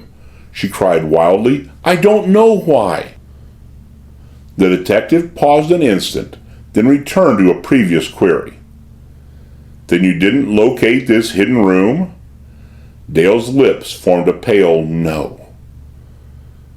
"Did he?" went on Anderson inexorably. Dale stared at him dully. The breaking point had come. Another question, another, and she would no longer be able to control herself. She would sob out the truth hysterically. That Brooks the gardener was Jack Bailey, the missing cashier. That the scrap of blueprint hidden in the bosom of her dress might unravel the secret of the hidden room. But just as she felt herself, sucked of strength, beginning to slide toward a black tingling pit of merciful oblivion, Miss Cornelia provided a diversion. "What's that?" she said in a startled voice. The detective turned away from his quarry for an instant. "What's what?" "I heard something," averred Miss Cornelia, staring toward the French windows. All eyes followed the direction of her stare. There was an instant of silence. Then suddenly, traveling swiftly from right to left across the shades of the French windows, there appeared a glowing circle of brilliant white light. Inside the circle was a black, distorted shadow. A shadow like the shadow of a gigantic black bat. It was there, then a second later it was gone. "Oh my God!" wailed Lizzie from her corner. "It's the bat! That's his sign!" Jack Bailey made a dash for the terrace door, but Miss Cornelia halted him peremptorily. "Wait, Brooks!" She turned to the detective. "Mr. Anderson, you are familiar with the sign of the bat. Did it look like that?" The detective seemed both puzzled and disturbed. "Well, it looked like the shadow of a bat. I'll say that for it," he said finally. On the heels of his words, the front doorbell began to ring. All turned in the direction of the hall. "I'll answer that," said Jack Bailey eagerly. Miss Cornelia gave him the key to the front door. "Don't admit anyone till you know who it is," she said. Bailey nodded and disappeared into the hall. The others waited tensely. Miss Cornelia's hand crept toward the revolver lying on the table where Anderson had put it down. There was the click of an opening door, the noise of a little scuffle, then men's voices raised in an angry dispute. "What do I know about a flashlight?" cried an irritated voice. "I haven't got a pocket flash. Take your hands off me." Bailey's voice answered the other voice, grim, threatening. The scuffle resumed. Then Dr. Wells burst suddenly into the room, closely followed by Bailey. The doctor's tie was askew. He looked ruffled and enraged. Bailey followed him vigilantly, seeming not quite sure whether to allow him to enter or not. "My dear Miss Van Gorder," began the doctor in tones of high dudgeon, "won't you instruct your servants that even if I do make a late call, I'm not to be received with violence?" "I asked you if you had a pocket flash about you," answered Bailey indignantly. "If you call a question like that violence—" He seemed about to restrain the doctor by physical force. Miss Cornelia quelled the teapot tempest. "It's all right, Brooks," she said, taking the front door key from his hand and putting it back on the table. She turned to Dr. Wells. "You see, Dr. Wells," she explained, "just a moment before you rang the doorbell, a circle of white light was thrown on those window shades." The doctor laughed with a certain relief. "Why, that was probably the searchlight from my car," he said.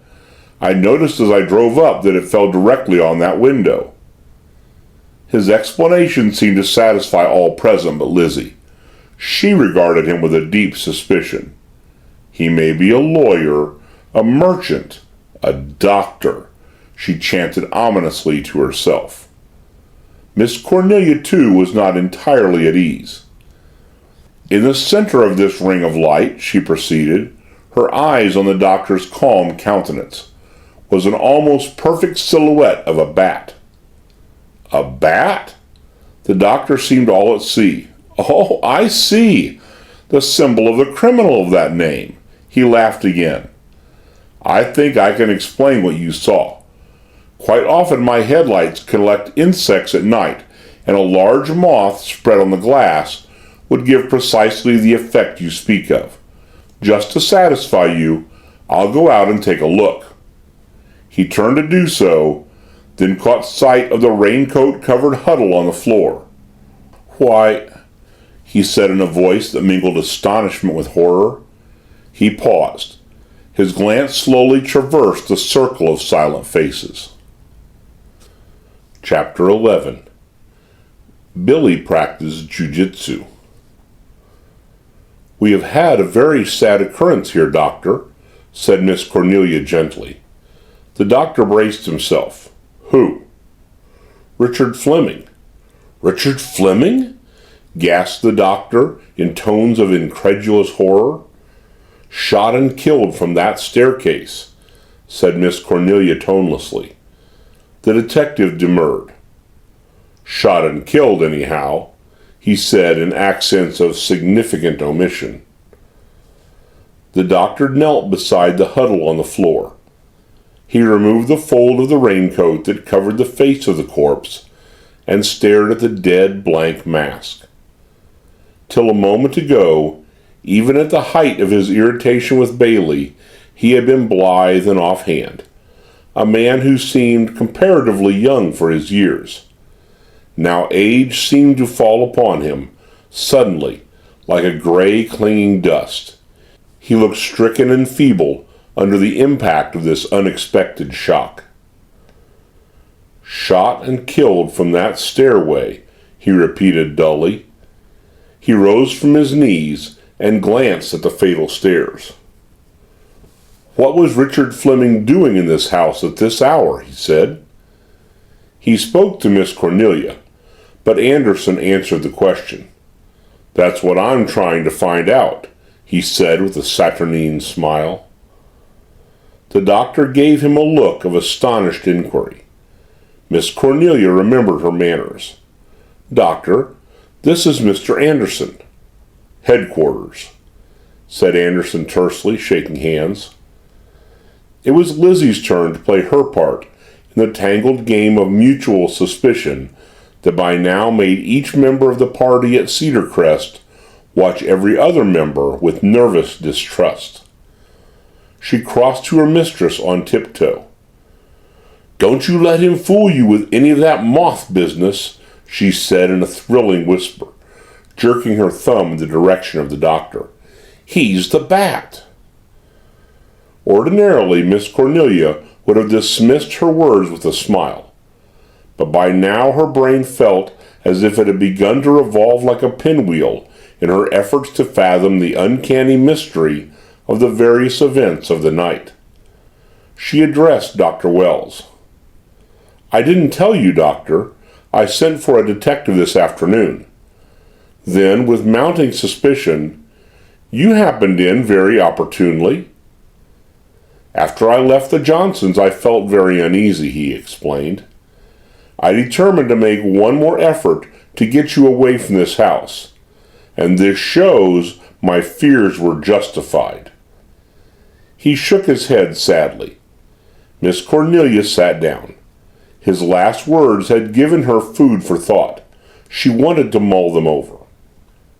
The doctor removed muffler and topcoat, stuffed the former in his topcoat pocket, and threw the latter on the settee. He took out his handkerchief and began to mop his face, as if to wipe away some strain of mental excitement under which he was laboring. His breath came quickly. The muscles of his jaw stood out. "Died instantly, I suppose," he said, looking over at the body. "Didn't have time to say anything?" "Ask the young lady," said Anderson with a jerk of his head. "She was here when it happened." The doctor gave Dale a feverish glance of inquiry. "He just fell over," said the latter pitifully.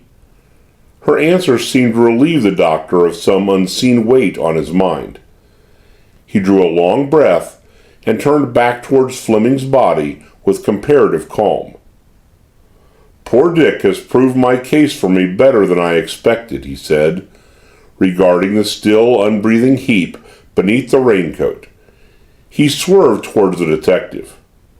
"Mr. Anderson," he said with dignified pleading, "I ask you to use your influence to see that these two ladies find some safer spot than this for the night."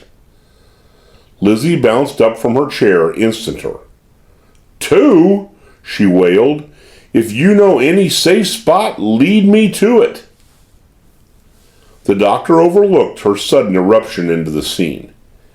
He wandered back again toward the huddle under the raincoat, as if still unable to believe that it was, or rather had been, Richard Fleming. Miss Cornelia spoke suddenly in a low voice, without moving a muscle of her body. "I have a strange feeling that I'm being watched by unfriendly eyes," she said. Lizzie clutched at her across the table. "I wish the lights would go out again," she pattered. "No, I don't neither," as Miss Cornelia gave the clutching hand a nervous little slap. During the little interlude of comedy, Billy, the Japanese, unwatched by the others, had stolen to the French windows, pulled aside a blind, and looked out. When he turned back to the room, his face had lost a portion of its oriental calm. There was suspicion in his eyes. Softly, under cover of pretending to arrange the tray of food that lay untouched on the table, he possessed himself of the key to the front door, unperceived by the rest, and slipped out of the room like a ghost. Meanwhile, the detective confronted Dr. Wells. "You say, Doctor, that you came back to take these women away from the house? Why?" The doctor gave him a dignified stare. "Miss Van Gorder has already explained." Miss Cornelia elucidated. "Mr. Anderson has already formed a theory of the crime," she said with a trace of sarcasm in her tones. The detective turned on her quickly. "I haven't said that," he started. It had come again, tinkling, persistent. The phone call from nowhere. The ringing of the bell of the house telephone. "The house telephone again," breathed Dale. Miss Cornelia made a movement to answer the tinkling, inexplicable bell, but Anderson was before her. "I'll answer that," he barked. He sprang to the phone. "Hello? Hello?" All eyes were bent on him nervously. The doctor's face in particular seemed a very study in fear and amazement. He clutched the back of a chair to support himself. His hand was the trembling hand of a sick old man. "Hello! Hello!" Anderson swore impatiently. He hung up the phone. "There's nobody there." Again, a chill breath from another world than ours seemed to brush across the faces of the little group in the living room. Dale, sensitive, impressionable, felt a cold, uncanny prickling at the roots of her hair. A light came into Anderson's eyes. "Where's that Jap?" he almost shouted. "He just went out," said Miss Cornelia. The cold fear, the fear of the unearthly, subsided from around Dale's heart, leaving her shaken but more at peace. The detective turned swiftly to the doctor, as if to put his case before the eyes of an unprejudiced witness. "That Jap rang the phone," he said decisively. "Miss Van Gorder believes that this murder is the culmination of the series of mysterious happenings that caused her to send for me. I do not." "Then what is the significance of the anonymous letters?" broke in Miss Cornelia heatedly. "Of the man Lizzie saw going up the stairs? Of the attempt to break into this house? Of the ringing of that telephone bell?" Anderson replied with one deliberate word. "Terrorization," he said. The doctor moistened his dry lips in an effort to speak. "By whom?" he asked. Anderson's voice was an icicle. "I imagine by Miss Van Gorder's servants.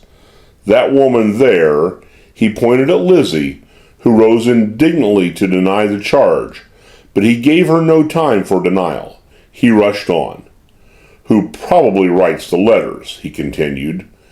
"By the gardener," his pointing finger found Bailey, who may have been the man Lizzie saw slipping up the stairs. "By the Jap who goes out and rings the telephone," he concluded triumphantly. Miss Cornelia seemed unimpressed by his fervor. "With what object?" she queried smoothly. "That's what I'm going to find out." There was determination in Anderson's reply. Miss Cornelia sniffed. Absurd. The butler was in this room when the telephone rang for the first time. The thrust pierced Anderson's armor. For once he seemed at a loss. Here was something he had omitted from his calculations. But he did not give up. He was about to retort when, crash, thud, the noise of a violent struggle in the hall outside drew all eyes to the hall door. An instant later, the door slammed open, and a disheveled young man in evening clothes was catapulted into the living room as if slung there by a giant's arm. He tripped and fell to the floor in the center of the room. Billy stood in the doorway behind him, inscrutable, arms folded, on his face an expression of mild satisfaction, as if he were demurely pleased with a neat piece of housework neatly carried out. The young man picked himself up, brushed off his clothes, sought for his hat which had rolled under the table. Then he turned on Billy furiously. "Damn you, what do you mean by this?" "Jiu-jitsu," said Billy, his yellow face quite untroubled. "Pretty good stuff. Found on terrace with searchlight," he added. "With searchlight?" barked Anderson. The young man turned to face this new enemy. "Well, why shouldn't I be on the terrace with a searchlight?" he demanded.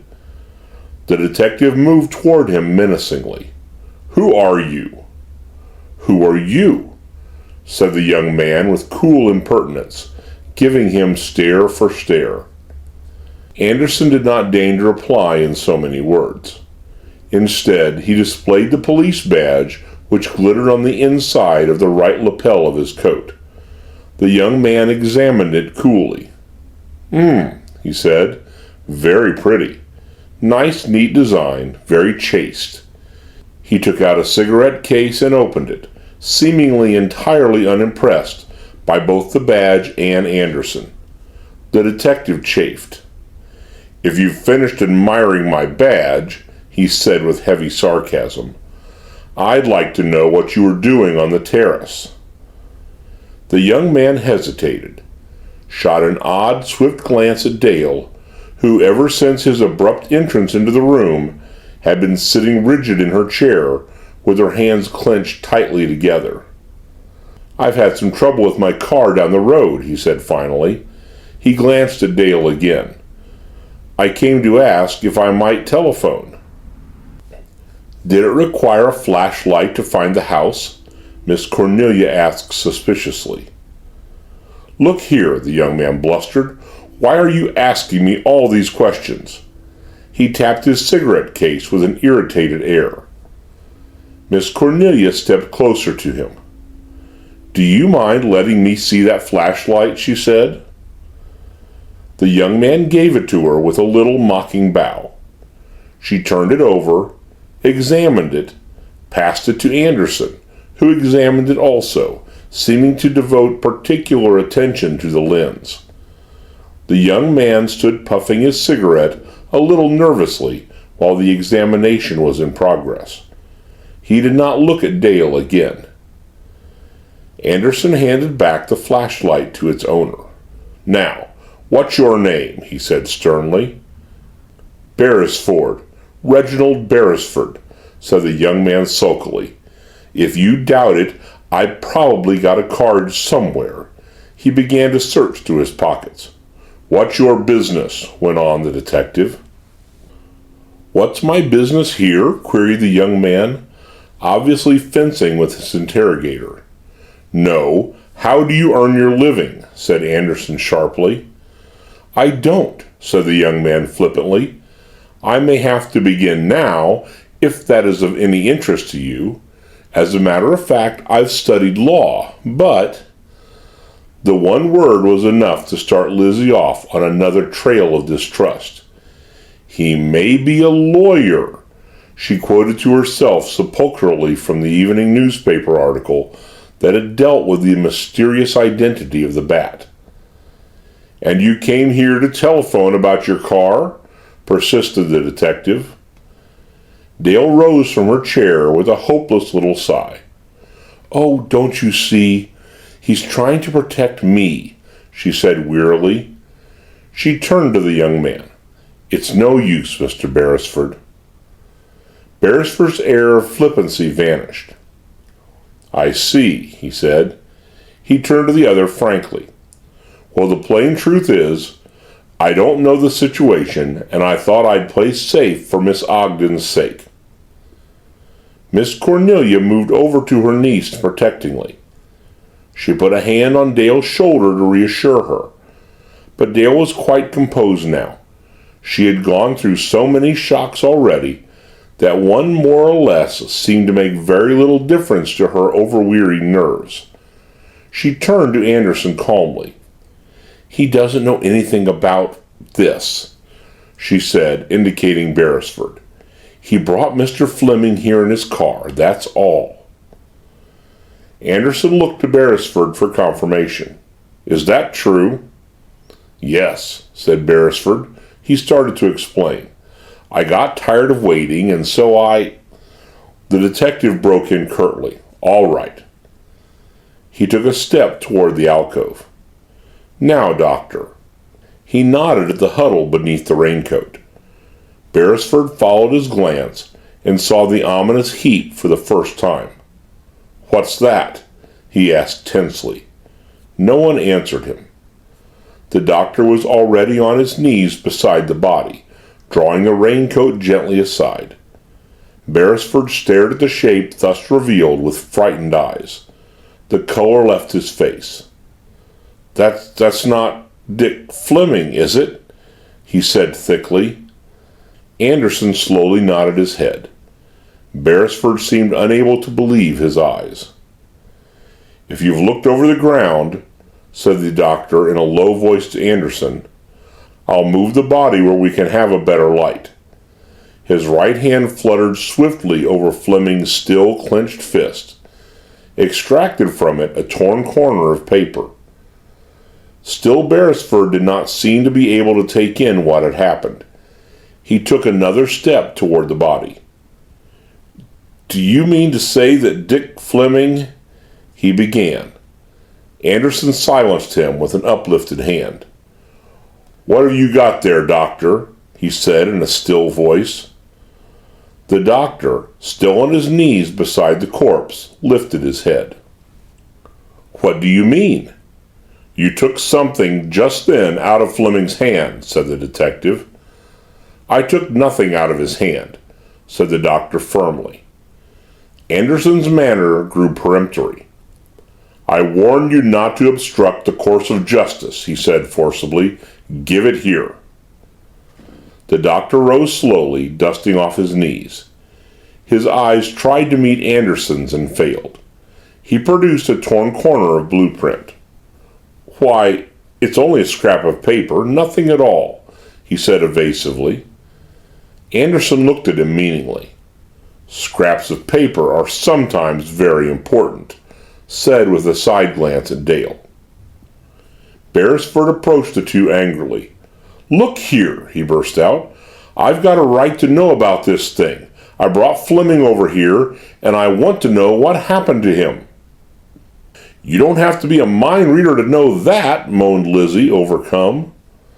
As usual, her comment went unanswered. Beresford persisted in his questions. "Who killed him? That's what I want to know," he continued, nervously puffing his cigarette. "Well, you're not alone in that," said Anderson, in his grimly humorous vein.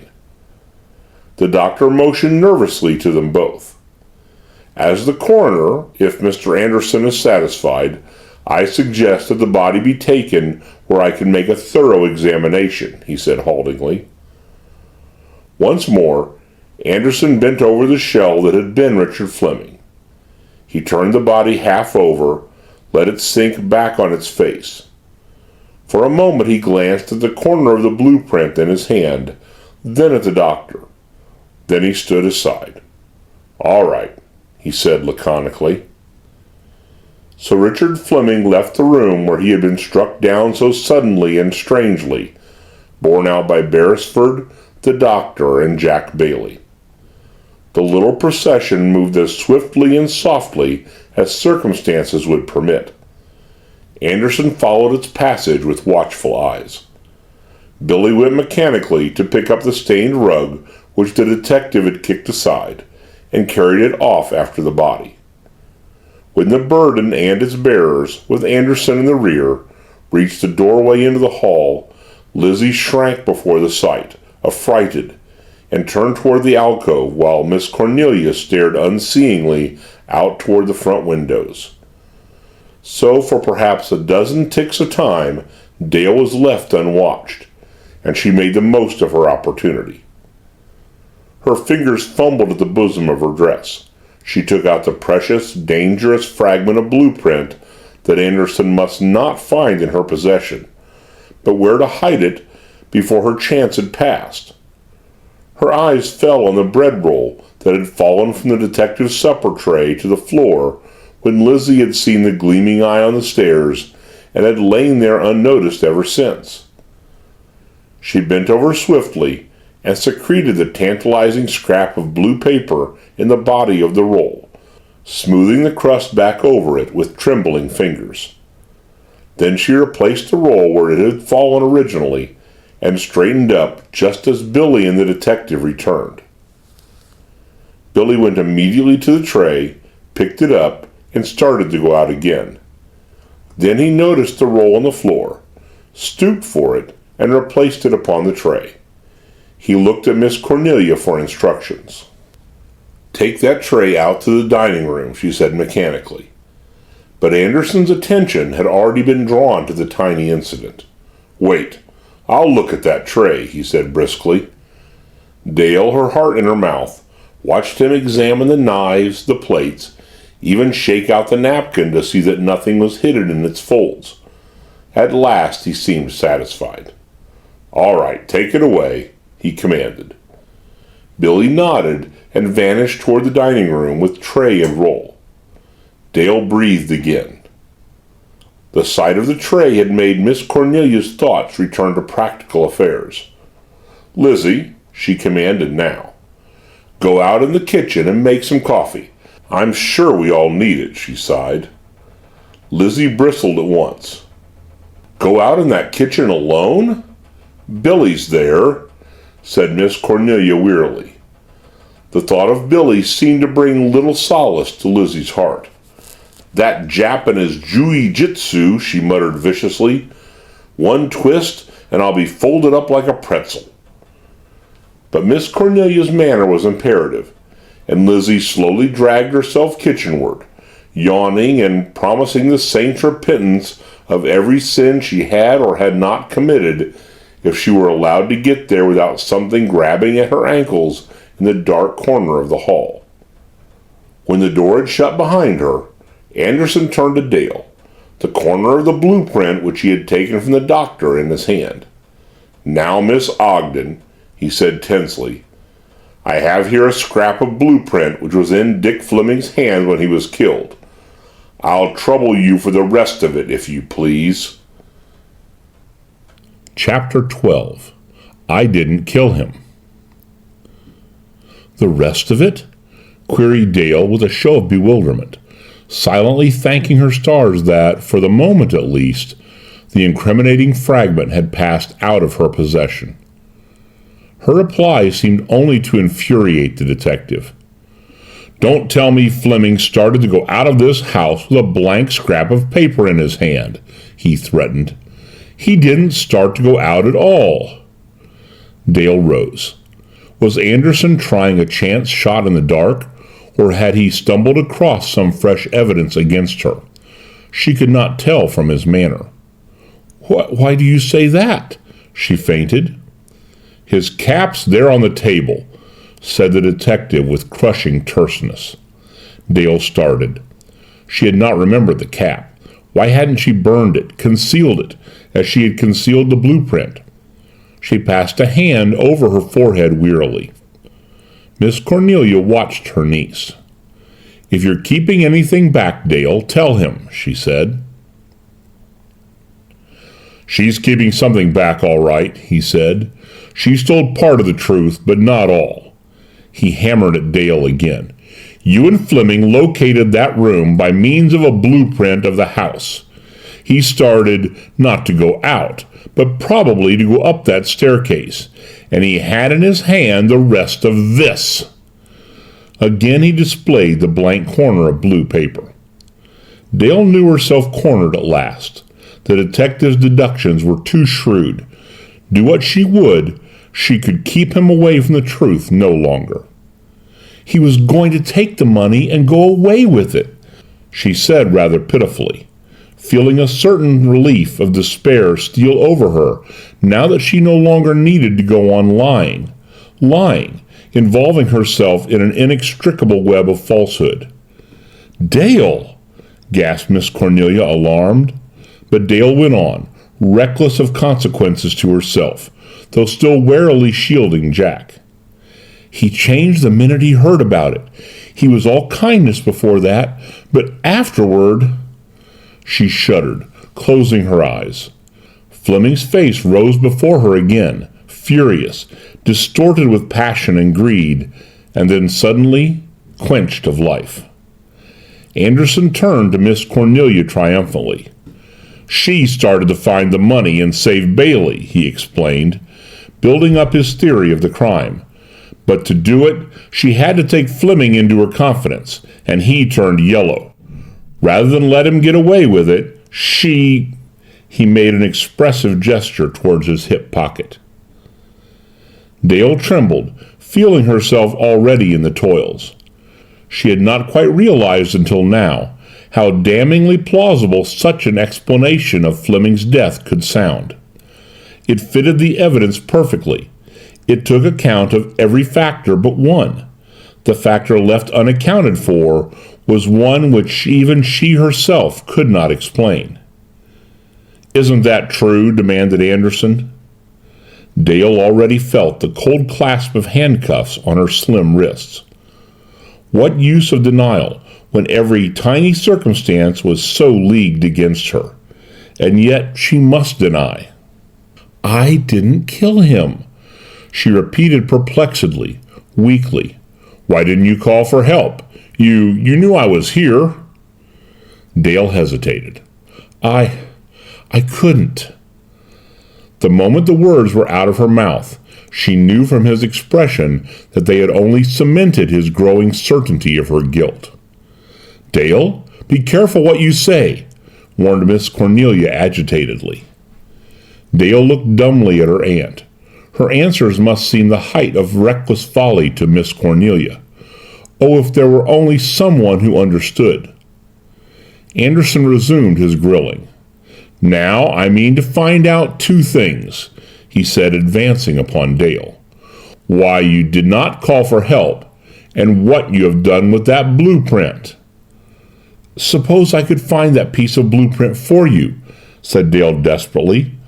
"Would that establish Jack Bailey's innocence?" The detective stared at her keenly for a moment. "If the money's there, yes." Dale opened her lips to reveal the secret, reckless of what might follow. As long as Jack was cleared, no matter what happened to herself? But Miss Cornelia nipped the heroic attempt at self-sacrifice in the bud. She put herself between her niece and the detective, shielding Dale from his eager gaze. "But her own guilt?" she said in tones of great dignity. "No, Mr. Anderson. Granting that she knows where that paper is, and she has not said that she does, I shall want more time and much legal advice before I allow her to turn it over to you." All the unconscious note of command that long inherited wealth and the pride of a great name can give was in her voice, and the detective for the moment bowed before it, defeated. Perhaps he thought of men who had been broken from the force for injudicious arrests. Perhaps he merely bided his time. At any rate, he gave up his grilling of Dale for the present, and turned to question the doctor and Beresford, who had just returned with Jack Bailey from their grim task of placing Fleming's body in a temporary resting place in the library. "Well, doctor?" he grunted. The doctor shook his head. "Poor fellow. Straight through the heart." "Were there any powder marks?" queried Miss Cornelia. "No, and the clothing was not burned. He was apparently shot from some little distance, and, I should say, from above." The detective received this information without the change of a muscle in his face. He turned to Beresford, resuming his attack on Dale from another angle. "Beresford, did Fleming tell you why he came here tonight?" Beresford considered the question. "No. He seemed in a great hurry, and Miss Ogden had telephoned him and asked me to drive him over." "Why did you come up to the house?" "Well," said Beresford with seeming candor, "I thought it was putting rather a premium on friendship to keep me sitting out in the rain all night, so I came up the drive. And by the way," he snapped his fingers irritatedly, as if recalling some significant incident that had slipped his memory, and drew a battered object from his pocket. "I picked this up, about 100 feet from the house," he explained. "A man's watch. It was partly crushed into the ground, and, as you see, it stopped running." The detective took the object and examined it carefully. A man's open-faced gold watch, crushed and battered in as if it had been trampled upon by a heavy heel. "Yes," he said thoughtfully. "Stopped running at 10:30. Beresford went on with mounting excitement. "I was using my pocket flash to find my way, and what first attracted my attention was the ground, torn up, you know, all around it. Then I saw the watch itself. Anybody here recognize it?" The detective silently held up the watch so that all present could examine it. He waited. But if anyone in the party recognized the watch, no one moved forward to claim it. "You didn't hear any evidence of a struggle, did you?" went on Beresford. "The ground looked as if a fight had taken place. Of course, it might have been a dozen other things." Miss Cornelia started. "Just about 10:30, Lizzie heard somebody cry out in the grounds," she said. The detective looked Beresford over, till the latter grew a little uncomfortable. I don't suppose it has any bearing on the case, admitted the latter uneasily, but it's interesting. The detective seemed to agree. At least he slipped the watch in his pocket. Do you always carry a flashlight, Mr. Beresford? Asked Miss Cornelia a trifle suspiciously. Always at night in the car. His reply was prompt and certain. This is all you found? Queried the detective, a curious note in his voice. Yes. Beresford sat down, relieved. Miss Cornelia followed his example. Another clue had led into a blind alley, leaving the mystery of the night's affairs as impenetrable as ever. Someday I hope to meet the real estate agent who promised me that I would sleep here as I never slept before, she murmured acridly. He's right. I've slept with my clothes on every night since I came. As she ended, Billy darted in from the hall, his beady little black eyes gleaming with excitement, a long, wicked-looking butcher knife in his hand. Key, kitchen door, please, he said, addressing his mistress. Key? Said Miss Cornelia, startled. What for? For once, Billy's polite little grin was absent from his countenance. Somebody outside trying to get in, he chattered. I see knob turn so. He illustrated with the butcher knife. And so, 3 times. The detective's hand went at once to his revolver. You're sure of that, are you? He said roughly to Billy. Sure. Where's that hysterical woman Lizzie? Queried Anderson. She may get a bullet in her if she's not careful. She see too. She shut in closet. Say prayers, maybe, said Billy without a smile. The picture was a ludicrous one, but not one of the little group laughed. Doctor, have you a revolver? Anderson seemed to be going over the possible means of defense against this new peril. No. How about you, Beresford? Beresford hesitated. Yes, he admitted finally. Always carry one at night in the country. The statement seemed reasonable enough, but Miss Cornelia gave him a sharp glance of mistrust nevertheless. The detective seemed to have more confidence in the young idler. Beresford, will you go with this Jap to the kitchen? As Billy, grimly clutching his butcher knife, retraced his steps towards the hall. If anyone's working at the knob, shoot through the door. I'm going round to take a look outside. Beresford started to obey, then he paused.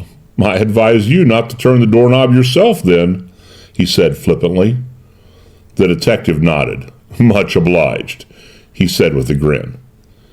He ran lightly into the alcove and tiptoed out of the terrace door, closing the door behind him.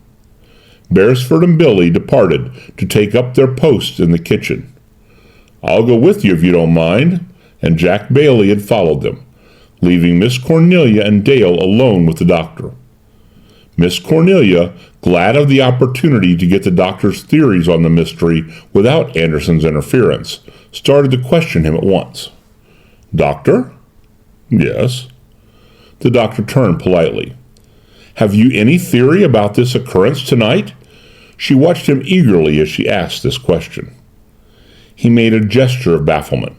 None whatever. It's beyond me, he confessed. And yet you warned me to leave this house, said Miss Cornelia cannily. You didn't have any reason to believe that the situation was even as serious as it has proved to be? I did the perfectly obvious thing when I warned you, said the doctor easily. Those letters made a distinct threat. Miss Cornelia could not deny the truth in his words, and yet she felt decidedly unsatisfied with the way things were progressing. You said Fleming had probably been shot from above? She queried, thinking hard. The doctor nodded. Yes. Have you a pocket flash, doctor? She asked him suddenly. Why, yes. The doctor did not seem to perceive the significance of the query. A flashlight is more important to a country doctor than castor oil, he added with a little smile. Miss Cornelia decided upon an experiment. She turned to Dale. Dale, you said you saw a white light shining down from above? Yes, said Dale in a minor voice. Miss Cornelia rose. May I borrow your flashlight, Doctor? Now that fool detective is out of the way, she continued somewhat acidly, I want to do something. The doctor gave her his flashlight with a stare of bewilderment. She took it and moved into the alcove. Doctor, I shall ask you to stand at the foot of this small staircase, facing up. Now?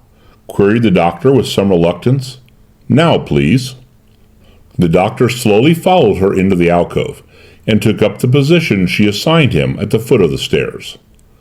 Now, Dale, said Miss Cornelia briskly, when I give the word, you put out the lights here, and then tell me when I have reached the point on the staircase from which the flashlight seemed to come.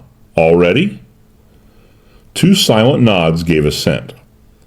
Miss Cornelia left the room to seek the 2nd floor by the main staircase, and then slowly returned by the alcove stairs, her flashlight poised in her reconstruction of the events of the crime. At the foot of the alcove stairs, the doctor waited uneasily for her arrival. He glanced up the stairs. Were those her footsteps now? He peered more closely into the darkness. An expression of surprise and apprehension came over his face. He glanced swiftly at Dale. Was she watching him? No, she sat in her chair musing. He turned back toward the stairs and made a frantic, insistent gesture. Go back! Go back! It said, plainer than words, to something in the darkness by the head of the stairs. Then his face relaxed. He gave a noiseless sigh of relief. Dale, rousing from her brown study, turned out the floor lamp by the table and went over to the main light switch, awaiting Miss Cornelia's signal to plunge the room in darkness. The doctor stole another glance at her. Had his gestures been observed? Apparently not. Unobserved by either, as both waited tensely for Miss Cornelia's signal, a hand stole through the broken pane of the shattered French window behind their backs and fumbled for the knob which unlocked the window door. It found the catch, unlocked it. The window door swung open noiselessly, just enough to admit a crouching figure that cramped itself uncomfortably behind the settee which Dale and the doctor had placed to barricade those very doors. When it had settled itself unperceived in its lurking place, the hand stole out again, closed the window door, relocked it. Hand or claw? Hand of man or woman or paw of beast? In the name of God, whose hand? Miss Cornelia's voice from the head of the stairs broke the silence. All right, put out the lights. Dale pressed the switch. Heavy darkness. The sound of her own breathing. A mutter from the doctor. Then abruptly a white piercing shaft of light cut the darkness of the stairs, horribly reminiscent of that other light shaft that had signaled Fleming's doom. Was it here? Miss Cornelia's voice came muffledly from the head of the stairs. Dale considered. Come down a little, she said. The white spot of light wavered, settled on the doctor's face. I hope you haven't a weapon. The doctor called up the stairs with an unsuccessful attempt at jocularity. Miss Cornelia descended another step. How's this? That's about right, said Dale uncertainly. Miss Cornelia was satisfied. Lights, please. She went up the stairs again to see if she could puzzle out what course of escape the man who had shot Fleming had taken after his crime, if it had been a man. Dale switched on the living room lights with a sense of relief. The reconstruction of the crime had tried her sorely. She sat down to recover her poise. Doctor, I'm so frightened, she confessed. The doctor at once assumed his best manner of professional reassurance. Why, my dear? He asked lightly. Because you happened to be in the room when a crime was committed? But he has a perfect case against me, sighed Dale. That's absurd. No. You don't mean, said the doctor, aghast. Dale looked at him with horror in her face. I didn't kill him, she insisted anew. But you know the piece of blueprint you found in his hand? Yes, from the doctor tensely. Dale's nerves, too bitterly tested, gave way at last under the strain of keeping her secret. She felt that she must confide in someone or perish. The doctor was kind and thoughtful. More than that, he was an experienced man of the world. If he could not advise her, who could? Besides, a doctor was in many ways like a priest, both sworn to keep inviolate the secrets of their respective confessionals. "There was another piece of blueprint, a larger piece," said Dale slowly. "I tore it from him just before—" The doctor seemed greatly excited by her words, but he controlled himself swiftly. "Why did you do such a thing?" "Oh, I'll explain that later," said Dale tiredly, only too glad to be talking the matter out at last, to pay attention to the logic of her sentences. "It's not safe where it is," she went on, as if the doctor already knew the whole story. "Billy may throw it out or burn it without knowing." "Let me understand this," said the doctor. "The butler has the paper now?" "He doesn't know he has it. It was in one of the rolls that went out on the tray." The doctor's eyes gleamed. He gave Dale's shoulder a sympathetic pat. "Now, don't you worry about it. I'll get it," he said. Then on the point of going toward the dining room, he turned. "But you oughtn't to have it in your possession," he said thoughtfully. "Why not let it be burned?" Dale was on the defensive at once. "Oh no, it's important, it's vital," she said decidedly. The doctor seemed to consider ways and means of getting the paper. "The tray is in the dining room?" he asked. "Yes," said Dale. He thought a moment, then left the room by the hall door. Dale sank back in her chair and felt a sense of overpowering relief steal over her whole body, as if new life had been poured into her veins. The doctor had been so helpful. Why had she not confided in him before? He would know what to do with the paper. She would have the benefit of his counsel through the rest of this troubled time. For a moment she saw herself and Jack exonerated, their worries at an end, wandering hand in hand over the green lawns of Cedar Crest in the cheerful sunlight of morning.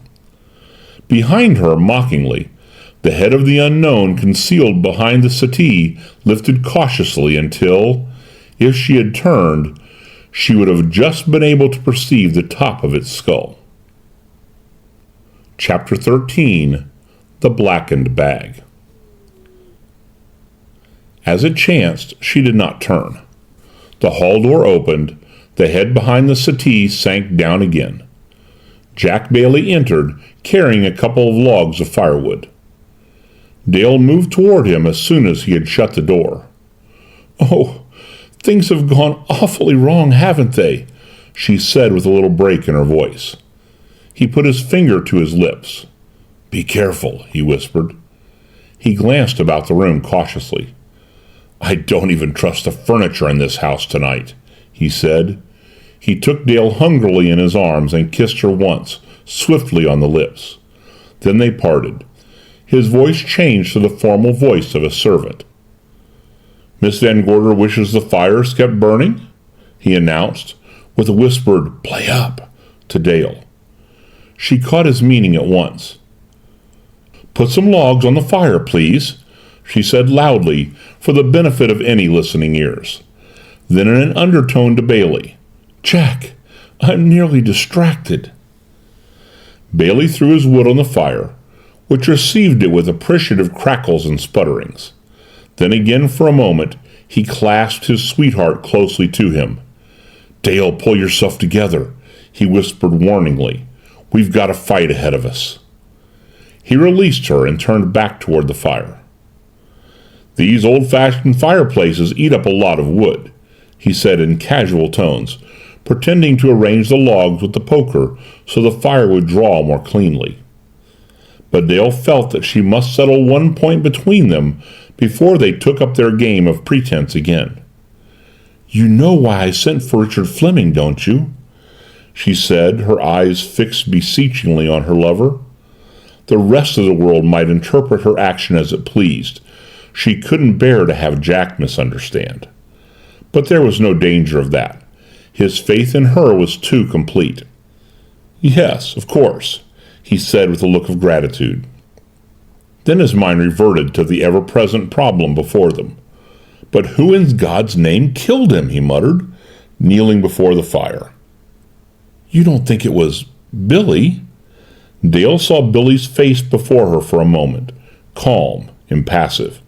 But he was an Oriental, an alien. His face might be just as calm, just as impassive, while his hands were still red with blood.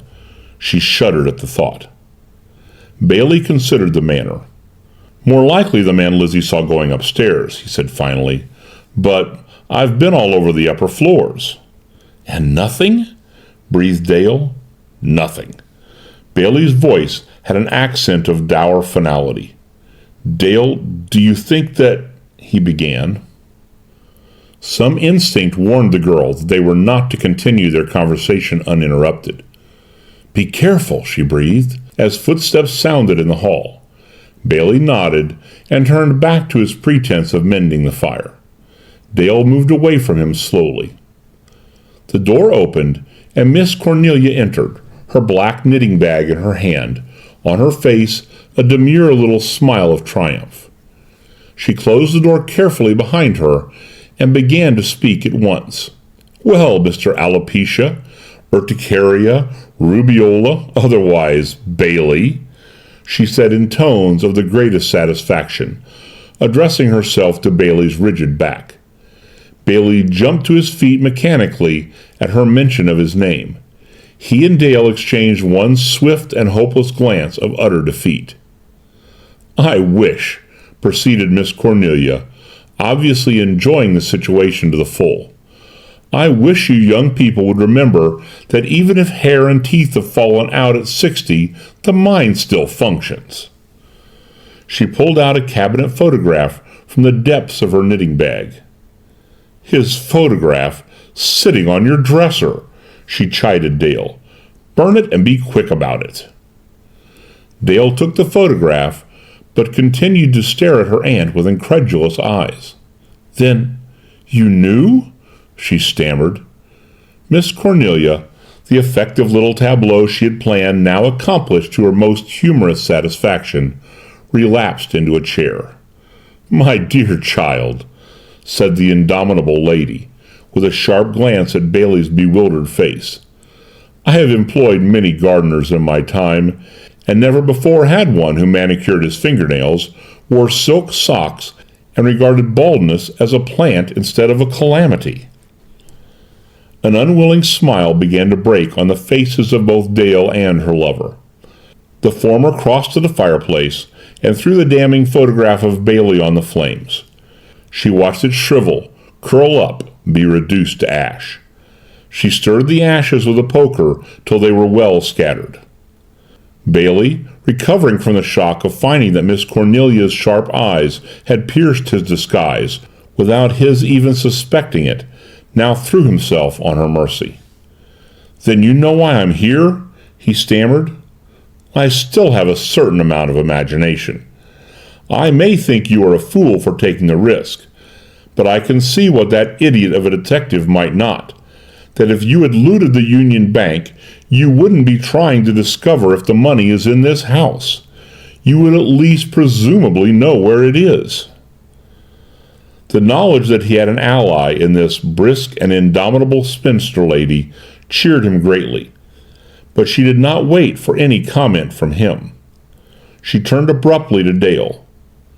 "Now I want to ask you something," she said more gravely. "Was there a blueprint, and did you get it from Richard Fleming?" It was now Dale's turn to bow her head. "Yes," she confessed. Bailey felt a thrill of horror run through him. She hadn't told him this. "Dale," he said uncomprehendingly, "don't you see where this places you? If you had it, why didn't you give it to Anderson when he asked for it?" "Because," said Miss Cornelia uncompromisingly, "she had enough sense to see that Mr. Anderson considered that piece of paper the final link in the evidence against her." "But she could have no motive," stammered Bailey, distraught, still failing to grasp the significance of Dale's refusal. "Couldn't she?" queried Miss Cornelia pityingly. "The detective thinks she could, to save you." Now the full light of revelation broke upon Bailey. He took a step back. "Good God," he said. Miss Cornelia would have liked to comment tartly upon the singular lack of intelligence displayed by even the nicest young men in trying circumstances, but there was no time. They might be interrupted at any moment, and before they were, there were things she must find out. "Where is that paper now?" she asked Dale sharply. "Why, the doctor is getting it for me." Dale seemed puzzled by the intensity of her aunt's manner. "What?" almost shouted Miss Cornelia. Dale explained. "It was on the tray Billy took out," she said, still wondering why so simple an answer should disturb Miss Cornelia so greatly. "Then I'm afraid everything's over," Miss Cornelia said despairingly, and made her first gesture of defeat. She turned away. Dale followed her, still unable to fathom her course of reasoning. "I didn't know what else to do," she said rather plaintively, wondering if again, as with Fleming, she had misplaced her confidence at a moment critical for them all. But Miss Cornelia seemed to have no great patience with her dejection. "One of two things will happen now," she said, with acrid logic. "Either the doctor's an honest man, in which case, as coroner, he will hand that paper to the detective." Dale gasped. "Or he is not an honest man," went on Miss Cornelia, "and he will keep it for himself. I don't think he's an honest man." The frank expression of her distrust seemed to calm her a little. She resumed her interrogation of Dale more gently. "Now, let's be clear about this. Had Richard Fleming ascertained that there was a concealed room in this house?" "He was just starting up to it," said Dale in the voice of a ghost, remembering. "Just what did you tell him?" "That I believed there was a hidden room in this house, and that the money from the Union Bank might be in it." Again, for the millionth time, indeed it seemed to her, she reviewed the circumstances of the crime. "Could anyone have overheard?" asked Miss Cornelia. The question had rung in Dale's ears ever since she had come to her senses after the firing of the shot and seen Fleming's body stark on the floor of the alcove. "I don't know," she said. "We were very cautious." "You don't know where this room is?" "No, I never saw the print. Upstairs somewhere, for he—" "Upstairs. Then the thing to do, if we can get that paper from the doctor, is to locate the room at once." Jack Bailey did not recognize the direction where her thoughts were tending. It seemed terrible to him that anyone should devote a thought to the money while Dale was still in danger. "What does the money matter now?" he broke in somewhat irritably. "We've got to save her," and his eyes went to Dale. Miss Cornelia gave him an ineffable look of weary patience. "The money matters a great deal," she said sensibly. "Someone was in this house on the same errand as Richard Fleming. After all," she went on with a tinge of irony, "the course of reasoning that you followed, Mr. Bailey, is not necessarily unique."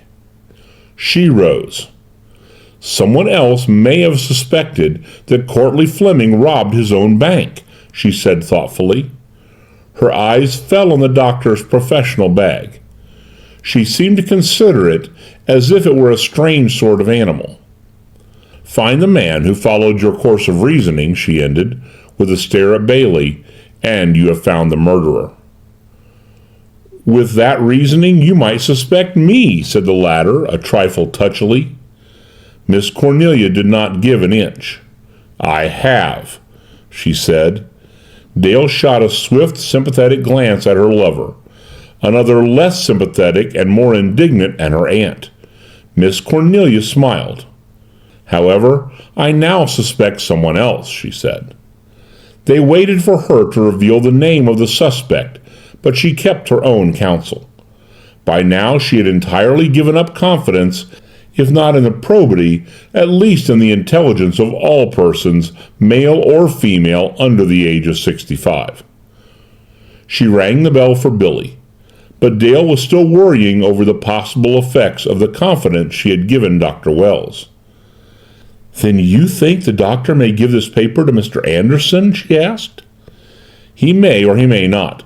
It is entirely possible that he may elect to search for this room himself. He may even already have gone upstairs." She moved quickly to the door and glanced across the dining room, but so far apparently all was safe. The doctor was at a table, making a pretense of drinking a cup of coffee, and Billy was in close attendance. That the doctor already had the paper she was certain. It was the use he intended to make of it that was her concern. She signaled to the Jap, and he came out into the hall. Beresford, she learned, was still in the kitchen with his revolver, waiting for another attempt on the door, and the detective was still outside in his search. To Billy, she gave her order in a low voice.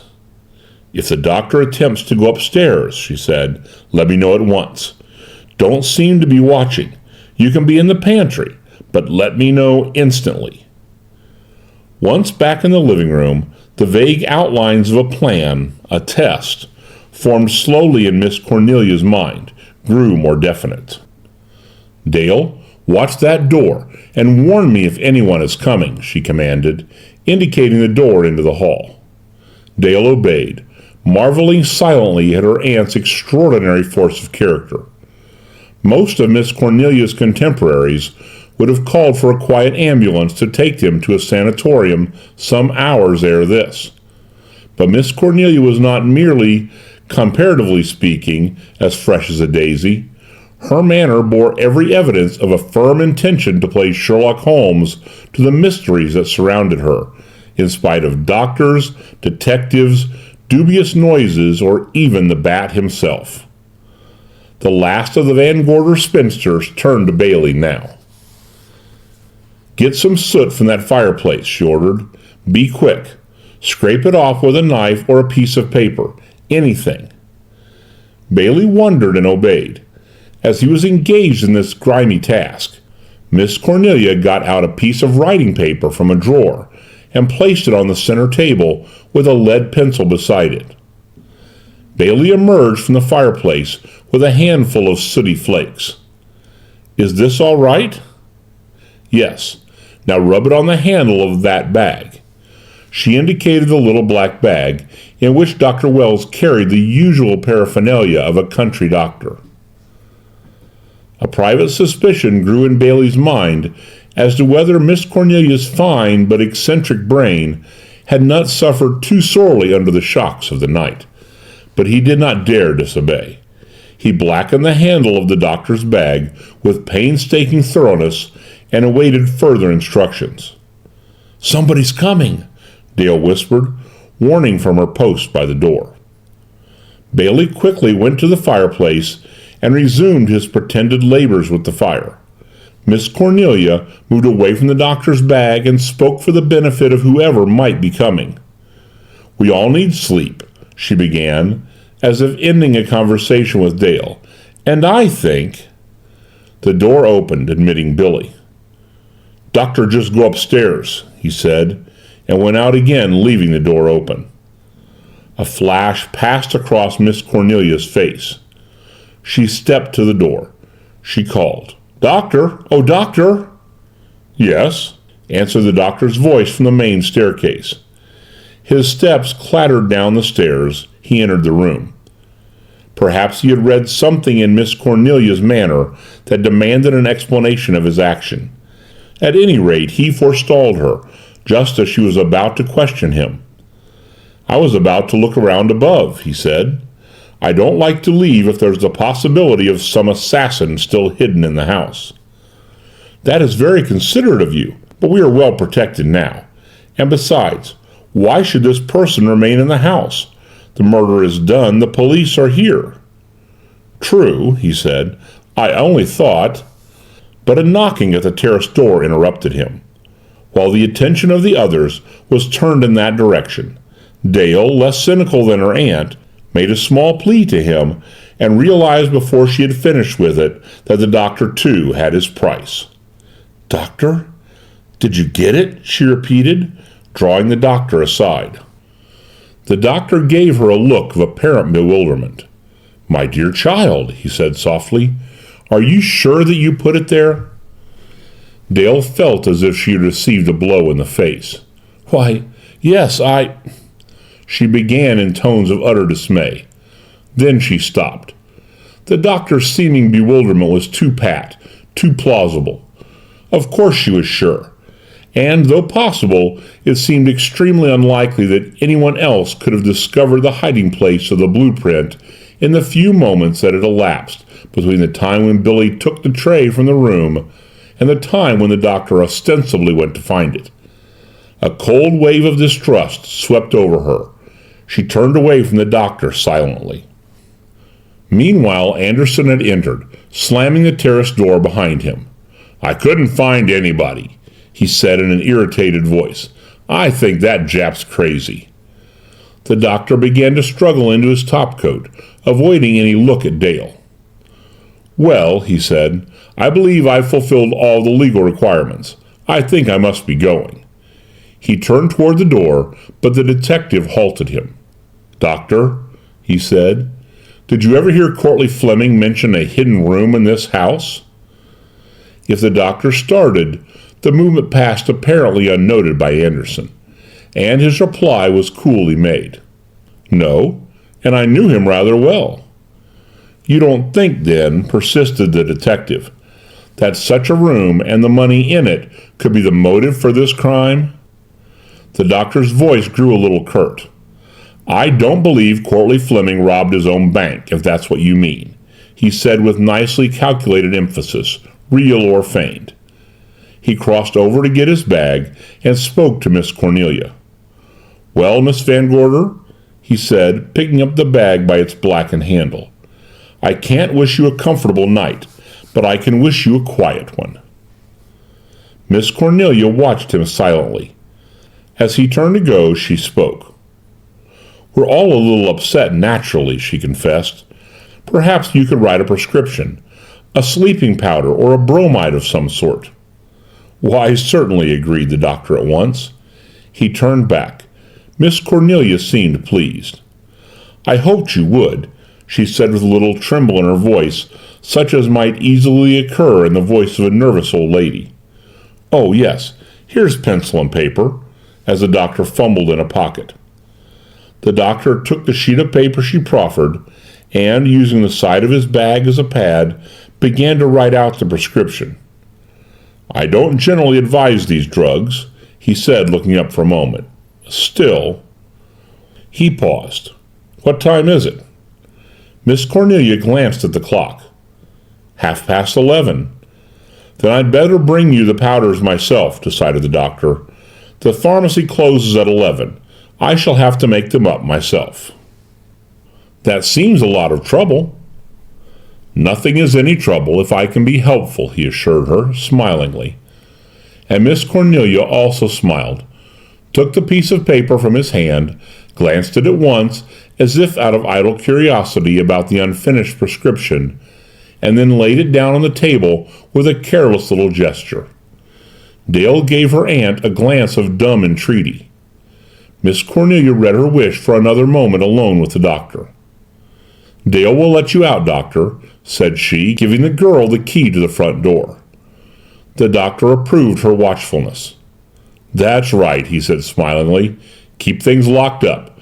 Discretion is the better part of valor." But Miss Cornelia failed to agree with him. "I've been discreet for 65 years, she said with a sniff, "and sometimes I think it was a mistake." The doctor laughed easily and followed Dale out of the room, with a nod of farewell to the others in passing. The detective, seeking for some object upon whom to vent the growing irritation which seemed to possess him, made Bailey the scapegoat of his wrath. "I guess we can do without you for the present," he said, with an angry frown at the latter.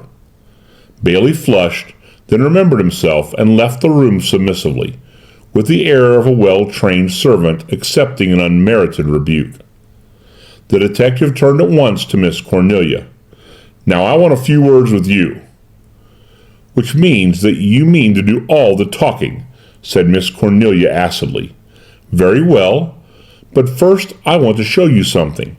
Will you come here, please, Mr. Anderson?" She started for the alcove. "I've examined that staircase," said the detective. "Not with me," insisted Miss Cornelia. "I have something to show you." He followed her unwillingly up the stairs. His whole manner seemed to betray a complete lack of confidence in the theories of all amateur sleuths in general, and spinster detectives of 65 in particular. Their footsteps died away up the alcove stairs. The living room was left vacant for an instant. Vacant? Only in seeming.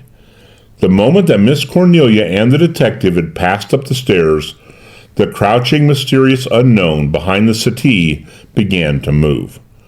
The French window door opened. A stealthy figure passed through it silently to be swallowed up in the darkness of the terrace. And poor Lizzie, entering the room at that moment, saw a hand covered with blood reach back and gropingly, horribly through the broken pane, refasten the lock.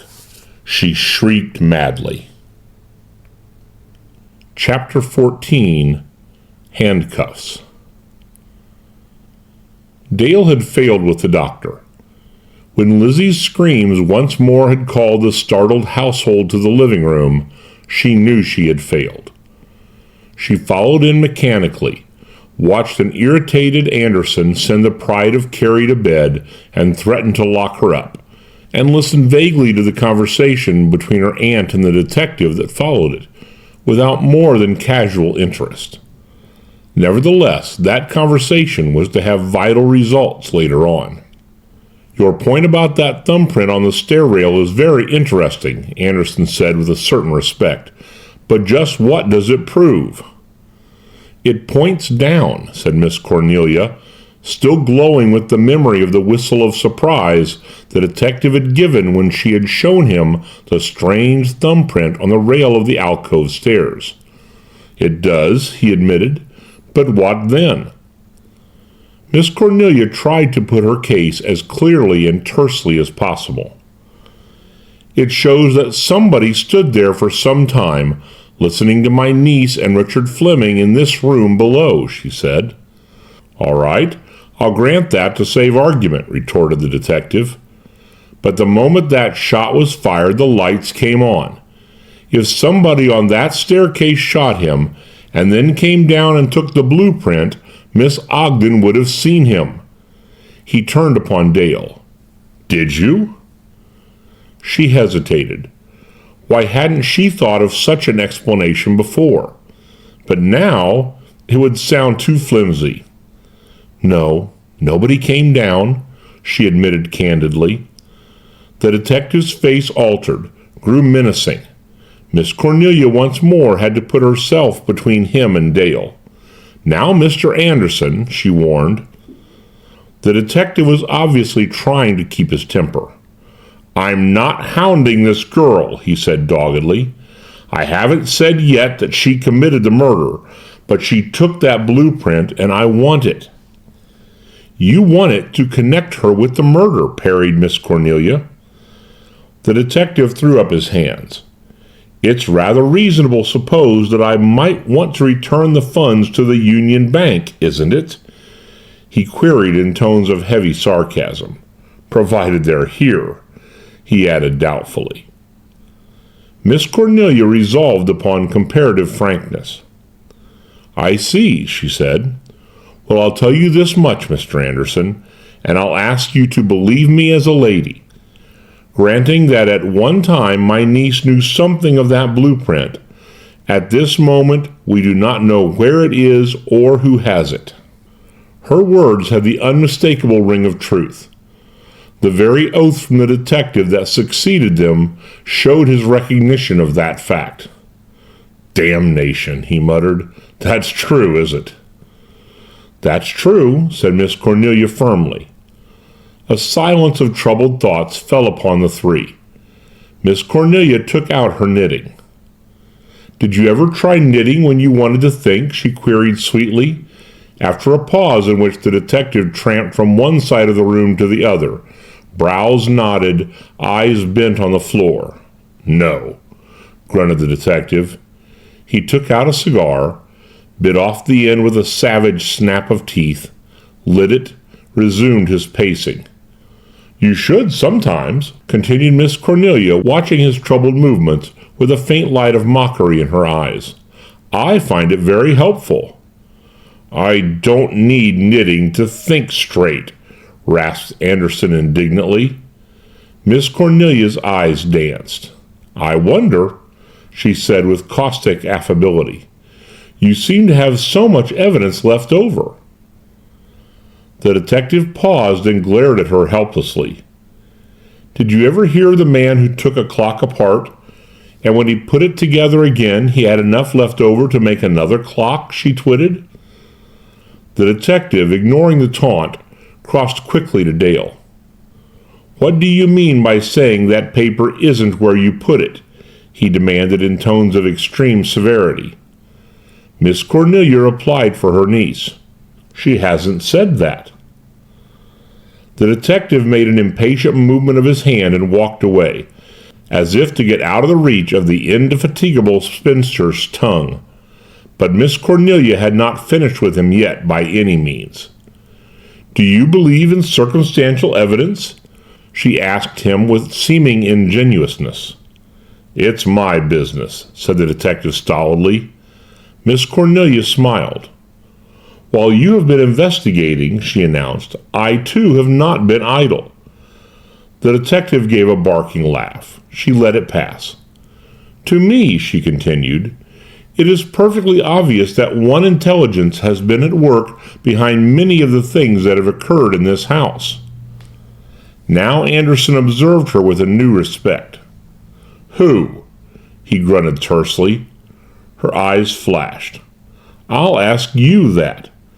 Some one person who, knowing Courtleigh Fleming well, probably knows of the existence of a hidden room in this house, and who, finding us in occupation of the house, has tried to get rid of me in two ways. First, by frightening me with anonymous threats, and second, by urging me to leave. Someone who very possibly entered this house tonight shortly before the murder and slipped up that staircase." The detective had listened to her outburst with unusual thoughtfulness. A certain wonder, perhaps at her shrewdness, perhaps at an unexpected confirmation of certain ideas of his own, grew upon his face. Now he jerked out two words. "The doctor?" Miss Cornelia knitted on as if every movement of her needles added one more link to the strong chain of probabilities she was piecing together. "When Dr. Wells said he was leaving here earlier in the evening for the Johnsons, he did not go there," she observed. "He was not expected to go there. I found that out when I telephoned." "The doctor," repeated the detective, his eyes narrowing, his head beginning to sway from side to side, like the head of some great cat just before a spring. "As you know," Miss Cornelia went on, "I had a supplementary bolt placed on that terrace door today." She nodded towards the door that gave access into the alcove from the terrace. "Earlier this evening, Dr. Wells said that he had bolted it when he had left it open, purposely as I now realize, in order that he might return later. You may also recall that Dr. Wells took a scrap of paper from Richard Fleming's hand and tried to conceal it. Why did he do that?" She paused for a second, then she changed her tone a little. "May I ask you to look at this?" She displayed the piece of paper on which Dr. Wells had started to write the prescription for her sleeping powders. And now her strategy with the doctor's bag and the soot Jack Bailey had got from the fireplace stood revealed. A sharp black imprint of a man's right thumb, the doctor's, stood out on the paper below the broken line of writing. The doctor had not noticed the staining of his hand by the blackened bag handle, or noticing, had thought nothing of it. But the blackened bag handle had been a trap, and he had left an indelible piece of evidence behind him. It now remained to test the value of this evidence. Miss Cornelia handed the paper to Anderson silently, but her eyes were bright with pardonable vanity at the success of her little piece of strategy. "A thumbprint," muttered Anderson. "Whose is it?" "Dr. Wells," said Miss Cornelia, with what might have been a little crow of triumph in anyone not a Van Gorder. Anderson looked thoughtful. Then he felt in his pocket for a magnifying glass, failed to find it, muttered, and took the reading glass Miss Cornelia offered him. "Try this," she said. "My whole case hangs on my conviction that that print and the one out there on the stair rail are the same." He put down the paper and smiled at her ironically. "Your case?" he said. "You don't really believe you need a detective at all, do you?" "I will only say that so far, your views and mine have failed to coincide. If I am right about that fingerprint, then you may be right about my private opinion." And on that he went out, rather grimly, paper and reading glass in hand, to make a comparison. It was then that Beresford came in, a new and slightly rigid Beresford, and crossed to her at once. "Miss Van Gorder," he said, all the flippancy gone from his voice, "may I ask you to make an excuse and call your gardener here?" Dale started uncontrollably at the ominous words, but Miss Cornelia betrayed no emotion except in the increased rapidity of her knitting. "The gardener? Certainly, if you'll touch that bell," she said pleasantly. Beresford stalked to the bell and rang it. The three waited, Dale in an agony of suspense. The detective re-entered the room by the alcove stairs, his mien unfathomable by any of the anxious glances that sought him out at once. "It's no good, Miss Van Gorder," he said quietly. "The prints are not the same." "Not the same?" gasped Miss Cornelia, unwilling to believe her ears. Anderson laid down the paper and the reading glass with a little gesture of dismissal. "If you think I'm mistaken, I'll leave it to any unprejudiced person or your own eyesight. Thumbprints never lie," he said in a flat, convincing voice. Miss Cornelia stared at him, disappointment written large on her features. He allowed himself a little ironic smile. "Did you ever try a good cigar when you wanted to think?" he queried suavely, puffing upon his own. But Miss Cornelia's spirit was too broken by the collapse of her dearly loved and adroitly managed scheme for her to take up the gauge of battle he offered. "I still believe it was the doctor," she said stubbornly, but her tones were not the tones of utter conviction which she had used before. "And yet," said the detective, ruthlessly demolishing another link in her broken chain of evidence, "the doctor was in this room tonight, according to your own statement, when the anonymous letter came through the window." Miss Cornelia gazed at him blankly, for the first time in her life at a loss for an appropriately sharp retort. It was true. The doctor had been here in the room beside her when the stone bearing the last anonymous warning had crashed through the window pane. And yet... Billy's entrance in answer to Beresford's ring made her mind turn to other matters for the moment. Why had Beresford's manner changed so, and what was he saying to Billy now? "Tell the gardener Miss Van Gorder wants him, and don't say we're all here," the young lawyer commanded the butler sharply. Billy nodded and disappeared. Miss Cornelia's back began to stiffen. She didn't like other people ordering her servants around like that. The detective apparently had somewhat of the same feeling. "I seem to have plenty of help in this case," he said with obvious sarcasm, turning to Beresford. The latter made no reply. Dale rose anxiously from her chair, her lips quivering. "Why have you sent for the gardener?" she inquired haltingly. Beresford deigned to answer at last. "I'll tell you that in a moment," he said with a grim tightening of his lips. There was a fateful pause for an instant, while Dale roved nervously from one side of the room to the other. Then Jack Bailey came into the room alone. He seemed to sense danger in the air. His hands clenched at his side, but except for that tiny betrayal of emotion, he still kept his servant's pose. "You sent for me?" he queried of Miss Cornelia submissively, ignoring the glowering Beresford. But Beresford would be ignored no longer. He came between them before Miss Cornelia had time to answer. "How long has this man been in your employ?" he asked brusquely, manner tense. Miss Cornelia made one final attempt at evasion. "Why should that interest you?" she parried, answering his question with an icy question of her own.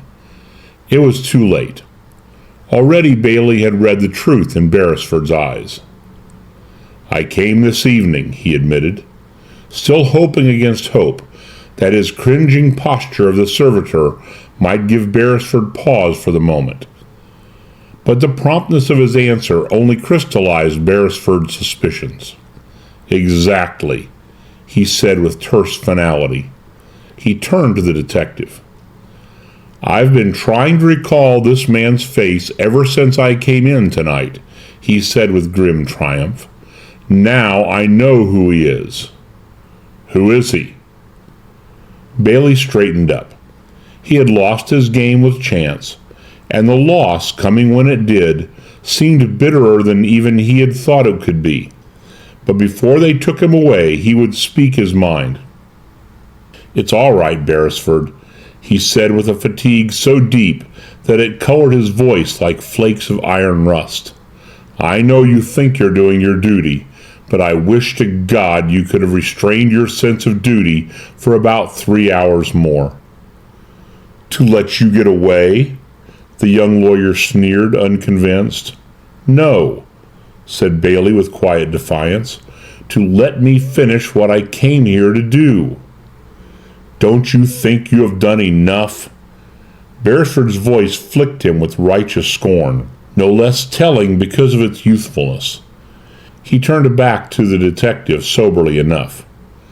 "This man has imposed upon the credulity of these women, I am quite sure without their knowledge," he said with a trace of his former gallantry. "He is Bailey of the Union Bank, the missing cashier." The detective slowly put down his cigar on an ashtray. "That's the truth, is it?" he demanded. Dale's hand flew to her breast. If Jack would only deny it, even now. But even as she thought this, she realized the uselessness of any such denial. Bailey realized it too. "It's true, all right," he admitted hopelessly. He closed his eyes for a moment. Let them come with the handcuffs now and get it over. Every moment the scene dragged out was a moment of unnecessary torture for Dale. But Beresford had not finished with his indictment. "I accuse him not only of the thing he is wanted for, but of the murder of Richard Fleming," he said fiercely, glaring at Bailey as if only a youthful horror of making a scene before Dale and Miss Cornelia held him back from striking the ladder down where he stood. Bailey's eyes snapped open. He took a threatening step toward his accuser. "You lie," he said in a hoarse, violent voice. Anderson crossed between them, just as conflict seemed inevitable. "You knew this?" he queried sharply in Dale's direction. Dale set her lips in a line. She did not answer. He turned to Miss Cornelia. "Did you?" "Yes," admitted the latter quietly, her knitting needles at last at rest. "I knew he was Mr. Bailey, if that is all you mean." The quietness of her answer seemed to infuriate the detective. "Quite a pretty little conspiracy," he said. "How in the name of God do you expect me to do anything with the entire household united against me? Tell me that."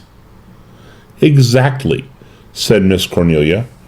"And if we are united against you, why should I have sent for you? You might tell me that, too." He turned on Bailey savagely. "What do you mean by that 3 hours more?" he demanded. "I could have cleared myself in 3 hours," said Bailey with calm despair. Beresford laughed mockingly, a laugh that seemed to sear into Bailey's consciousness like the touch of a hot iron. Again he turned frenziedly upon the young lawyer, and Anderson was just prepared to hold them away from each other by force if necessary when the doorbell rang. For an instant, the ringing of the bell held the various figures of the little scene in the rigid postures of a waxworks tableau. Bailey, 1 foot advanced towards Beresford, his hands balled up into fists, Beresford already in an attitude of defense. The detective about to step in between them. Miss Cornelia stiff in her chair. Dale over by the fireplace, her hand at her heart. Then they relaxed, but not, at least on the part of Bailey and Beresford, to resume their interrupted conflict. Too many nerve-shaking things had already happened that night for either of the young men not to drop their mutual squabble in the face of a common danger. "Probably the doctor," murmured Miss Cornelia uncertainly as the doorbell rang again. "He was to come back with some sleeping powders." Billy appeared for the key of the front door. "If that's Dr. Wells," warned the detective, "admit him. If it's anybody else, call me." Billy grinned acquiescently and departed. The detective moved near to Bailey. "Have you got a gun on you?" "No." Bailey bowed his head. "Well, I'll just make sure of that."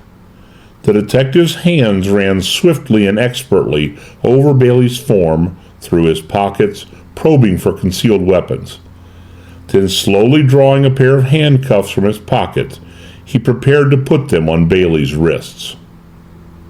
Chapter 15. The Sign of the Bat. But Dale could bear it no longer. The sight of her lover, beaten, submissive, his head bowed, waiting obediently like a common criminal for the detective to lock his wrists in steel, broke down her last defenses.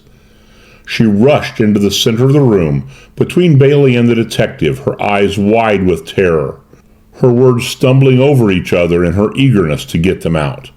"Oh, no, I can't stand it. I'll tell you everything," she cried frenziedly. "He got to the foot of the staircase. Richard Fleming, I mean." She was facing the detective now. "And he had the blueprints you've been talking about. I had told him Jack Bailey was here as the gardener, and he said if I screamed he would tell that. I was desperate. I threatened him with the revolver, but he took it from me. Then, when I tore the blueprint from him, he was shot. From the stairs." "By Bailey," interjected Beresford angrily. "I didn't even know he was in the house." Bailey's answer was as instant as it was hot. Meanwhile, the doctor had entered the room, hardly noticed, in the middle of Dale's confession, and now stood watching the scene intently from a post by the door. "What did you do with the blueprint?" The detective's voice beat at Dale like a whip. "I first put it in the neck of my dress," she faltered. "Then, when I found you were watching me, I hid it somewhere else." Her eyes fell on the doctor. She saw his hand steal out toward the knob of the door.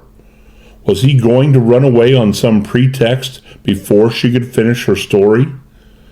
She gave a sigh of relief when Billy, re-entering with the key to the front door, blocked any such attempt at escape.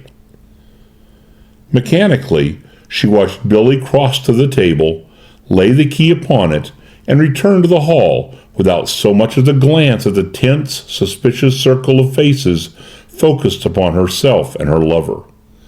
"I put it somewhere else," she repeated, her eyes going back to the doctor. "Did you give it to Bailey?"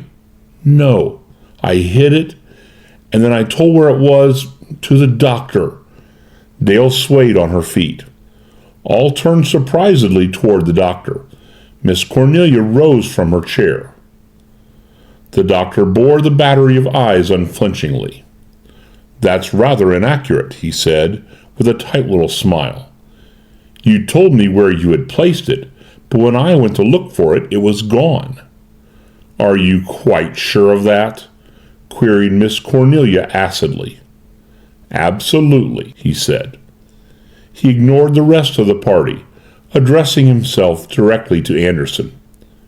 "She said she had hidden it inside one of the rolls that were on the tray on the table," he continued in tones of easy explanation, approaching the table as he did so, and tapping it with the box of sleeping powders he had brought for Miss Cornelia. "She was in such distress that I finally went to look for it. It wasn't there." "Do you realize the significance of this paper?" Anderson boomed at once. "Nothing, beyond the fact that Miss Ogden was afraid it linked her with the crime." The doctor's voice was very clear and firm. Anderson pondered an instant, then, "I'd like to have a few minutes with the doctor alone," he said somberly. The group about him dissolved at once. Miss Cornelia, her arm around her niece's waist, led the latter gently to the door. As the two lovers passed each other, a glance flashed between them, a glance pathetically brief of longing and love. Dale's fingertips brushed Bailey's hand gently in passing. "Beresford," commanded the detective, "take Bailey to the library and see that he stays there." Beresford tapped his pocket with a significant gesture and motioned Bailey to the door. Then they too left the room. The door closed. The doctor and the detective were alone. The detective spoke at once, and surprisingly. "Doctor, I'll have that blueprint," he said sternly, his eyes the color of steel. The doctor gave him a wary little glance. "But I've just made the statement that I didn't find the blueprint," he affirmed flatly. "I heard you." Anderson's voice was very dry. "Now this situation is between you and me, Dr. Wells." His forefinger sought the doctor's chest. "It has nothing to do with that poor fool of a cashier. He hasn't got either those securities or the money from them, and you know it. It's in this house, and you know that, too." "In this house?" repeated the doctor as if stalling for time. "In this house. Tonight, when you claimed to be making a professional call, you were in this house, and I think you were on that staircase when Richard Fleming was killed." "No, Anderson, I swear I was not." The doctor might be acting, but if he was, it was incomparable acting. The terror in his voice seemed too real to be feigned. But Anderson was remorseless. "I'll tell you this," he continued. "Miss Van Gorder very cleverly got a thumbprint of yours tonight. Does that mean anything to you?" His eyes bored into the doctor, the eyes of a poker player bluffing on a hidden card. But the doctor did not flinch. "Nothing. I have not been upstairs in this house in 3 months." The accent of truth in his voice seemed so unmistakable that even Anderson's shrewd brain was puzzled by it. But he persisted in his attempt to wring a confession from this latest suspect. "Before Courtleigh Fleming died, did he tell you anything about a hidden room in this house?" he queried cannily. The doctor's confident air of honesty lessened. A furtive look appeared in his eyes. "No," he insisted, but not as convincingly as he had made the previous denial. The detective hammered at the point again. "You haven't been trying to frighten these women out of here with anonymous letters so you could get in?" "No, certainly not." But again the doctor's air had that odd mixture of truth and falsehood in it. The detective paused for an instant. "Let me see your key ring," he ordered. The doctor passed it over silently. The detective glanced at the keys, then suddenly his revolver glittered in his other hand. The doctor watched him anxiously. A puff of wind rattled the panes of the French windows. The storm, quieted for a while, was gathering its strength for a fresh unleashing of its dogs of thunder. The detective stepped to the terrace door, opened it, and then quietly proceeded to try the doctor's keys in the lock. Thus located, he was out of visual range, and Wells took advantage of it at once. He moved swiftly toward the fireplace, extracting the missing piece of blueprint from an inside pocket as he did so. The secret the blueprint guarded was already graven on his mind in indelible characters. Now he would destroy all evidence that it had ever been in his possession and bluff through the rest of the situation as best he might. He threw the paper toward the flames with a nervous gesture of relief, but for once his cunning failed. The throw was too hurried to be sure, and the light scrap of paper wavered and settled to the floor just outside the fireplace. The doctor swore noiselessly and stooped to pick it up and make sure of its destruction, but he was not quick enough. Through the window, the detective had seen the incident, and the next moment the doctor heard his voice bark behind him. He turned and stared at the leveled muzzle of Anderson's revolver. "Hands up and stand back," he commanded. As he did so, Anderson picked up the paper, and a sardonic smile crossed his face as his eyes took in the significance of the print. He laid his revolver down on the table where he could snatch it up again at a moment's notice. "Behind a fireplace, eh?" he muttered. "What fireplace? In what room?" "I won't tell you." The doctor's voice was sullen. He itched gingerly, cautiously toward the other side of the table. "All right, I'll find it, you know." The detective's eyes turned swiftly back to the blueprint. Experience should have taught him never to underrate an adversary, even of the doctor's caliber, but long familiarity with danger can make the shrewdest careless. For a moment, as he bent over the paper again, he was off guard. The doctor seized the moment with a savage promptitude and sprang. There followed a silent, furious struggle between the two. Under normal circumstances, Anderson would have been the stronger and quicker, but the doctor fought with an added strength of despair, and his initial leap had pinioned the detective's arms behind him. Now the detective shook one hand free and snatched at the revolver, in vain, for the doctor, with a groan of desperation, struck at his hand as its fingers were about to close on the smooth butt, and the revolver skidded from the table to the floor. With a sudden terrible movement, he pinioned both the detective's arms behind him again and reached for the telephone. Its heavy base descended on the back of the detective's head with stunning force. The next moment the battle was ended, and the doctor, panting with exhaustion, held the limp form of an unconscious man in his arms. He lowered the detective to the floor and straightened up again, listening tensely. So brief and intense had been the struggle that even now he could hardly believe in its reality. It seemed impossible, too, that the struggle had not been heard. Then he realized dully, as a louder roll of thunder smote on his ears, that the elements themselves had played into his hand. The storm, with its wind and fury, had returned just in time to save him and drown out all sounds of conflict from the rest of the house with its giant clamor. He bent swiftly over Anderson, listening to his heart. Good. The man still breathed. He had enough on his conscience without adding the murder of a detective to the black weight.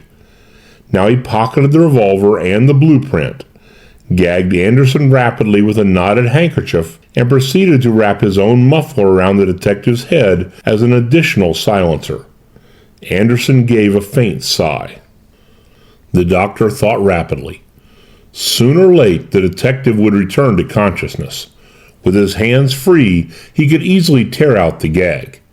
He looked wildly about the room for a rope, a curtain. He had it. The detective's own handcuffs. He snapped the cuffs on Anderson's wrists, then realized that, in his hurry, he had bound the detective's hands in front of him instead of behind him. Well, It would do for the moment. He did not need much time to carry out his plans. He dragged the limp body, its head lolling, into the billiard room where he deposited it on the floor in the corner farthest from the door. So far, so good. Now to lock the door of the billiard room. Fortunately, the key was there on the inside of the door.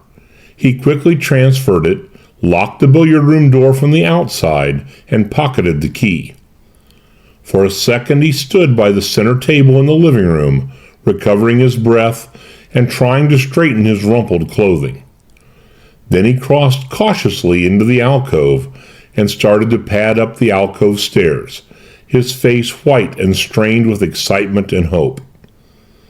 And it was then that there happened one of the most dramatic events of the night, one which was to remain for the next hour or so as bewildering as the murder, and which, had it come a few moments sooner or a few moments later, would have entirely changed the course of events.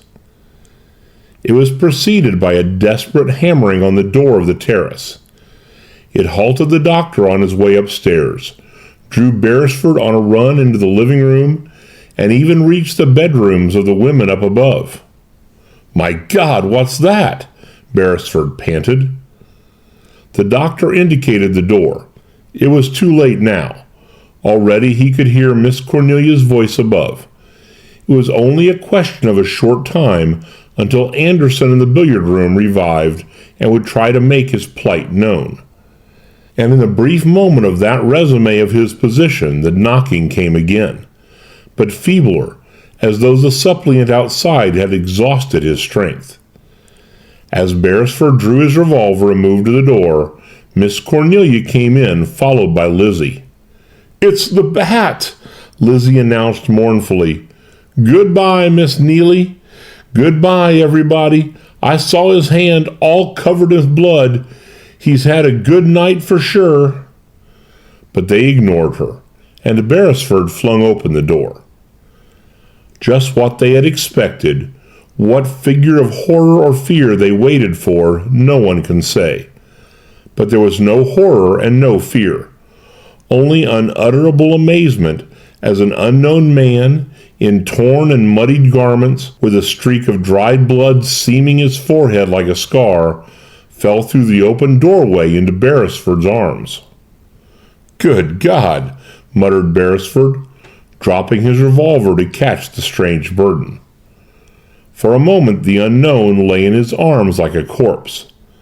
Then he straightened dizzily, staggered into the room, took a few steps toward the table, and fell prostrate upon his face, at the end of his strength. "Doctor!" gasped Miss Cornelia dazedly, and the doctor, whatever guilt lay on his conscience, responded at once to the call of his profession.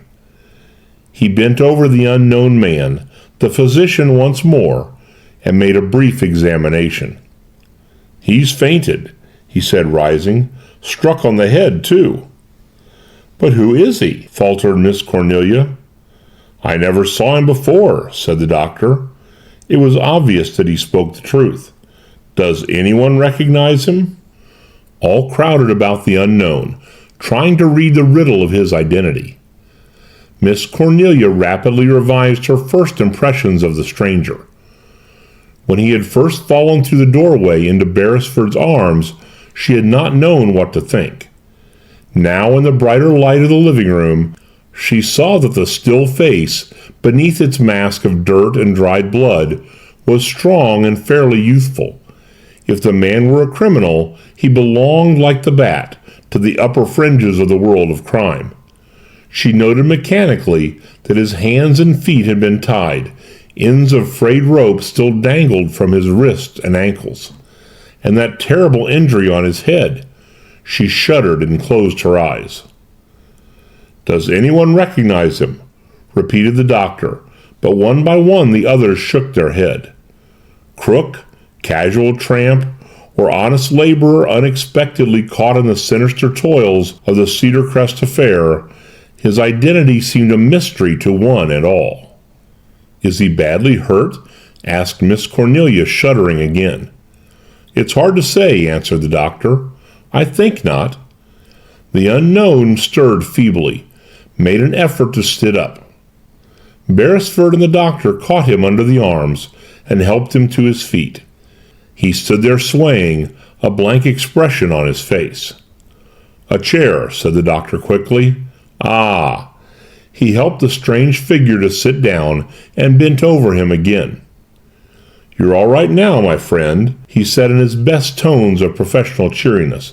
"Dizzy a bit, aren't you?" The unknown rubbed his wrists where his bonds had cut them. He made an effort to speak.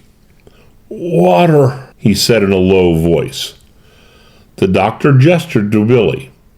"Get some water, or whiskey, if there is any. That'd be better." "There's a flask of whiskey in my room, Billy," added Miss Cornelia helpfully. "Now, my man," continued the doctor to the unknown, "you're in the hands of friends. Brace up and tell us what happened." Beresford had been looking about for the detective, puzzled not to find him, as usual, in charge of affairs. "Now, where's Anderson? This is a police matter," he said, making a movement as if to go in search of him. The doctor stopped him quickly. "He was here a minute ago. He'll be back presently," he said, praying to whatever gods he served that Anderson, bound and gagged in the billiard room, had not yet returned to consciousness. Unobserved by all except Miss Cornelia, the mention of the detective's names had caused a strange reaction in the unknown. His eyes had opened, he had started. The haze in his mind had seemed to clear away for a moment. Then, for some reason, his shoulders had slumped again, and the look of apathy came back to his face. But stunned or not, it now seemed possible that he was not quite as dazed as he appeared. The doctor gave the slumped shoulders a little shake. "Rouse yourself, man," he said. "What has happened to you?" "I'm dazed," said the unknown thickly and slowly. "I can't remember." He passed a hand weakly over his forehead. "What a night!" sighed Miss Cornelia, sinking into a chair. "Richard Fleming murdered in this house, and now this?" The unknown shot her a stealthy glance from beneath lowered eyelids. But when she looked at him, his face was blank again. "Why doesn't someone ask his name?" queried Dale, and "Where the devil is that detective?" muttered Beresford, almost in the same instant. Neither question was answered, and Beresford, increasingly uneasy at the continued absence of Anderson, turned toward the hall. The doctor took Dale's suggestion. "What's your name?" Silence from the unknown, and that blank stare of stupefaction. "Look at his papers." It was Miss Cornelia's voice. The doctor and Bailey searched the torn trouser pockets, the pockets of the muddied shirt, while the unknown submitted passively, not seeming to care what happened to him. But search him as they would, it was in vain. "Not a paper on him," said Jack Bailey at last, straightening up. A crash of breaking glass from the head of the alcove stairs put a period to his sentence. All turned toward the stairs, or all except the unknown, who for a moment half rose in his chair, his eyes gleaming, his face alert, the mask of bewildered apathy gone from his face. As they watched, a rigid little figure of horror backed slowly down the alcove stairs and into the room. Billy the Japanese, his oriental placidity disturbed at last, incomprehensible terror written in every line of his face. "Billy! Billy, what is it?" The diminutive butler made a pitiful attempt at his usual grin. Nothing," he gasped. The unknown relapsed in his chair, again the dazed stranger from nowhere. Beresford took the Japanese by the shoulders. "Now see here," he said sharply. "You've seen something. What was it?" Billy trembled like a leaf. "Ghost! Ghost!" he muttered frantically, his face working. "He's concealing something. Look at him." Miss Cornelia stared at her servant. "No, no!" insisted Billy in an ague of fright. "No, no." But Miss Cornelia was sure of it. "Brooks, close that door," she said, pointing at the terrace door in the alcove, which still stood ajar after the entrance of the unknown. Bailey moved to obey, but just as he reached the alcove, the terrace door slammed shut in his face. At the same moment, every light in Cedar Crest blinked and went out again. Bailey fumbled for the doorknob in the sudden darkness. "The door's locked," he said incredulously. "The key's gone too. Where's your revolver, Beresford?" "I dropped it in the alcove when I caught that man," called Beresford, cursing himself for his carelessness. The illuminated dial of Bailey's wristwatch flickered in the darkness as he searched for the revolver, as round glowing spot of phosphorescence. Lizzie screamed. "The eye! The gleaming eye I saw on the stairs!" she shrieked, pointing at it frenziedly. "Quick, there's a candle on the table. Light it, somebody. Never mind the revolver, I have one," called Miss Cornelia. "Right-o," called Beresford cheerily in reply. He found the candle, lit it. The party blinked at each other for a moment, still unable quite to coordinate their thoughts. Bailey rattled the knob of the door into the hall. "This door's locked too," he said with increasing puzzlement. A gasp went over the group. They were locked in the room while some devilment was going on in the rest of the house. That they knew. But what it might be, what form it might take, they had not the remotest idea.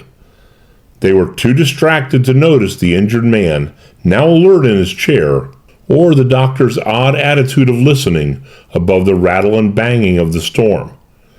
But it was not until Miss Cornelia took the candle and proceeded toward the hall door to examine it that the full horror of the situation burst upon them. Neatly fastened to the white panel of the door, chest high and hardly more than just dead, was the body of a bat. Of what happened thereafter, no one afterward remembered the details. To be shut in there at the mercy of one who knew no mercy was intolerable. It was left for Miss Cornelia to remember her own revolver, lying unnoticed on the table since the crime earlier in the evening, and to suggest its use in shattering the lock. Just what they had expected when the door was finally opened, they did not know. But the house was quiet and in order. No new horror faced them in the hall. Their candle revealed no bloody figure. Their ears heard no unearthly sound. Slowly they began to breathe normally once more. After that, they began to search the house. Since no room was apparently immune from danger, the men made no protest when the women insisted on accompanying them. As time went on and chamber after chamber was discovered empty and undisturbed, gradually the courage of the party began to rise. Lizzie, still whimpering, stuck closely to Miss Cornelia's heels, but that spirited lady began to make small side excursions of her own. Of the men, only Bailey, Beresford, and the doctor could really be said to search at all. Billy had remained below, impassive of face but rolling of eye. The unknown, after an attempt to depart with them, had sunk back weakly into his chair again, and the detective Anderson was still unaccountably missing. While no one could be said to be grieving over this, still the belief that somehow, somewhere, he had met the bat and suffered at his hands was strong in all of them except the doctor. As each door was opened, they expected to find him, probably foully murdered. As each door was closed again, they breathed with relief. And as time went on and the silence and peace remained unbroken, the conviction grew on them that the bat had in his manner achieved his object and departed, had done his work, signed it after his usual fashion, and gone. And thus were matters when Miss Cornelia, happening on the attic staircase with Lizzie at her heels, decided to look about her up there, and went up. Chapter 16. The Hidden Room. A few moments later, Jack Bailey, seeing a thin glow of candlelight from the attic above and hearing Lizzie's protesting voice, made his way up there. He found them in the trunk room, a dusty, dingy apartment lined with high closets along the walls, the floor littered with an incongruous assortment of attic objects, 2 battered trunks, a clothes hamper, an old sewing machine, a broken-backed kitchen chair, 2 dilapidated suitcases, and a shabby satchel that might once have been a woman's dressing case. In one corner, a grimy fireplace in which, obviously, no fire had been lighted for years. But he also found Miss Cornelia holding her candle to the floor and staring at something there. "Candle grease," she said sharply, staring at a line of white spots by the window. She stooped and touched the spots with an exploratory finger. "Fresh candle grease. Now who do you suppose did that? Do you remember how Mr. Gillette in Sherlock Holmes when he—" Her voice trailed off. She stooped and followed the trail of the candle grease away from the window, ingeniously trying to copy the shrewd, piercing gaze of Mr. Gillette as she remembered him in his most famous role. "It leads straight to the fireplace," she murmured in tones of Sherlockian gravity. Bailey suppressed an involuntary smile, but her next words gave him genuine food for thought. She stared at the mantel of the fireplace accusingly. "It's been going through my mind for the last few minutes that no chimney flue runs up this side of the house," she said. Bailey stared. "Then why the fireplace?" "That's what I'm going to find out," said the spinster grimly. She started to rap the mantel, testing it for secret springs. "Jack! Jack!" It was Dale's voice, low and cautious, coming from the landing of the stairs. Bailey stepped to the door of the trunk room. "Come in," he called in reply, "and shut the door behind you." Dale entered, turning the key in the lock behind her. "Where are the others?" "They're still searching the house. There's no sign of anybody." "They haven't found Mr. Anderson?" Dale shook her head. "Not yet." She turned toward her aunt. Miss Cornelia had begun to enjoy herself once more. Rapping on the mantelpiece, poking and pressing various corners and sections of the mantel itself, she remembered all the detective stories she had ever read and thought, with a sniff of scorn, that she could better them. There were always sliding panels and hidden drawers in detective stories, and the detective discovered them by rapping just as she was doing and listening for a hollow sound in answer. She rapped on the wall above the mantel. Exactly. There was the hollow echo she wanted. "Hollow as Lizzie's head," she said triumphantly. The fireplace was obviously not what it seemed. There must be a space behind it unaccounted for in the building plans. Now, what was the next step detectives always took? Oh, yes. They looked for panels that moved. And when one shoved them away, there was a button or something. She pushed and pressed, and finally something did move. It was the mantelpiece itself, false grate and all, which began to swing out into the room, revealing behind a dark, hollow cubbyhole, some 6 feet by 6 feet. The hidden room at last. "Oh, Jack, be careful," breathed Dale, as her lover took Miss Cornelia's candle and moved toward the dark hiding place. But her eyes had already caught the outlines of a tall iron safe in the gloom, and in spite of her fears, her lips formed a wordless cry of victory. But Jack Bailey said nothing at all. One glance had shown him that the safe was empty. The tragic collapse of all their hopes was almost more than they could bear. Coming on top of the nerve-wracking events of the night, it left them dazed and directionless. It was, of course, Miss Cornelia who recovered first. "Even without the money," she said, "the mere presence of this safe here, hidden away, tells the story. The fact that someone else knew and got here first cannot alter that." But she could not cheer them. It was Lizzie who created a diversion. Lizzie, who had bolted into the hall at the first motion of the mantelpiece outward, and who now, with equal precipitation, came bolting back. She rushed into the room, slamming the door behind her, and collapsed into a heap of moaning terror at her mistress's feet. At first she was completely inarticulate, but after a time she muttered that she had seen him, and then fell to groaning again. The same thought was in all their minds, that in some corner of the upper floor she had come across the body of Anderson. But when Miss Cornelia finally quieted her and asked this, she shook her head. "It was the bat I saw," was her astounding statement. "He dropped through the skylight out there and ran along the hall. I saw him, I tell you. He went right by me." "Nonsense," said Miss Cornelia briskly.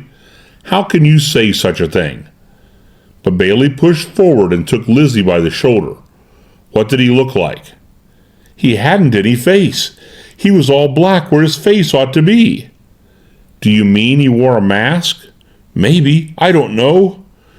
She collapsed again, but when Bailey, followed by Miss Cornelia, made a move toward the door, she broke into a frantic wailing. "Don't go out there," she shrieked. "He's there, I tell you. I'm not crazy.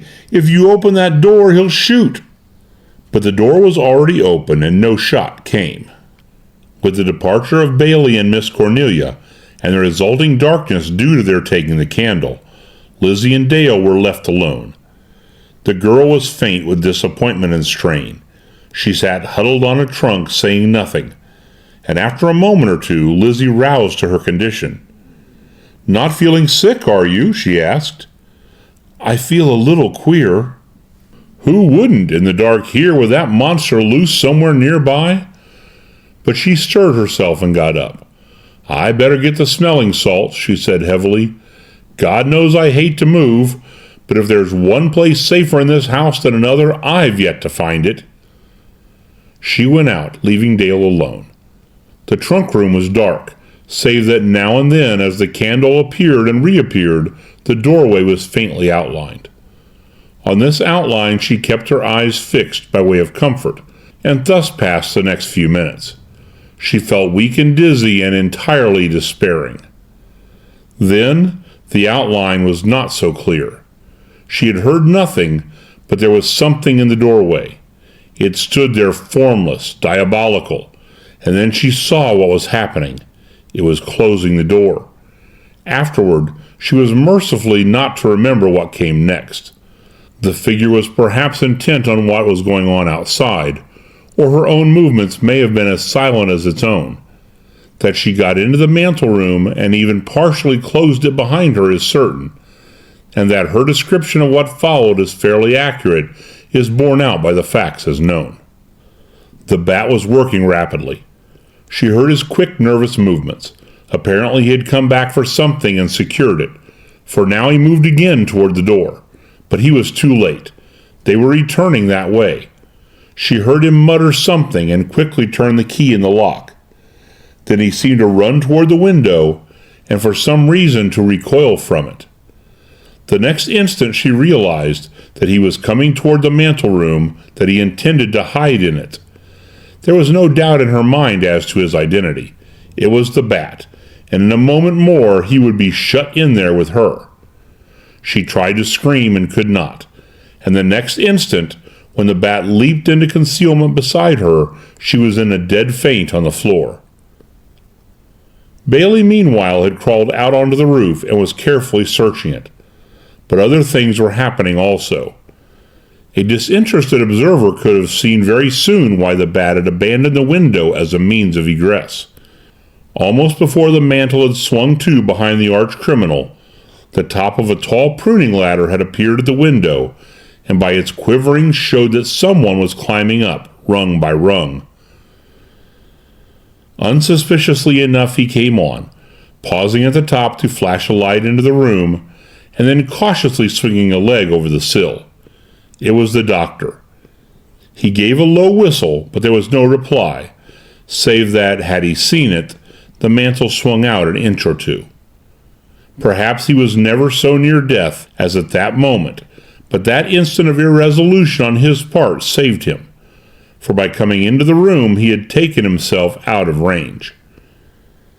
Even then he was very close to destruction, for after a brief pause and a second rather puzzled survey of the room, he started toward the mantel itself. Only the rattle of the doorknob stopped him, and a call from outside. "Dale!" called Bailey's voice in the corridor. "Dale!" "Dale! Dale! The door's locked!" cried Miss Cornelia. The doctor hesitated. The call came again. "Dale! Dale!" And Bailey pounded on the door as if he meant to break it down. The doctor made up his mind. "Wait a moment," he called. He stepped to the door and unlocked it. Bailey hurled himself into the room, followed by Miss Cornelia with her candle. Lizzie stood in the doorway timidly, ready to leap for safety at a moment's notice. "Why did you lock that door?" said Bailey angrily, threatening the doctor. "But I didn't," said the latter, truthfully enough. Bailey made a movement of irritation. Then a glance about the room informed him of the amazing, the incredible fact. Dale was not there. She had disappeared. You, he stammered at the doctor. "Where's Miss Ogden? What have you done with her?" The doctor was equally baffled. "Done with her?" he said indignantly. "I don't know what you're talking about. I haven't seen her." "Then you didn't lock that door?" Bailey menaced him. The doctor's denial was firm. "Absolutely not. I was coming through the window when I heard your voice at the door." Bailey's eyes leapt to the window. Yes, a ladder was there. The doctor might be speaking the truth after all. But if so, how and why had Dale disappeared? The doctor's admission of his manner of entrance did not make Lizzie any the happier. "In at the window, just like a bat," she muttered in shaking tones. She would not have stayed in the doorway if she had not been afraid to move anywhere else. "I saw lights up here from outside," continued the doctor easily, "and I thought—" Miss Cornelia interrupted him. She had set down her candle and laid the revolver on top of the clothes hamper, and now stood gazing at the mantel fireplace. "The mantel's closed," she said. The doctor stared. So the secret of the hidden room was a secret no longer. He saw ruin gaping before him, a bottomless abyss. "Damnation!" he cursed impotently under his breath. Bailey turned on him savagely. "Did you shut that mantel?" "No." "I'll see whether you shut it or not." Bailey leaped toward the fireplace. "Dale! Dale!" he called desperately, leaning against the mantel. His fingers groped for the knob that worked the mechanism of the hidden entrance. The doctor picked up the single lighted candle from the hamper, as if to throw more light on Bailey's task. Bailey's fingers found the knob. He turned it.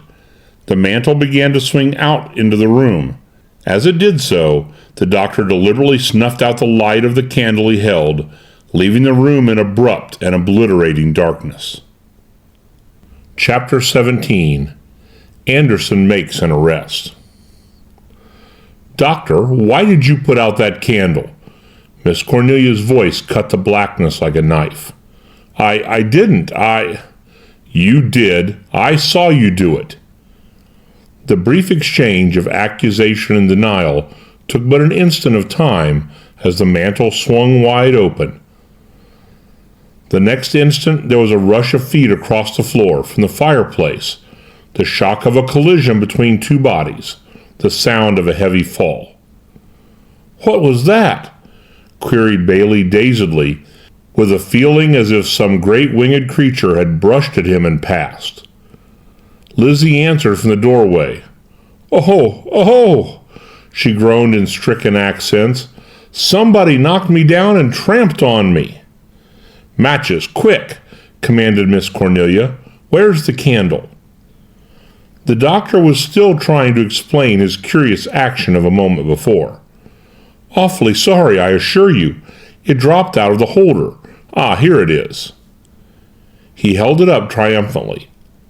Bailey struck a match and lighted it. The wavering little flame showed Lizzie prostrate but vocal in the doorway, and Dale lying on the floor of the hidden room, her eyes shut, and her face as drained of color as the face of a marble statue. For one horrible instant, Bailey thought she must be dead. He rushed to her wildly and picked her up in his arms. No, still breathing, thank God. He carried her tenderly to the only chair in the room. "Doctor!" The doctor, once more the physician, knelt at her side and felt for her pulse. And Lizzie, picking herself up from where the collision with some violent body had thrown her, retrieved the smelling salts from the floor. It was now onto this picture, the candlelight shining on strained faces, the dramatic figure of Dale now semi-conscious, the desperate rage of Bailey, that a new actor appeared on the scene. Anderson the detective stood in the doorway, holding a candle, as grim and menacing a figure as a man just arisen from the dead. "That's right," said Lizzie, unappalled for once. "Come in when everything's over." The doctor glanced up and met the detective's eyes, cold and menacing. "You took my revolver from me downstairs," he said. "I'll trouble you for it." The doctor got heavily to his feet. The others, their suspicions confirmed at last, looked at him with startled eyes. The detective seemed to enjoy the universal confusion his words had brought. Slowly, with sullen reluctance, the doctor yielded up the stolen weapon. The detective examined it casually and replaced it in his hip pocket. "I've something to settle with you pretty soon," he said through clenched teeth, addressing the doctor. "And I'll settle it properly. Now, what's this?" He indicated Dale, her face still and waxen, her breath coming so faintly she seemed hardly to breathe at all as Miss Cornelia and Bailey tried to revive her. "She's coming to," said Miss Cornelia triumphantly, as a first faint flush of color reappeared in the girl's cheeks. "We found her shut in there, Mr. Anderson," the spinster added, pointing toward the gaping entrance of the hidden room. A gleam crossed the detective's face. He went up to examine the secret chamber. As he did so, Dr. Wells, who had been inching surreptitiously towards the door, sought the opportunity of slipping out unobserved. But Anderson was not to be caught napping again. "Wells," he barked. The doctor stopped and turned. "Where were you when she was locked in this room?" The doctor's eyes sought the floor, the walls, wildly for any possible loophole of escape. "I didn't shut her in, if that's what you mean," he said defiantly. "There was someone shut in there with her." He gestured at the hidden room. "Ask these people here." Miss Cornelia caught him up at once. "The fact remains, Doctor," she said, her voice cold with anger, "that we left her here alone. When we came back, you were here. The corridor door was locked, and she was in that room unconscious." She moved forward to throw the light of her candle on the hidden room as the detective passed into it, gave it a swift professional glance, and stepped out again. But she had not finished her story by any means. "As we opened that door," she continued to the detective, tapping the false mantel, "the doctor deliberately extinguished our only candle." "Do you know who was in that room?" queried the detective fiercely, wheeling on the doctor. But the latter had evidently made up his mind to cling stubbornly to a policy of complete denial. "No," he said sullenly. "I didn't put out the candle. It fell. And I didn't lock that door into the hall. I found it locked." A sigh of relief from Bailey now centered everyone's attention on himself and Dale. At last the girl was recovering from the shock of her terrible experience and regaining consciousness. Her eyelids fluttered, closed again, opened once more. She tried to sit up weakly, clinging to Bailey's shoulder. The color returned to her cheeks. The stupor left her eyes. She gave the hidden room a hunted little glance and then shuddered violently. "Please close that awful door," she said in a tremulous voice. "I don't want to see it again." The detective went silently to close the iron doors. "What happened to you? Can't you remember?" faltered Bailey on his knees at her side. The shadow of an old terror lay on the girl's face. "I was in here alone in the dark," she began slowly. "Then, as I looked at the doorway there, I saw there was somebody there. He came in and closed the door. I didn't know what to do, so I slipped in, there, and after a while I knew he was coming in too, for he couldn't get out. Then I must have fainted." "There was nothing about the figure that you recognized?" "No, nothing." "But we know it was the bat," put in Miss Cornelia. The detective laughed sardonically. The old duel of opposing theories between the two seemed about to recommence. "Still harping on the bat," he said, with a little sneer. Miss Cornelia stuck to her guns. "I have every reason to believe that the bat is in this house," she said. The detective gave another jarring, mirthless laugh. "And that he took the Union Bank money out of the safe, I supposed?" he jeered. "No, Miss Van Gorder." He wheeled on the doctor now. "Ask the doctor who took the Union Bank money out of that safe," he thundered. "Ask the doctor who attacked me downstairs in the living room, knocked me senseless, and locked me in the billiard room." There was an astounded silence. The detective added a parting shot to his indictment of the doctor. "The next time you put handcuffs on a man, be sure to take the key out of his vest pocket," he said, biting off the words. Rage and consternation mingled on the doctor's countenance. On the faces of the others, astonishment was followed by a growing certainty. Only Miss Cornelia clung stubbornly to her original theory. "Perhaps I'm an obstinate old woman," she said, in tones which obviously showed that if so, she was rather proud of it. "But the doctor and all the rest of us were locked in the living room not 10 minutes ago. By the bat, I suppose." "By the bat," insisted Miss Cornelia inflexibly. "Who else would have fastened a dead bat to the door downstairs? Who else would have the bravado to do that? Or what you call the imagination?" In spite of himself, Anderson seemed to be impressed. "The bat, eh?" he muttered. Then, changing his tone, "You knew about this hidden room, Wells?" he shot at the doctor. "Yes." The doctor bowed his head. "And you knew the money was in the room?" "Well, I was wrong, wasn't I?" parried the doctor. "You can look for yourself. That safe is empty." The detective brushed his evasive answer aside.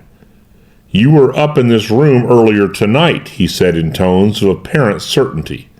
"No, I couldn't get up," the doctor still insisted, with strange violence for a man who had already admitted such damning knowledge. The detective's face was a study in disbelief. "You know where that money is, Wells, and I'm going to find it." This last taunt seemed to goad the doctor beyond endurance. "Good God!" he shouted recklessly. "Do you suppose if I knew where it is I'd be here? I've had plenty of chances to get away. No, you can't pin anything on me, Anderson. It isn't criminal to have known that room is here." He paused, trembling with anger and, curiously enough, with an anger that seemed at least half sincere. "Oh, don't be so damned virtuous," said the detective brutally. "Maybe you haven't been upstairs, but, unless I miss my guess, you know who was." The doctor's face changed a little. "What about Richard Fleming?" persisted the detective scornfully. The doctor drew himself up. "I never killed him," he said so impressively that even Bailey's faith in his guilt was shaken. "I don't even own a revolver."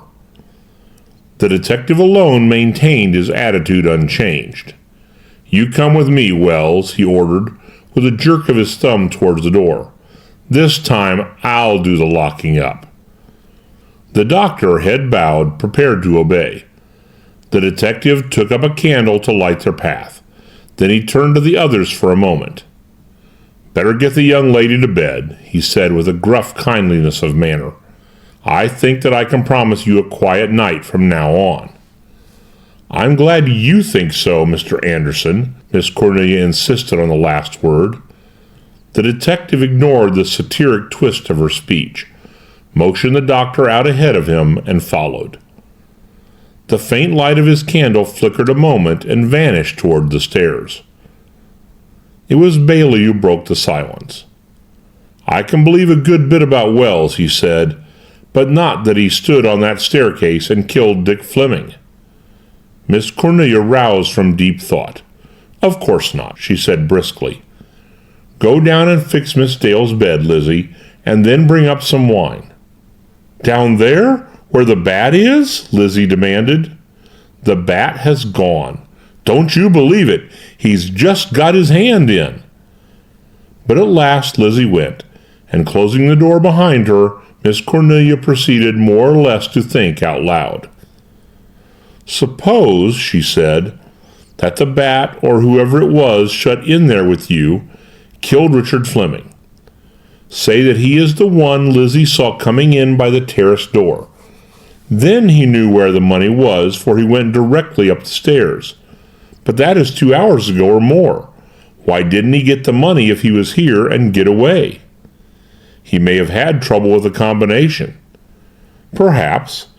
Anyhow, he was on the staircase when Dick Fleming started up, and of course he shot him. That's clear enough. Then he finally got the safe open after locking us in below, and my coming up interrupted him. How on earth did he get out on the roof?" Bailey glanced out the window. "It would be possible from here. Possible, but not easy." "But if he could do that," she persisted, "he could have got away too. There are trellises and porches. Instead of that, he came back here to this room."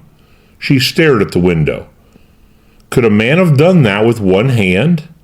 Never in the world." Saying nothing but deeply thoughtful, Miss Cornelia made a fresh progress around the room. "I know very little about bank currency," she said finally. "Could such a sum as was looted from the Union Bank be carried in a man's pocket?" Bailey considered the question. "Even in bills of large denomination, it would make a pretty sizable bundle," he said. But that Miss Cornelia's deductions were correct, whatever they were, was in question when Lizzie returned with the elderberry wine. Apparently Miss Cornelia was to be like the man who repaired the clock. She still had certain things left over. For Lizzie announced that the unknown was ranging the second-floor hall. From the time they had escaped from the living room, this man had not been seen or thought of, but that he was a part of this mystery there could be no doubt. It flashed over Miss Cornelia that, although he could not possibly have locked them in the darkness that followed, he could easily have fastened the bat to the door. For the first time it occurred to her that the arch-criminal might not be working alone, and that the entrance of the unknown might have been a carefully devised ruse to draw them all together and hold them there. Nor was Beresford's arrival with the statement that the unknown was moving through the house below particularly comforting. "He may be dazed, or he may not," he said. "Personally, this is not a time to trust anybody." Beresford knew nothing of what had just occurred, and now seeing Bailey, he favored him with an ugly glance. "In the absence of Anderson, Bailey," he added, "I don't propose to trust you too far. I'm making it my business from now on to see that you don't try to get away. Get that?" But Bailey heard him without particular resentment. "All right," he said, "but I'll tell you this. Anderson is here and has arrested the doctor. Keep your eye on me if you think it's your duty. But don't talk to me as if I were a criminal. You don't know that yet." "The doctor?" Beresford gasped. But Miss Cornelia's keen ears had heard a sound outside, and her eyes were focused on the door. "That doorknob is moving," she said in a hushed voice. Beresford moved to the door and jerked it open violently. The butler Billy almost pitched into the room.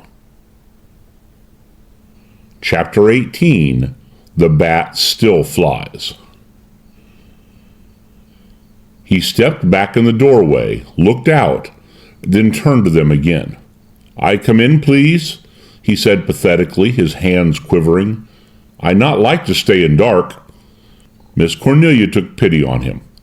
"Come in, Billy, of course. What is it? Anything the matter?" Billy glanced about nervously. Man with sore head. What about him? Act very strange. Again, Billy's slim hands trembled. Beresford broke in. The man who fell into the room downstairs? Billy nodded. Yes, on second floor walking about. Beresford smiled a bit smugly. I told you, he said to Miss Cornelia. I didn't think he was as dazed as he pretended to be. Miss Cornelia, too, had been pondering the problem of the unknown. She reached a swift decision. If he were what he pretended to be, a dazed wanderer, he could do them no harm. If he were not, a little strategy properly employed might unravel the whole mystery. Bring him up here, Billy, she said, turning to the butler. Billy started to obey, but the darkness of the corridor seemed to appall him anew the moment he took a step toward it. You give candle, please? He asked with a pleading expression. Don't like dark. Miss Cornelia handed him one of the two precious candles. Then his present terror reminded her of that one other occasion when she had seen him lose completely his stoic oriental calm. Billy, she queried, what did you see when you came running down the stairs before we were locked in down below? The candle shook like a reed in Billy's grasp.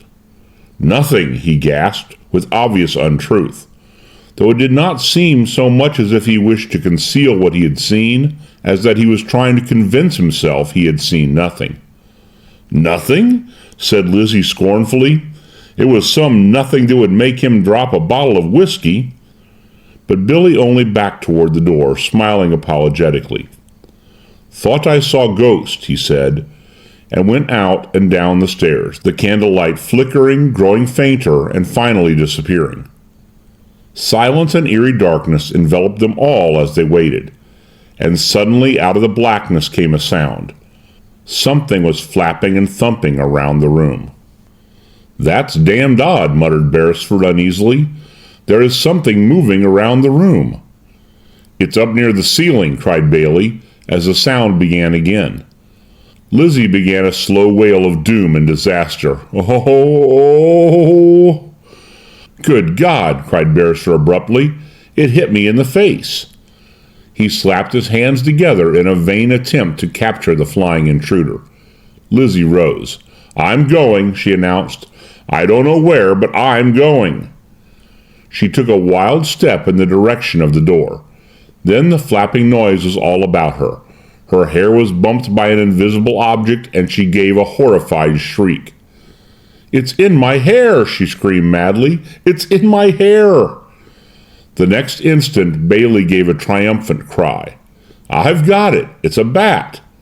Lizzie sank to her knees, still moaning, and Bailey carried the cause of the trouble over to the window and threw it out. But the result of the absurd incident was a further destruction of their morale. Even Beresford, so far calm with the quiet of the virtuous onlooker, was now pallid in the light of the matches they successively lighted. And onto this strange situation came at last Billy and the unknown. The unknown still wore his air of dazed bewilderment, true or feigned, but at least he was now able to walk without support. They stared at him, at his tattered, muddy garments, at the threads of rope still clinging to his ankles, and wondered. He returned their stares vacantly. Come in, began Miss Cornelia. Sit down. He obeyed both commands docilely enough. Are you better now? Somewhat. His words still came very slowly. Billy, you can go. I stay, please, said Billy wistfully, making no movement to leave. His gesture toward the darkness of the corridor spoke louder than words. Bailey watched him, suspicion dawning in his eyes. He could not account for the butler's inexplicable terror of being left alone. Anderson intimated that the doctor had an accomplice in this house, he said, crossing to Billy and taking him by the arm. Why isn't this the man? Billy cringed away. Please, no, he begged pitifully. Bailey turned him around so he faced the hidden room. Did you know that room was here? He questioned, his doubts still unquieted. Billy shook his head. "No." "He couldn't have locked us in," said Miss Cornelia. "He was with us." Bailey demurred, not to her remark itself, but to its implication of Billy's entire innocence. "He may know who did it. Do you?" Billy still shook his head. Bailey remained unconvinced. "Who did you see at the head of the small staircase?" he queried imperatively. "Now we're through with nonsense. I want the truth." Billy shivered. "See face, that's all," he brought out at last. "Whose face?" Again it was evident that Billy knew, or thought he knew, more than he was willing to tell. "Don't know," he said with obvious untruth, looking down at the floor. "Never mind, Billy," cut in Miss Cornelia. To her mind, questioning Billy was wasting time. She looked at the unknown. "Solve the mystery of this man, and we may get at the facts," she said in accents of conviction. As Bailey turned toward her questioningly, Billy attempted to steal silently out the door, apparently preferring any fears that might lurk in the darkness of the corridor to a further grilling on the subject of whom or what he had seen on the alcove stairs. But Bailey caught the movement out of the tail of his eye. "You stay here," he commanded. Billy stood frozen. Beresford raised the candle so that it cast its light full in the unknown's face. "This chap claims to have lost his memory," he said dubiously. "I suppose a blow on the head might do that. I don't know." "I wish somebody would knock me on the head. I'd like to forget a few things," moaned Lizzie, but the interruption went unregarded. "Don't you even know your name?" queried Miss Cornelia of the unknown. The unknown shook his head with a slow, laborious gesture. "Not yet." "Or where you come from?" Once more the battered head made its movement of negation. "Do you remember how you got in this house?" The unknown made an effort. "Yes, I remember that all right," he said, apparently undergoing an enormous strain in order to make himself speak at all. He put his hand to his head. "My head aches to beat the band," he continued slowly. Miss Cornelia was at a loss. If this were acting, it was at least fine acting. "How did you happen to come to this house?" she persisted, her voice unconsciously tuning itself to the slow, laborious speech of the unknown. "Saw the lights." Bailey broke in with a question. "Where were you when you saw the lights?" The unknown wet his lips with his tongue painfully. "I broke out of the garage," he said at length. This was unexpected. A general movement of interest ran over the group. "How did you get there?" Beresford took his turn as questioner. The unknown shook his head, so slowly and deliberately that Miss Cornelia's fingers itched to shake him in spite of his injuries. "I don't know." "Have you been robbed?" queried Bailey with keen suspicion. The unknown mumbled something unintelligible. Then he seemed to get command of his tongue again. "Everything gone. Out of my pockets," he said. "Including your watch?" pursued Bailey, remembering the watch that Beresford had found in the grounds. The unknown would neither affirm nor deny. "If I had a watch, it's gone," he said with maddening deliberation. "All my papers are gone." Miss Cornelia pounced upon this last statement like a cat upon a mouse. "How do you know you had papers?" she asked sharply. For the first time, the faintest flicker of a smile seemed to appear for a moment on the unknown's features. Then it vanished as abruptly as it had come. "Most men carry papers, don't they?" he asked, staring blindly in front of him. "I'm dazed, but my mind's all right. If you ask me, I think I'm damned funny." He gave the ghost of a chuckle. Bailey and Beresford exchanged glances. "Did you ring the house phone?" insisted Miss Cornelia. The unknown nodded. "Yes." Miss Cornelia and Bailey gave each other a look of wonderment. "I leaned against the button in the garage," he went on. "Then I think maybe I fainted. That's not clear." His eyelids drooped. He seemed about to faint again. Dale rose and came over to him, with a sympathetic movement of her hand. "You don't remember how you were hurt?" she asked gently. The unknown stared ahead of him, his eyes filming as if he were trying to puzzle it out. "No," he said at last. "The first thing I remember, I was in the garage, tied." He moved his lips. "I was gagged, too. That's what's the matter with my tongue now. Then I got myself free and got out of a window."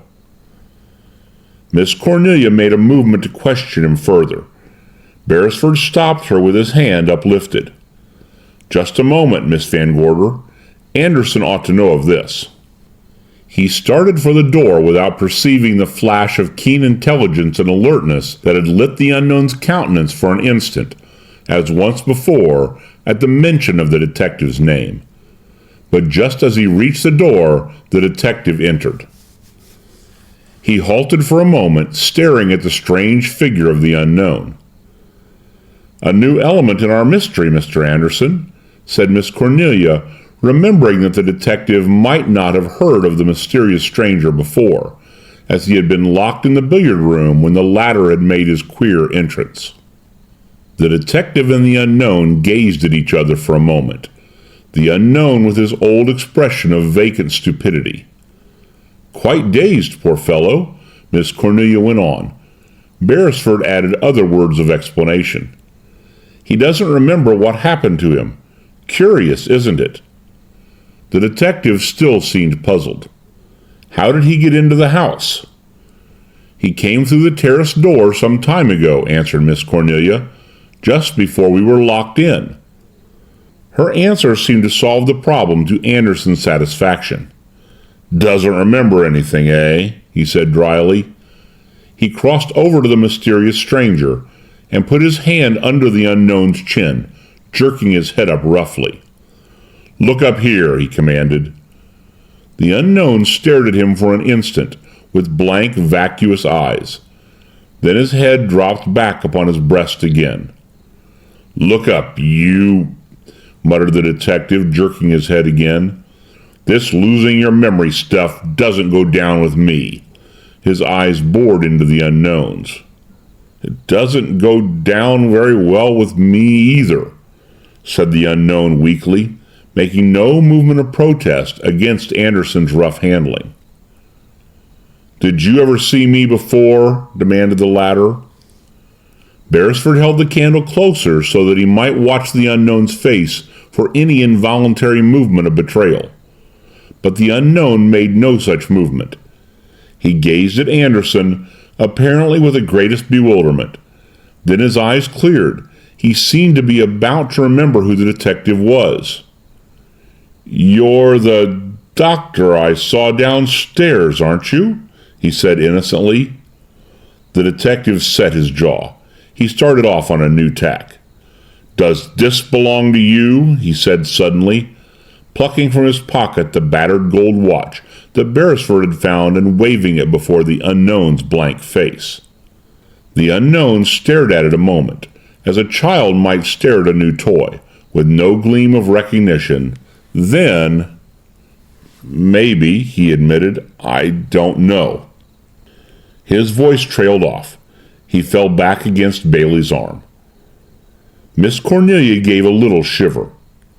The third degree in reality was less pleasant to watch than it had been to read about in the pages of her favorite detective stories. "He's evidently been attacked," she said, turning to Anderson.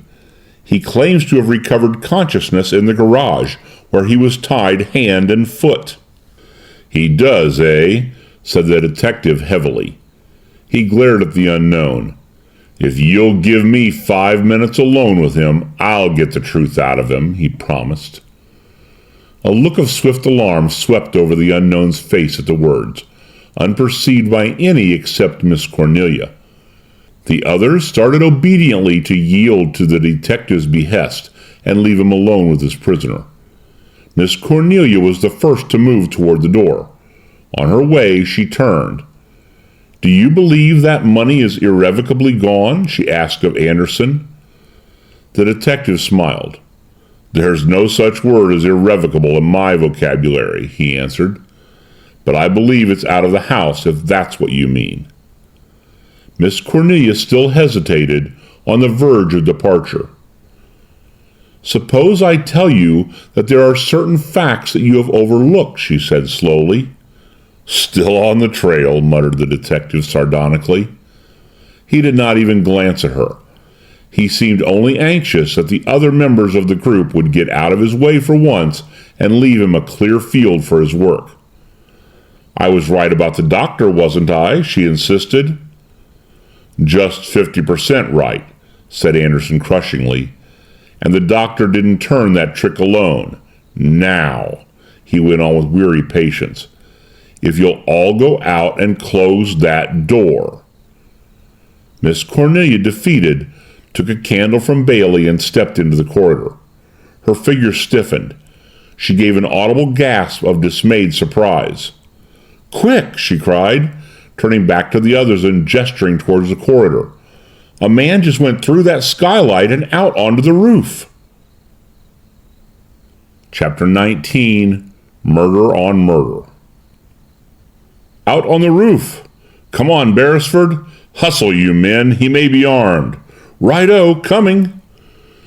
And following Miss Cornelia's lead, Jack Bailey, Anderson, Beresford, and Bailey dashed out into the corridor, leaving Dale and the frightened Lizzie alone with the unknown. "And I'd run if my legs would," Lizzie despaired. "Hush," said Dale, her ears strained for sounds of conflict. Lizzie, creeping closer to her for comfort, stumbled over one of the unknown's feet and promptly set up a new wail. "How do we know this fellow right here isn't the bat?" she asked in a blood-chilling whisper, nearly stabbing the unfortunate unknown in the eye with her thumb as she pointed at him. The unknown was either too dazed or too crafty to make any answer. His silence confirmed Lizzie's worst suspicions. She fairly hugged the door and began to pray in a whisper. Miss Cornelia re-entered cautiously with her candle, closing the door gently behind her as she came. "What did you see?" gasped Dale. Miss Cornelia smiled broadly. "I didn't see anything," she admitted with the greatest calm. "I had to get that dratted detective out of the room before I assassinated him." "Nobody went through the skylight?" said Dale incredulously. "They have now," answered Miss Cornelia with obvious satisfaction. "The whole outfit of them." She stole a glance at the veiled eyes of the unknown. He was lying limply back in his chair, as if the excitement had been too much for him. And yet she could have sworn she had seen him leap to his feet, like a man in full possession of his faculties when she had given her false cry of alarm. "Then why did you—" began Dale dazedly, unable to fathom her aunt's reason for her trick. "Because," interrupted Miss Cornelia decidedly, "that money's in this room. If the man who took it out of the safe got away with it, why did he come back and hide here?" Her forefinger jabbed at the hidden chamber, wherein the masked intruder had terrified Dale with threats of instant death. "He got it out of that safe, and that's as far as he did get with it," she persisted inexorably. "There's a hat behind that safe, a man's felt hat." So this was the discovery she had hinted of to Anderson before he rebuffed her proffer of assistance. "Oh, I wish he'd take his hat and go home," groaned Lizzie, inattentive to all but her own fears. Miss Cornelia did not even bother to rebuke her. She crossed behind the wicker clothes hamper and picked up something from the floor. "A half-burned candle," she mused. another thing the detective overlooked. She stepped back to the center of the room, looking knowingly from the candle to the hidden room and back again. "Oh my God, another one!" shrieked Lizzie as the dark shape of a man appeared suddenly outside the window, as if materialized from the air. Miss Cornelia snatched up her revolver from the top of the hamper. "Don't shoot, it's Jack!" came a warning cry from Dale as she recognized the figure of her lover. Miss Cornelia laid her revolver down on the hamper again. The vacant eyes of the unknown caught the movement. Bailey swung in through the window, panting a little from his exertions. "The man Lizzie saw drop from the skylight undoubtedly got to the room from this window," he said. "It's quite easy." "But not with one hand," said Miss Cornelia, with her gaze now directed at the row of tall closets around the walls of the room. "When that detective comes back, I may have a surprise party for him," she muttered, with a gleam of hope in her eye. Dale explained the situation to Jack. "Aunt Cornelia thinks the money's still here." Miss Cornelia snorted. "I know it's here." She started to open the closets, one after the other, beginning at the left. Bailey saw what she was doing and began to help her. Not so Lizzie.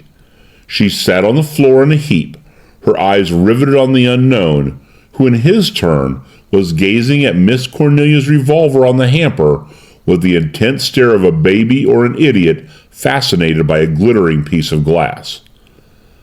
Dale noticed the curious tableau. "Lizzie, what are you looking at?" she said with a nervous shake in her voice. "What's he looking at?" asked Lizzie sepulchrally, pointing at the unknown. Her pointed forefinger drew his eyes away from the revolver. He sank back into his former apathy, listless, drooping. Miss Cornelia rattled the knob of a high closet by the other wall. "This one is locked, and the key's gone," she announced. A new flicker of interest grew in the eyes of the unknown. Lizzie glanced away from him, terrified. "If there's anything locked up in that closet," she whimpered, "you'd better let it stay. There's enough running loose in this house as it is." Unfortunately for her, her whimper drew Miss Cornelia's attention upon her. "Lizzie, did you ever take that key?" the latter queried sternly. "No'm," said Lizzie, too scared to dissimulate if she had wished. She wagged her head violently a dozen times, like a china figure on a mantelpiece. Miss Cornelia pondered. "It may be locked from the inside. I'll soon find out." She took a wire hairpin from her hair and pushed it through the keyhole. But there was no key on the other side. The hairpin went through without obstruction. Repeated efforts to jerk the door open failed. And finally Miss Cornelia bethought herself of a key from the other closet doors. Dale and Lizzie on one side, Bailey on the other, collected the keys of the other closets from their locks, while Miss Cornelia stared at the one whose doors were closed, as if she would force its secret from it with her eyes. The unknown had been so quiet during the last few minutes that unconsciously the others had ceased to pay much attention to him, except the casual attention one devotes to a piece of furniture. Even Lizzie's eyes were now fixed on the locked closet, and the unknown himself was the first to notice this. At once his expression altered to one of cunning. Cautiously, with infinite patience, he began to inch his chair over toward the wicker clothes hamper. The noise of the others moving about the room drowned out what little he made in moving his chair. At last he was within reach of the revolver. His hand shot out in one swift, sinuous thrust, clutched the weapon, withdrew. Then he concealed the revolver among his tattered garments as best he could and, cautiously as before, inched his chair back again to its original position. When the others noticed him again, the mask of lifelessness was back on his face, and one could have sworn he had not changed his position by the breadth of an inch. "There, that unlocked it," cried Miss Cornelia triumphantly at last, as the key to one of the other closet doors slid smoothly into the lock, and she heard the click that meant victory. She was about to throw open the closet door, but Bailey motioned her back. "I'd keep back a little," he cautioned. "You don't know what may be inside." "Mercy sakes, who wants to know?" shivered Lizzie. Dale and Miss Cornelia, too, stepped aside involuntarily as Bailey took the candle and prepared, with a great deal of caution, to open the closet door. The door swung open at last. He could look in. He did so, and stared appalled at what he saw, while gooseflesh crawled on his spine and the hairs of his head stood up. After a moment he closed the door of the closet and turned back, white-faced, to the others. "What is it?" said Dale, aghast. "What did you see?" Bailey found himself unable to answer for a moment. Then he pulled himself together. He turned to Miss Van Gorder. "Miss Cornelia, I think we may have found the ghost the Jap butler saw," he said slowly. "How are your nerves?" Miss Cornelia extended a hand that did not tremble. "Give me the candle." He did so. She went to the closet and opened the door. Whatever faults Miss Cornelia may have had, lack of courage was not one of them, or the ability to withstand a stunning mental shock. Had it been otherwise, she might well have crumpled to the floor, as if struck down by an invisible hammer, the moment the closet door swung open before her. Huddled on the floor of the closet was the body of a man. So crudely had he been crammed into the hiding place that he lay twisted and bent. And as if to add to the horror of the moment, one arm, released from its confinement, now slipped and slid out into the floor of the room. Miss Cornelia's voice sounded strange to her own ears when finally she spoke. "But who is it?" "It is, or was, Courtleigh Fleming," said Bailey dully. "But how can it be? Mr. Fleming died 2 weeks ago. He died in this house sometime tonight. The body is still warm." "But who killed him? The bat?" "Isn't it likely that the doctor did it? The man who has been his accomplice all along, who probably bought a cadaver out west and buried it with honors here not long ago." He spoke without bitterness. Whatever resentment he might have felt died in that awful presence. "He got into the house early tonight," he said, "probably with the doctor's connivance. That wristwatch there is probably the luminous eye Lizzie thought she saw." But Miss Cornelia's face was still thoughtful, and he went on. "Isn't it clear, Miss Van Gorder?" he queried with a smile. "The doctor and old Mr. Fleming formed a conspiracy. Both needed money, lots of it. Fleming was to rob the bank and hide the money here. Wells' part was to issue a false death certificate in the West and bury a substitute body, secured God knows how. It was easy. It kept the name of the president of the Union Bank free from suspicion, and it put the blame on me." He paused, thinking it out. "Only they slipped up in one place. Dick Fleming leased the house to you, and they couldn't get it back." "Then you are sure," said Miss Cornelia quickly, "that tonight Courtleigh Fleming broke in, with the doctor's assistance, and that he killed Dick, his own nephew, from the staircase?" "Aren't you?" asked Bailey, surprised. The more he thought of it, the less clearly could he visualize it any other way. Miss Cornelia shook her head decidedly. "No."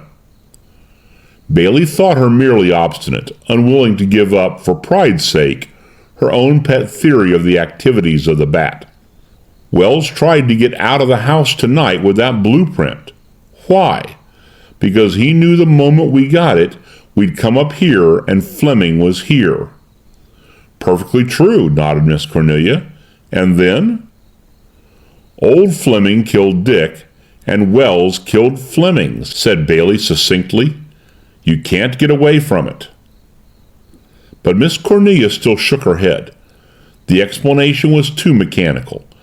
It laid too little emphasis on the characters of those most concerned.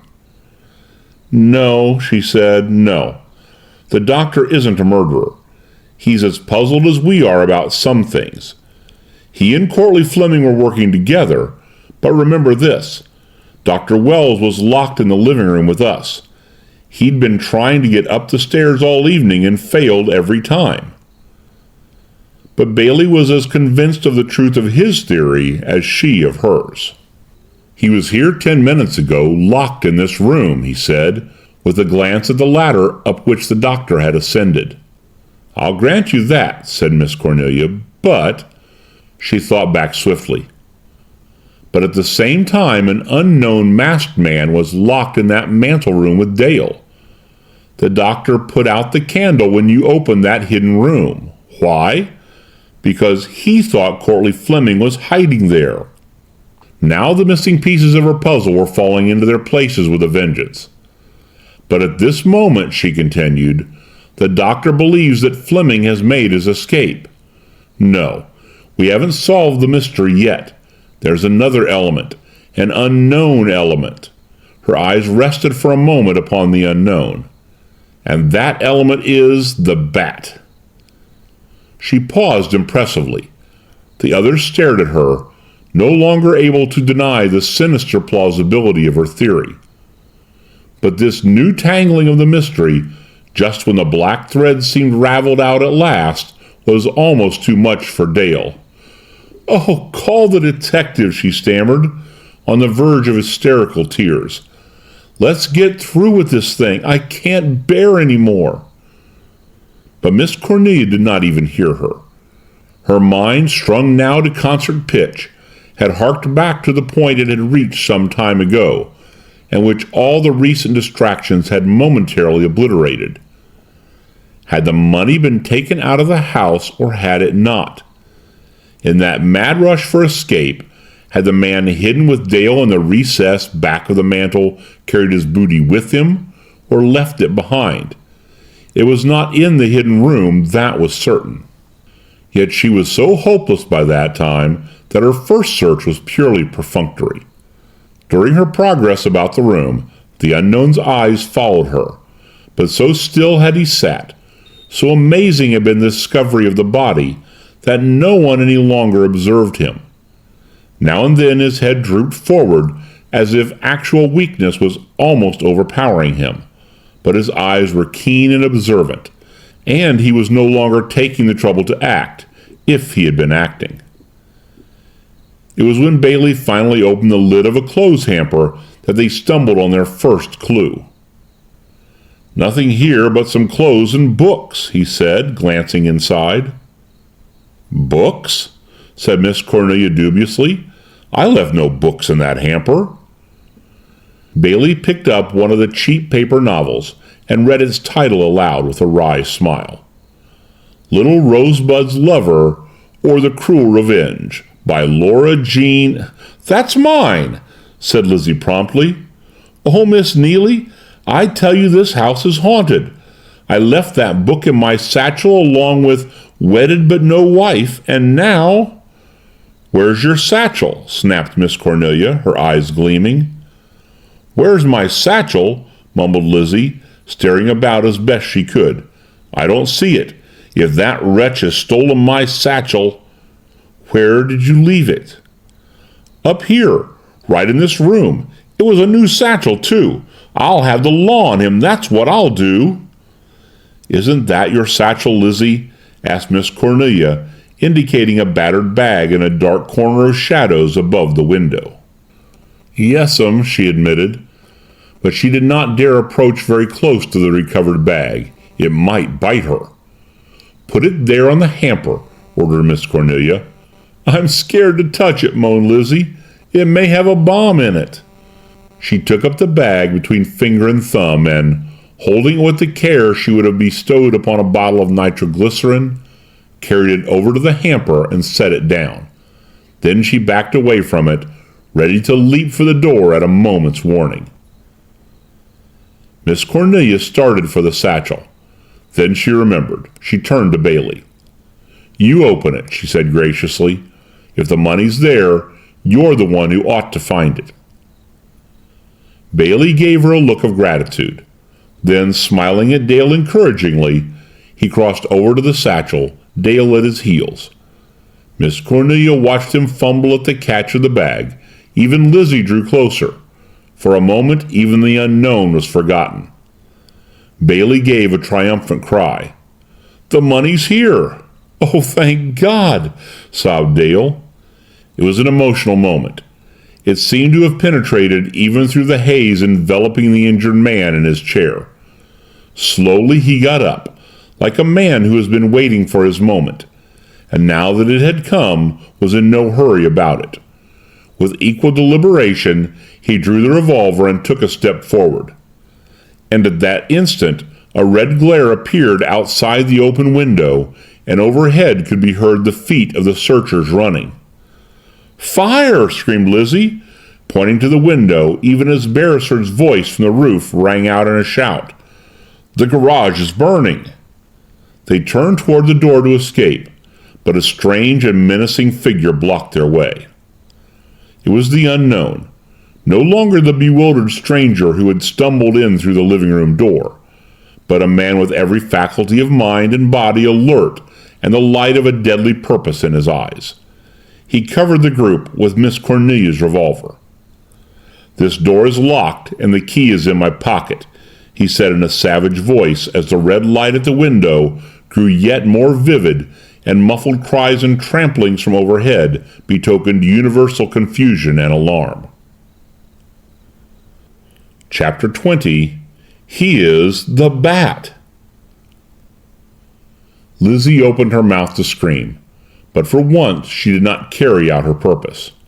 "Not a sound out of you," warned the unknown brutally, almost jabbing the revolver into her ribs. He wheeled on Bailey. "Close that satchel," he commanded, "and put it back where you found it." Bailey's fist closed. He took a step toward his captor. "You—" he began in a furious voice. But the steely glint in the eyes of the unknown was enough to give any man pause. "Jack!" pleaded Dale. Bailey halted. "Do what he tells you," Miss Cornelia insisted, her voice shaking. A brave man may be willing to fight with odds 100 to 1, but only a fool will rush on certain death. Reluctantly, dejectedly, Bailey obeyed, stuffed the money back in the satchel, and replaced the latter in its corner of shadows near the window. "It's the Bat! It's the Bat!"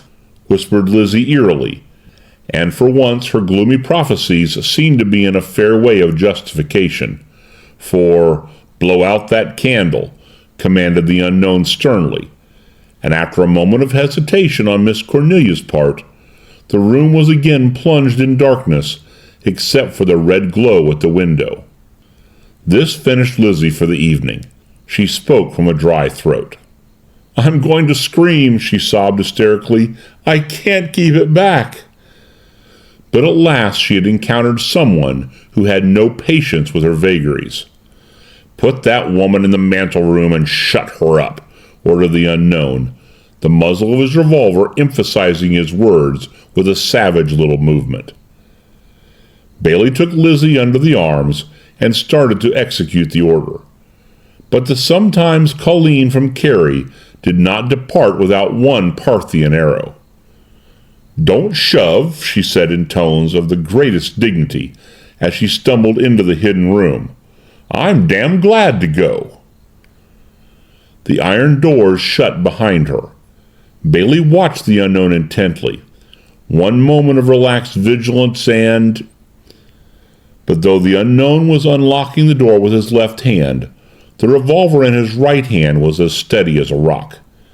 He seemed to listen for a moment at the crack of the door. "Not a sound if you value your lives," he warned again. He shepherded them away from the direction of the window with his revolver. "In a moment or two," he said in a hushed, taut voice, "a man will come into this room, either through the door or by that window, the man who started the fire to draw you out of this house." Bailey threw aside all pride in his concern for Dale's safety. For God's sake, don't keep these women here, he pleaded in low, tense tones. The unknown seemed to tower above him like a destroying angel. Keep them here where we can watch them, he whispered with fierce impatience. Don't you understand? There's a killer loose. And so for a moment they stood there, waiting for they knew not what. So swift had been the transition from joy to deadly terror, and now to suspense, that only Miss Cornelia's agile brain seemed able to respond. And at first it did even that very slowly. I begin to understand, she said in a low voice. The man who struck you down and tied you in the garage, the man who killed Dick Fleming and stabbed that poor wretch in the closet, the man who locked us in downstairs and removed the money from that safe, the man who started the fire outside is... Shh! Warned the unknown imperatively, as a sound from the direction of the window seemed to reach his ears. He ran quickly back to the corridor door and locked it. Stand back out of that light! The ladder! Miss Cornelia and Dale shrank back against the mantel. Bailey took up a post beside the window, the unknown flattening himself against the wall beside him. There was a breathless pause. The top of the extension ladder began to tremble.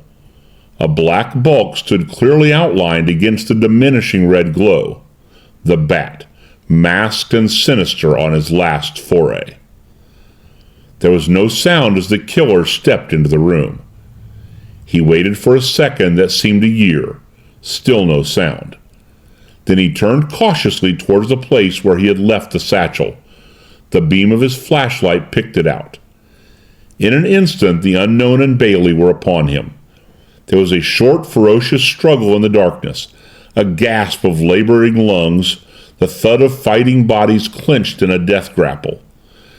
Get his gun, muttered the unknown hoarsely to Bailey as he tore the bat's lean hands away from his throat. Got it? Yes, gasped Bailey. He jabbed the muzzle against a straining back. The bat ceased to struggle. Bailey stepped a little away. I've still got you covered, he said fiercely. The bat made no sounds. Hold out your hands, Bat, while I put on the bracelets, commanded the unknown in tones of terse triumph. He snapped the steel cuffs on the wrists of the murderous prowler. Sometimes even the cleverest bat comes through a window at night and is caught. Double murder, burglary, and arson. That's a good night's work even for you, Bat. He switched his flashlight on the bat's masked face. As he did so, the house lights came on. The electric light company had at last remembered its duties. All blinked for an instant in the sudden illumination. Take off that handkerchief, barked the unknown, motioning at the black silk handkerchief that still hid the face of the bat from recognition. Bailey stripped it from the haggard, desperate features with a quick movement and stood appalled. A simultaneous gasp went up from Dale and Miss Cornelia. It was Anderson, the detective, and he was the bat? It's Mr. Anderson, stuttered Dale, aghast at the discovery. The unknown gloated over his captive. I'm Anderson, he said. This man has been impersonating me. You're a good actor, Bat, for a fellow that's such a bad actor, he taunted. How did you get the dope on this case? Did you tap the wires to headquarters? The Bat allowed himself a little sardonic smile. I'll tell you that when he began, then suddenly made his last bid for freedom. With one swift, desperate movement, in spite of his handcuffs, he jerked the real Anderson's revolver from him by the barrel, then wheeling with lightning rapidity on Bailey, brought the butt of Anderson's revolver down on his wrist. Bailey's revolver fell to the floor with a clatter. The bat swung toward the door. Again the tables were turned. Hands up, everybody, he ordered, menacing the group with a stolen pistol. Hands up, you, as Miss Cornelia kept her hands at her side. It was the greatest moment of Miss Cornelia's life. She smiled sweetly and came toward the bat, as if the pistol aimed at her heart were as innocuous as a toothbrush. "Why?" she queried mildly. "I took the bullets out of that revolver 2 hours ago." The Bat flung the revolver toward her with a curse. The real Anderson instantly snatched up the gun that Bailey had dropped and covered the Bat. "Don't move," he warned, "or I'll fill you full of lead." He smiled out of the corner of his mouth at Miss Cornelia, who was primly picking up the revolver that the Bat had flung at her, her own revolver. "You see, you never know what a woman will do," he continued. Miss Cornelia smiled. She broke open the revolver. 5 loaded shells fell from it to the floor. The Bat stared at her, then stared incredulously at the bullets. "You see," she said, "I too have a little imagination." Chapter 21. Quite a Collection. An hour or so later, in a living room whose terrors had departed, Miss Cornelia, her niece, and Jack Bailey were gathered before a roaring fire. The local police had come and gone. The bodies of Courtleigh Fleming and his nephew had been removed to the mortuary. Beresford had returned to his home, though under summons as a material witness. The Bat, under heavy guard, had gone off under charge of the detective.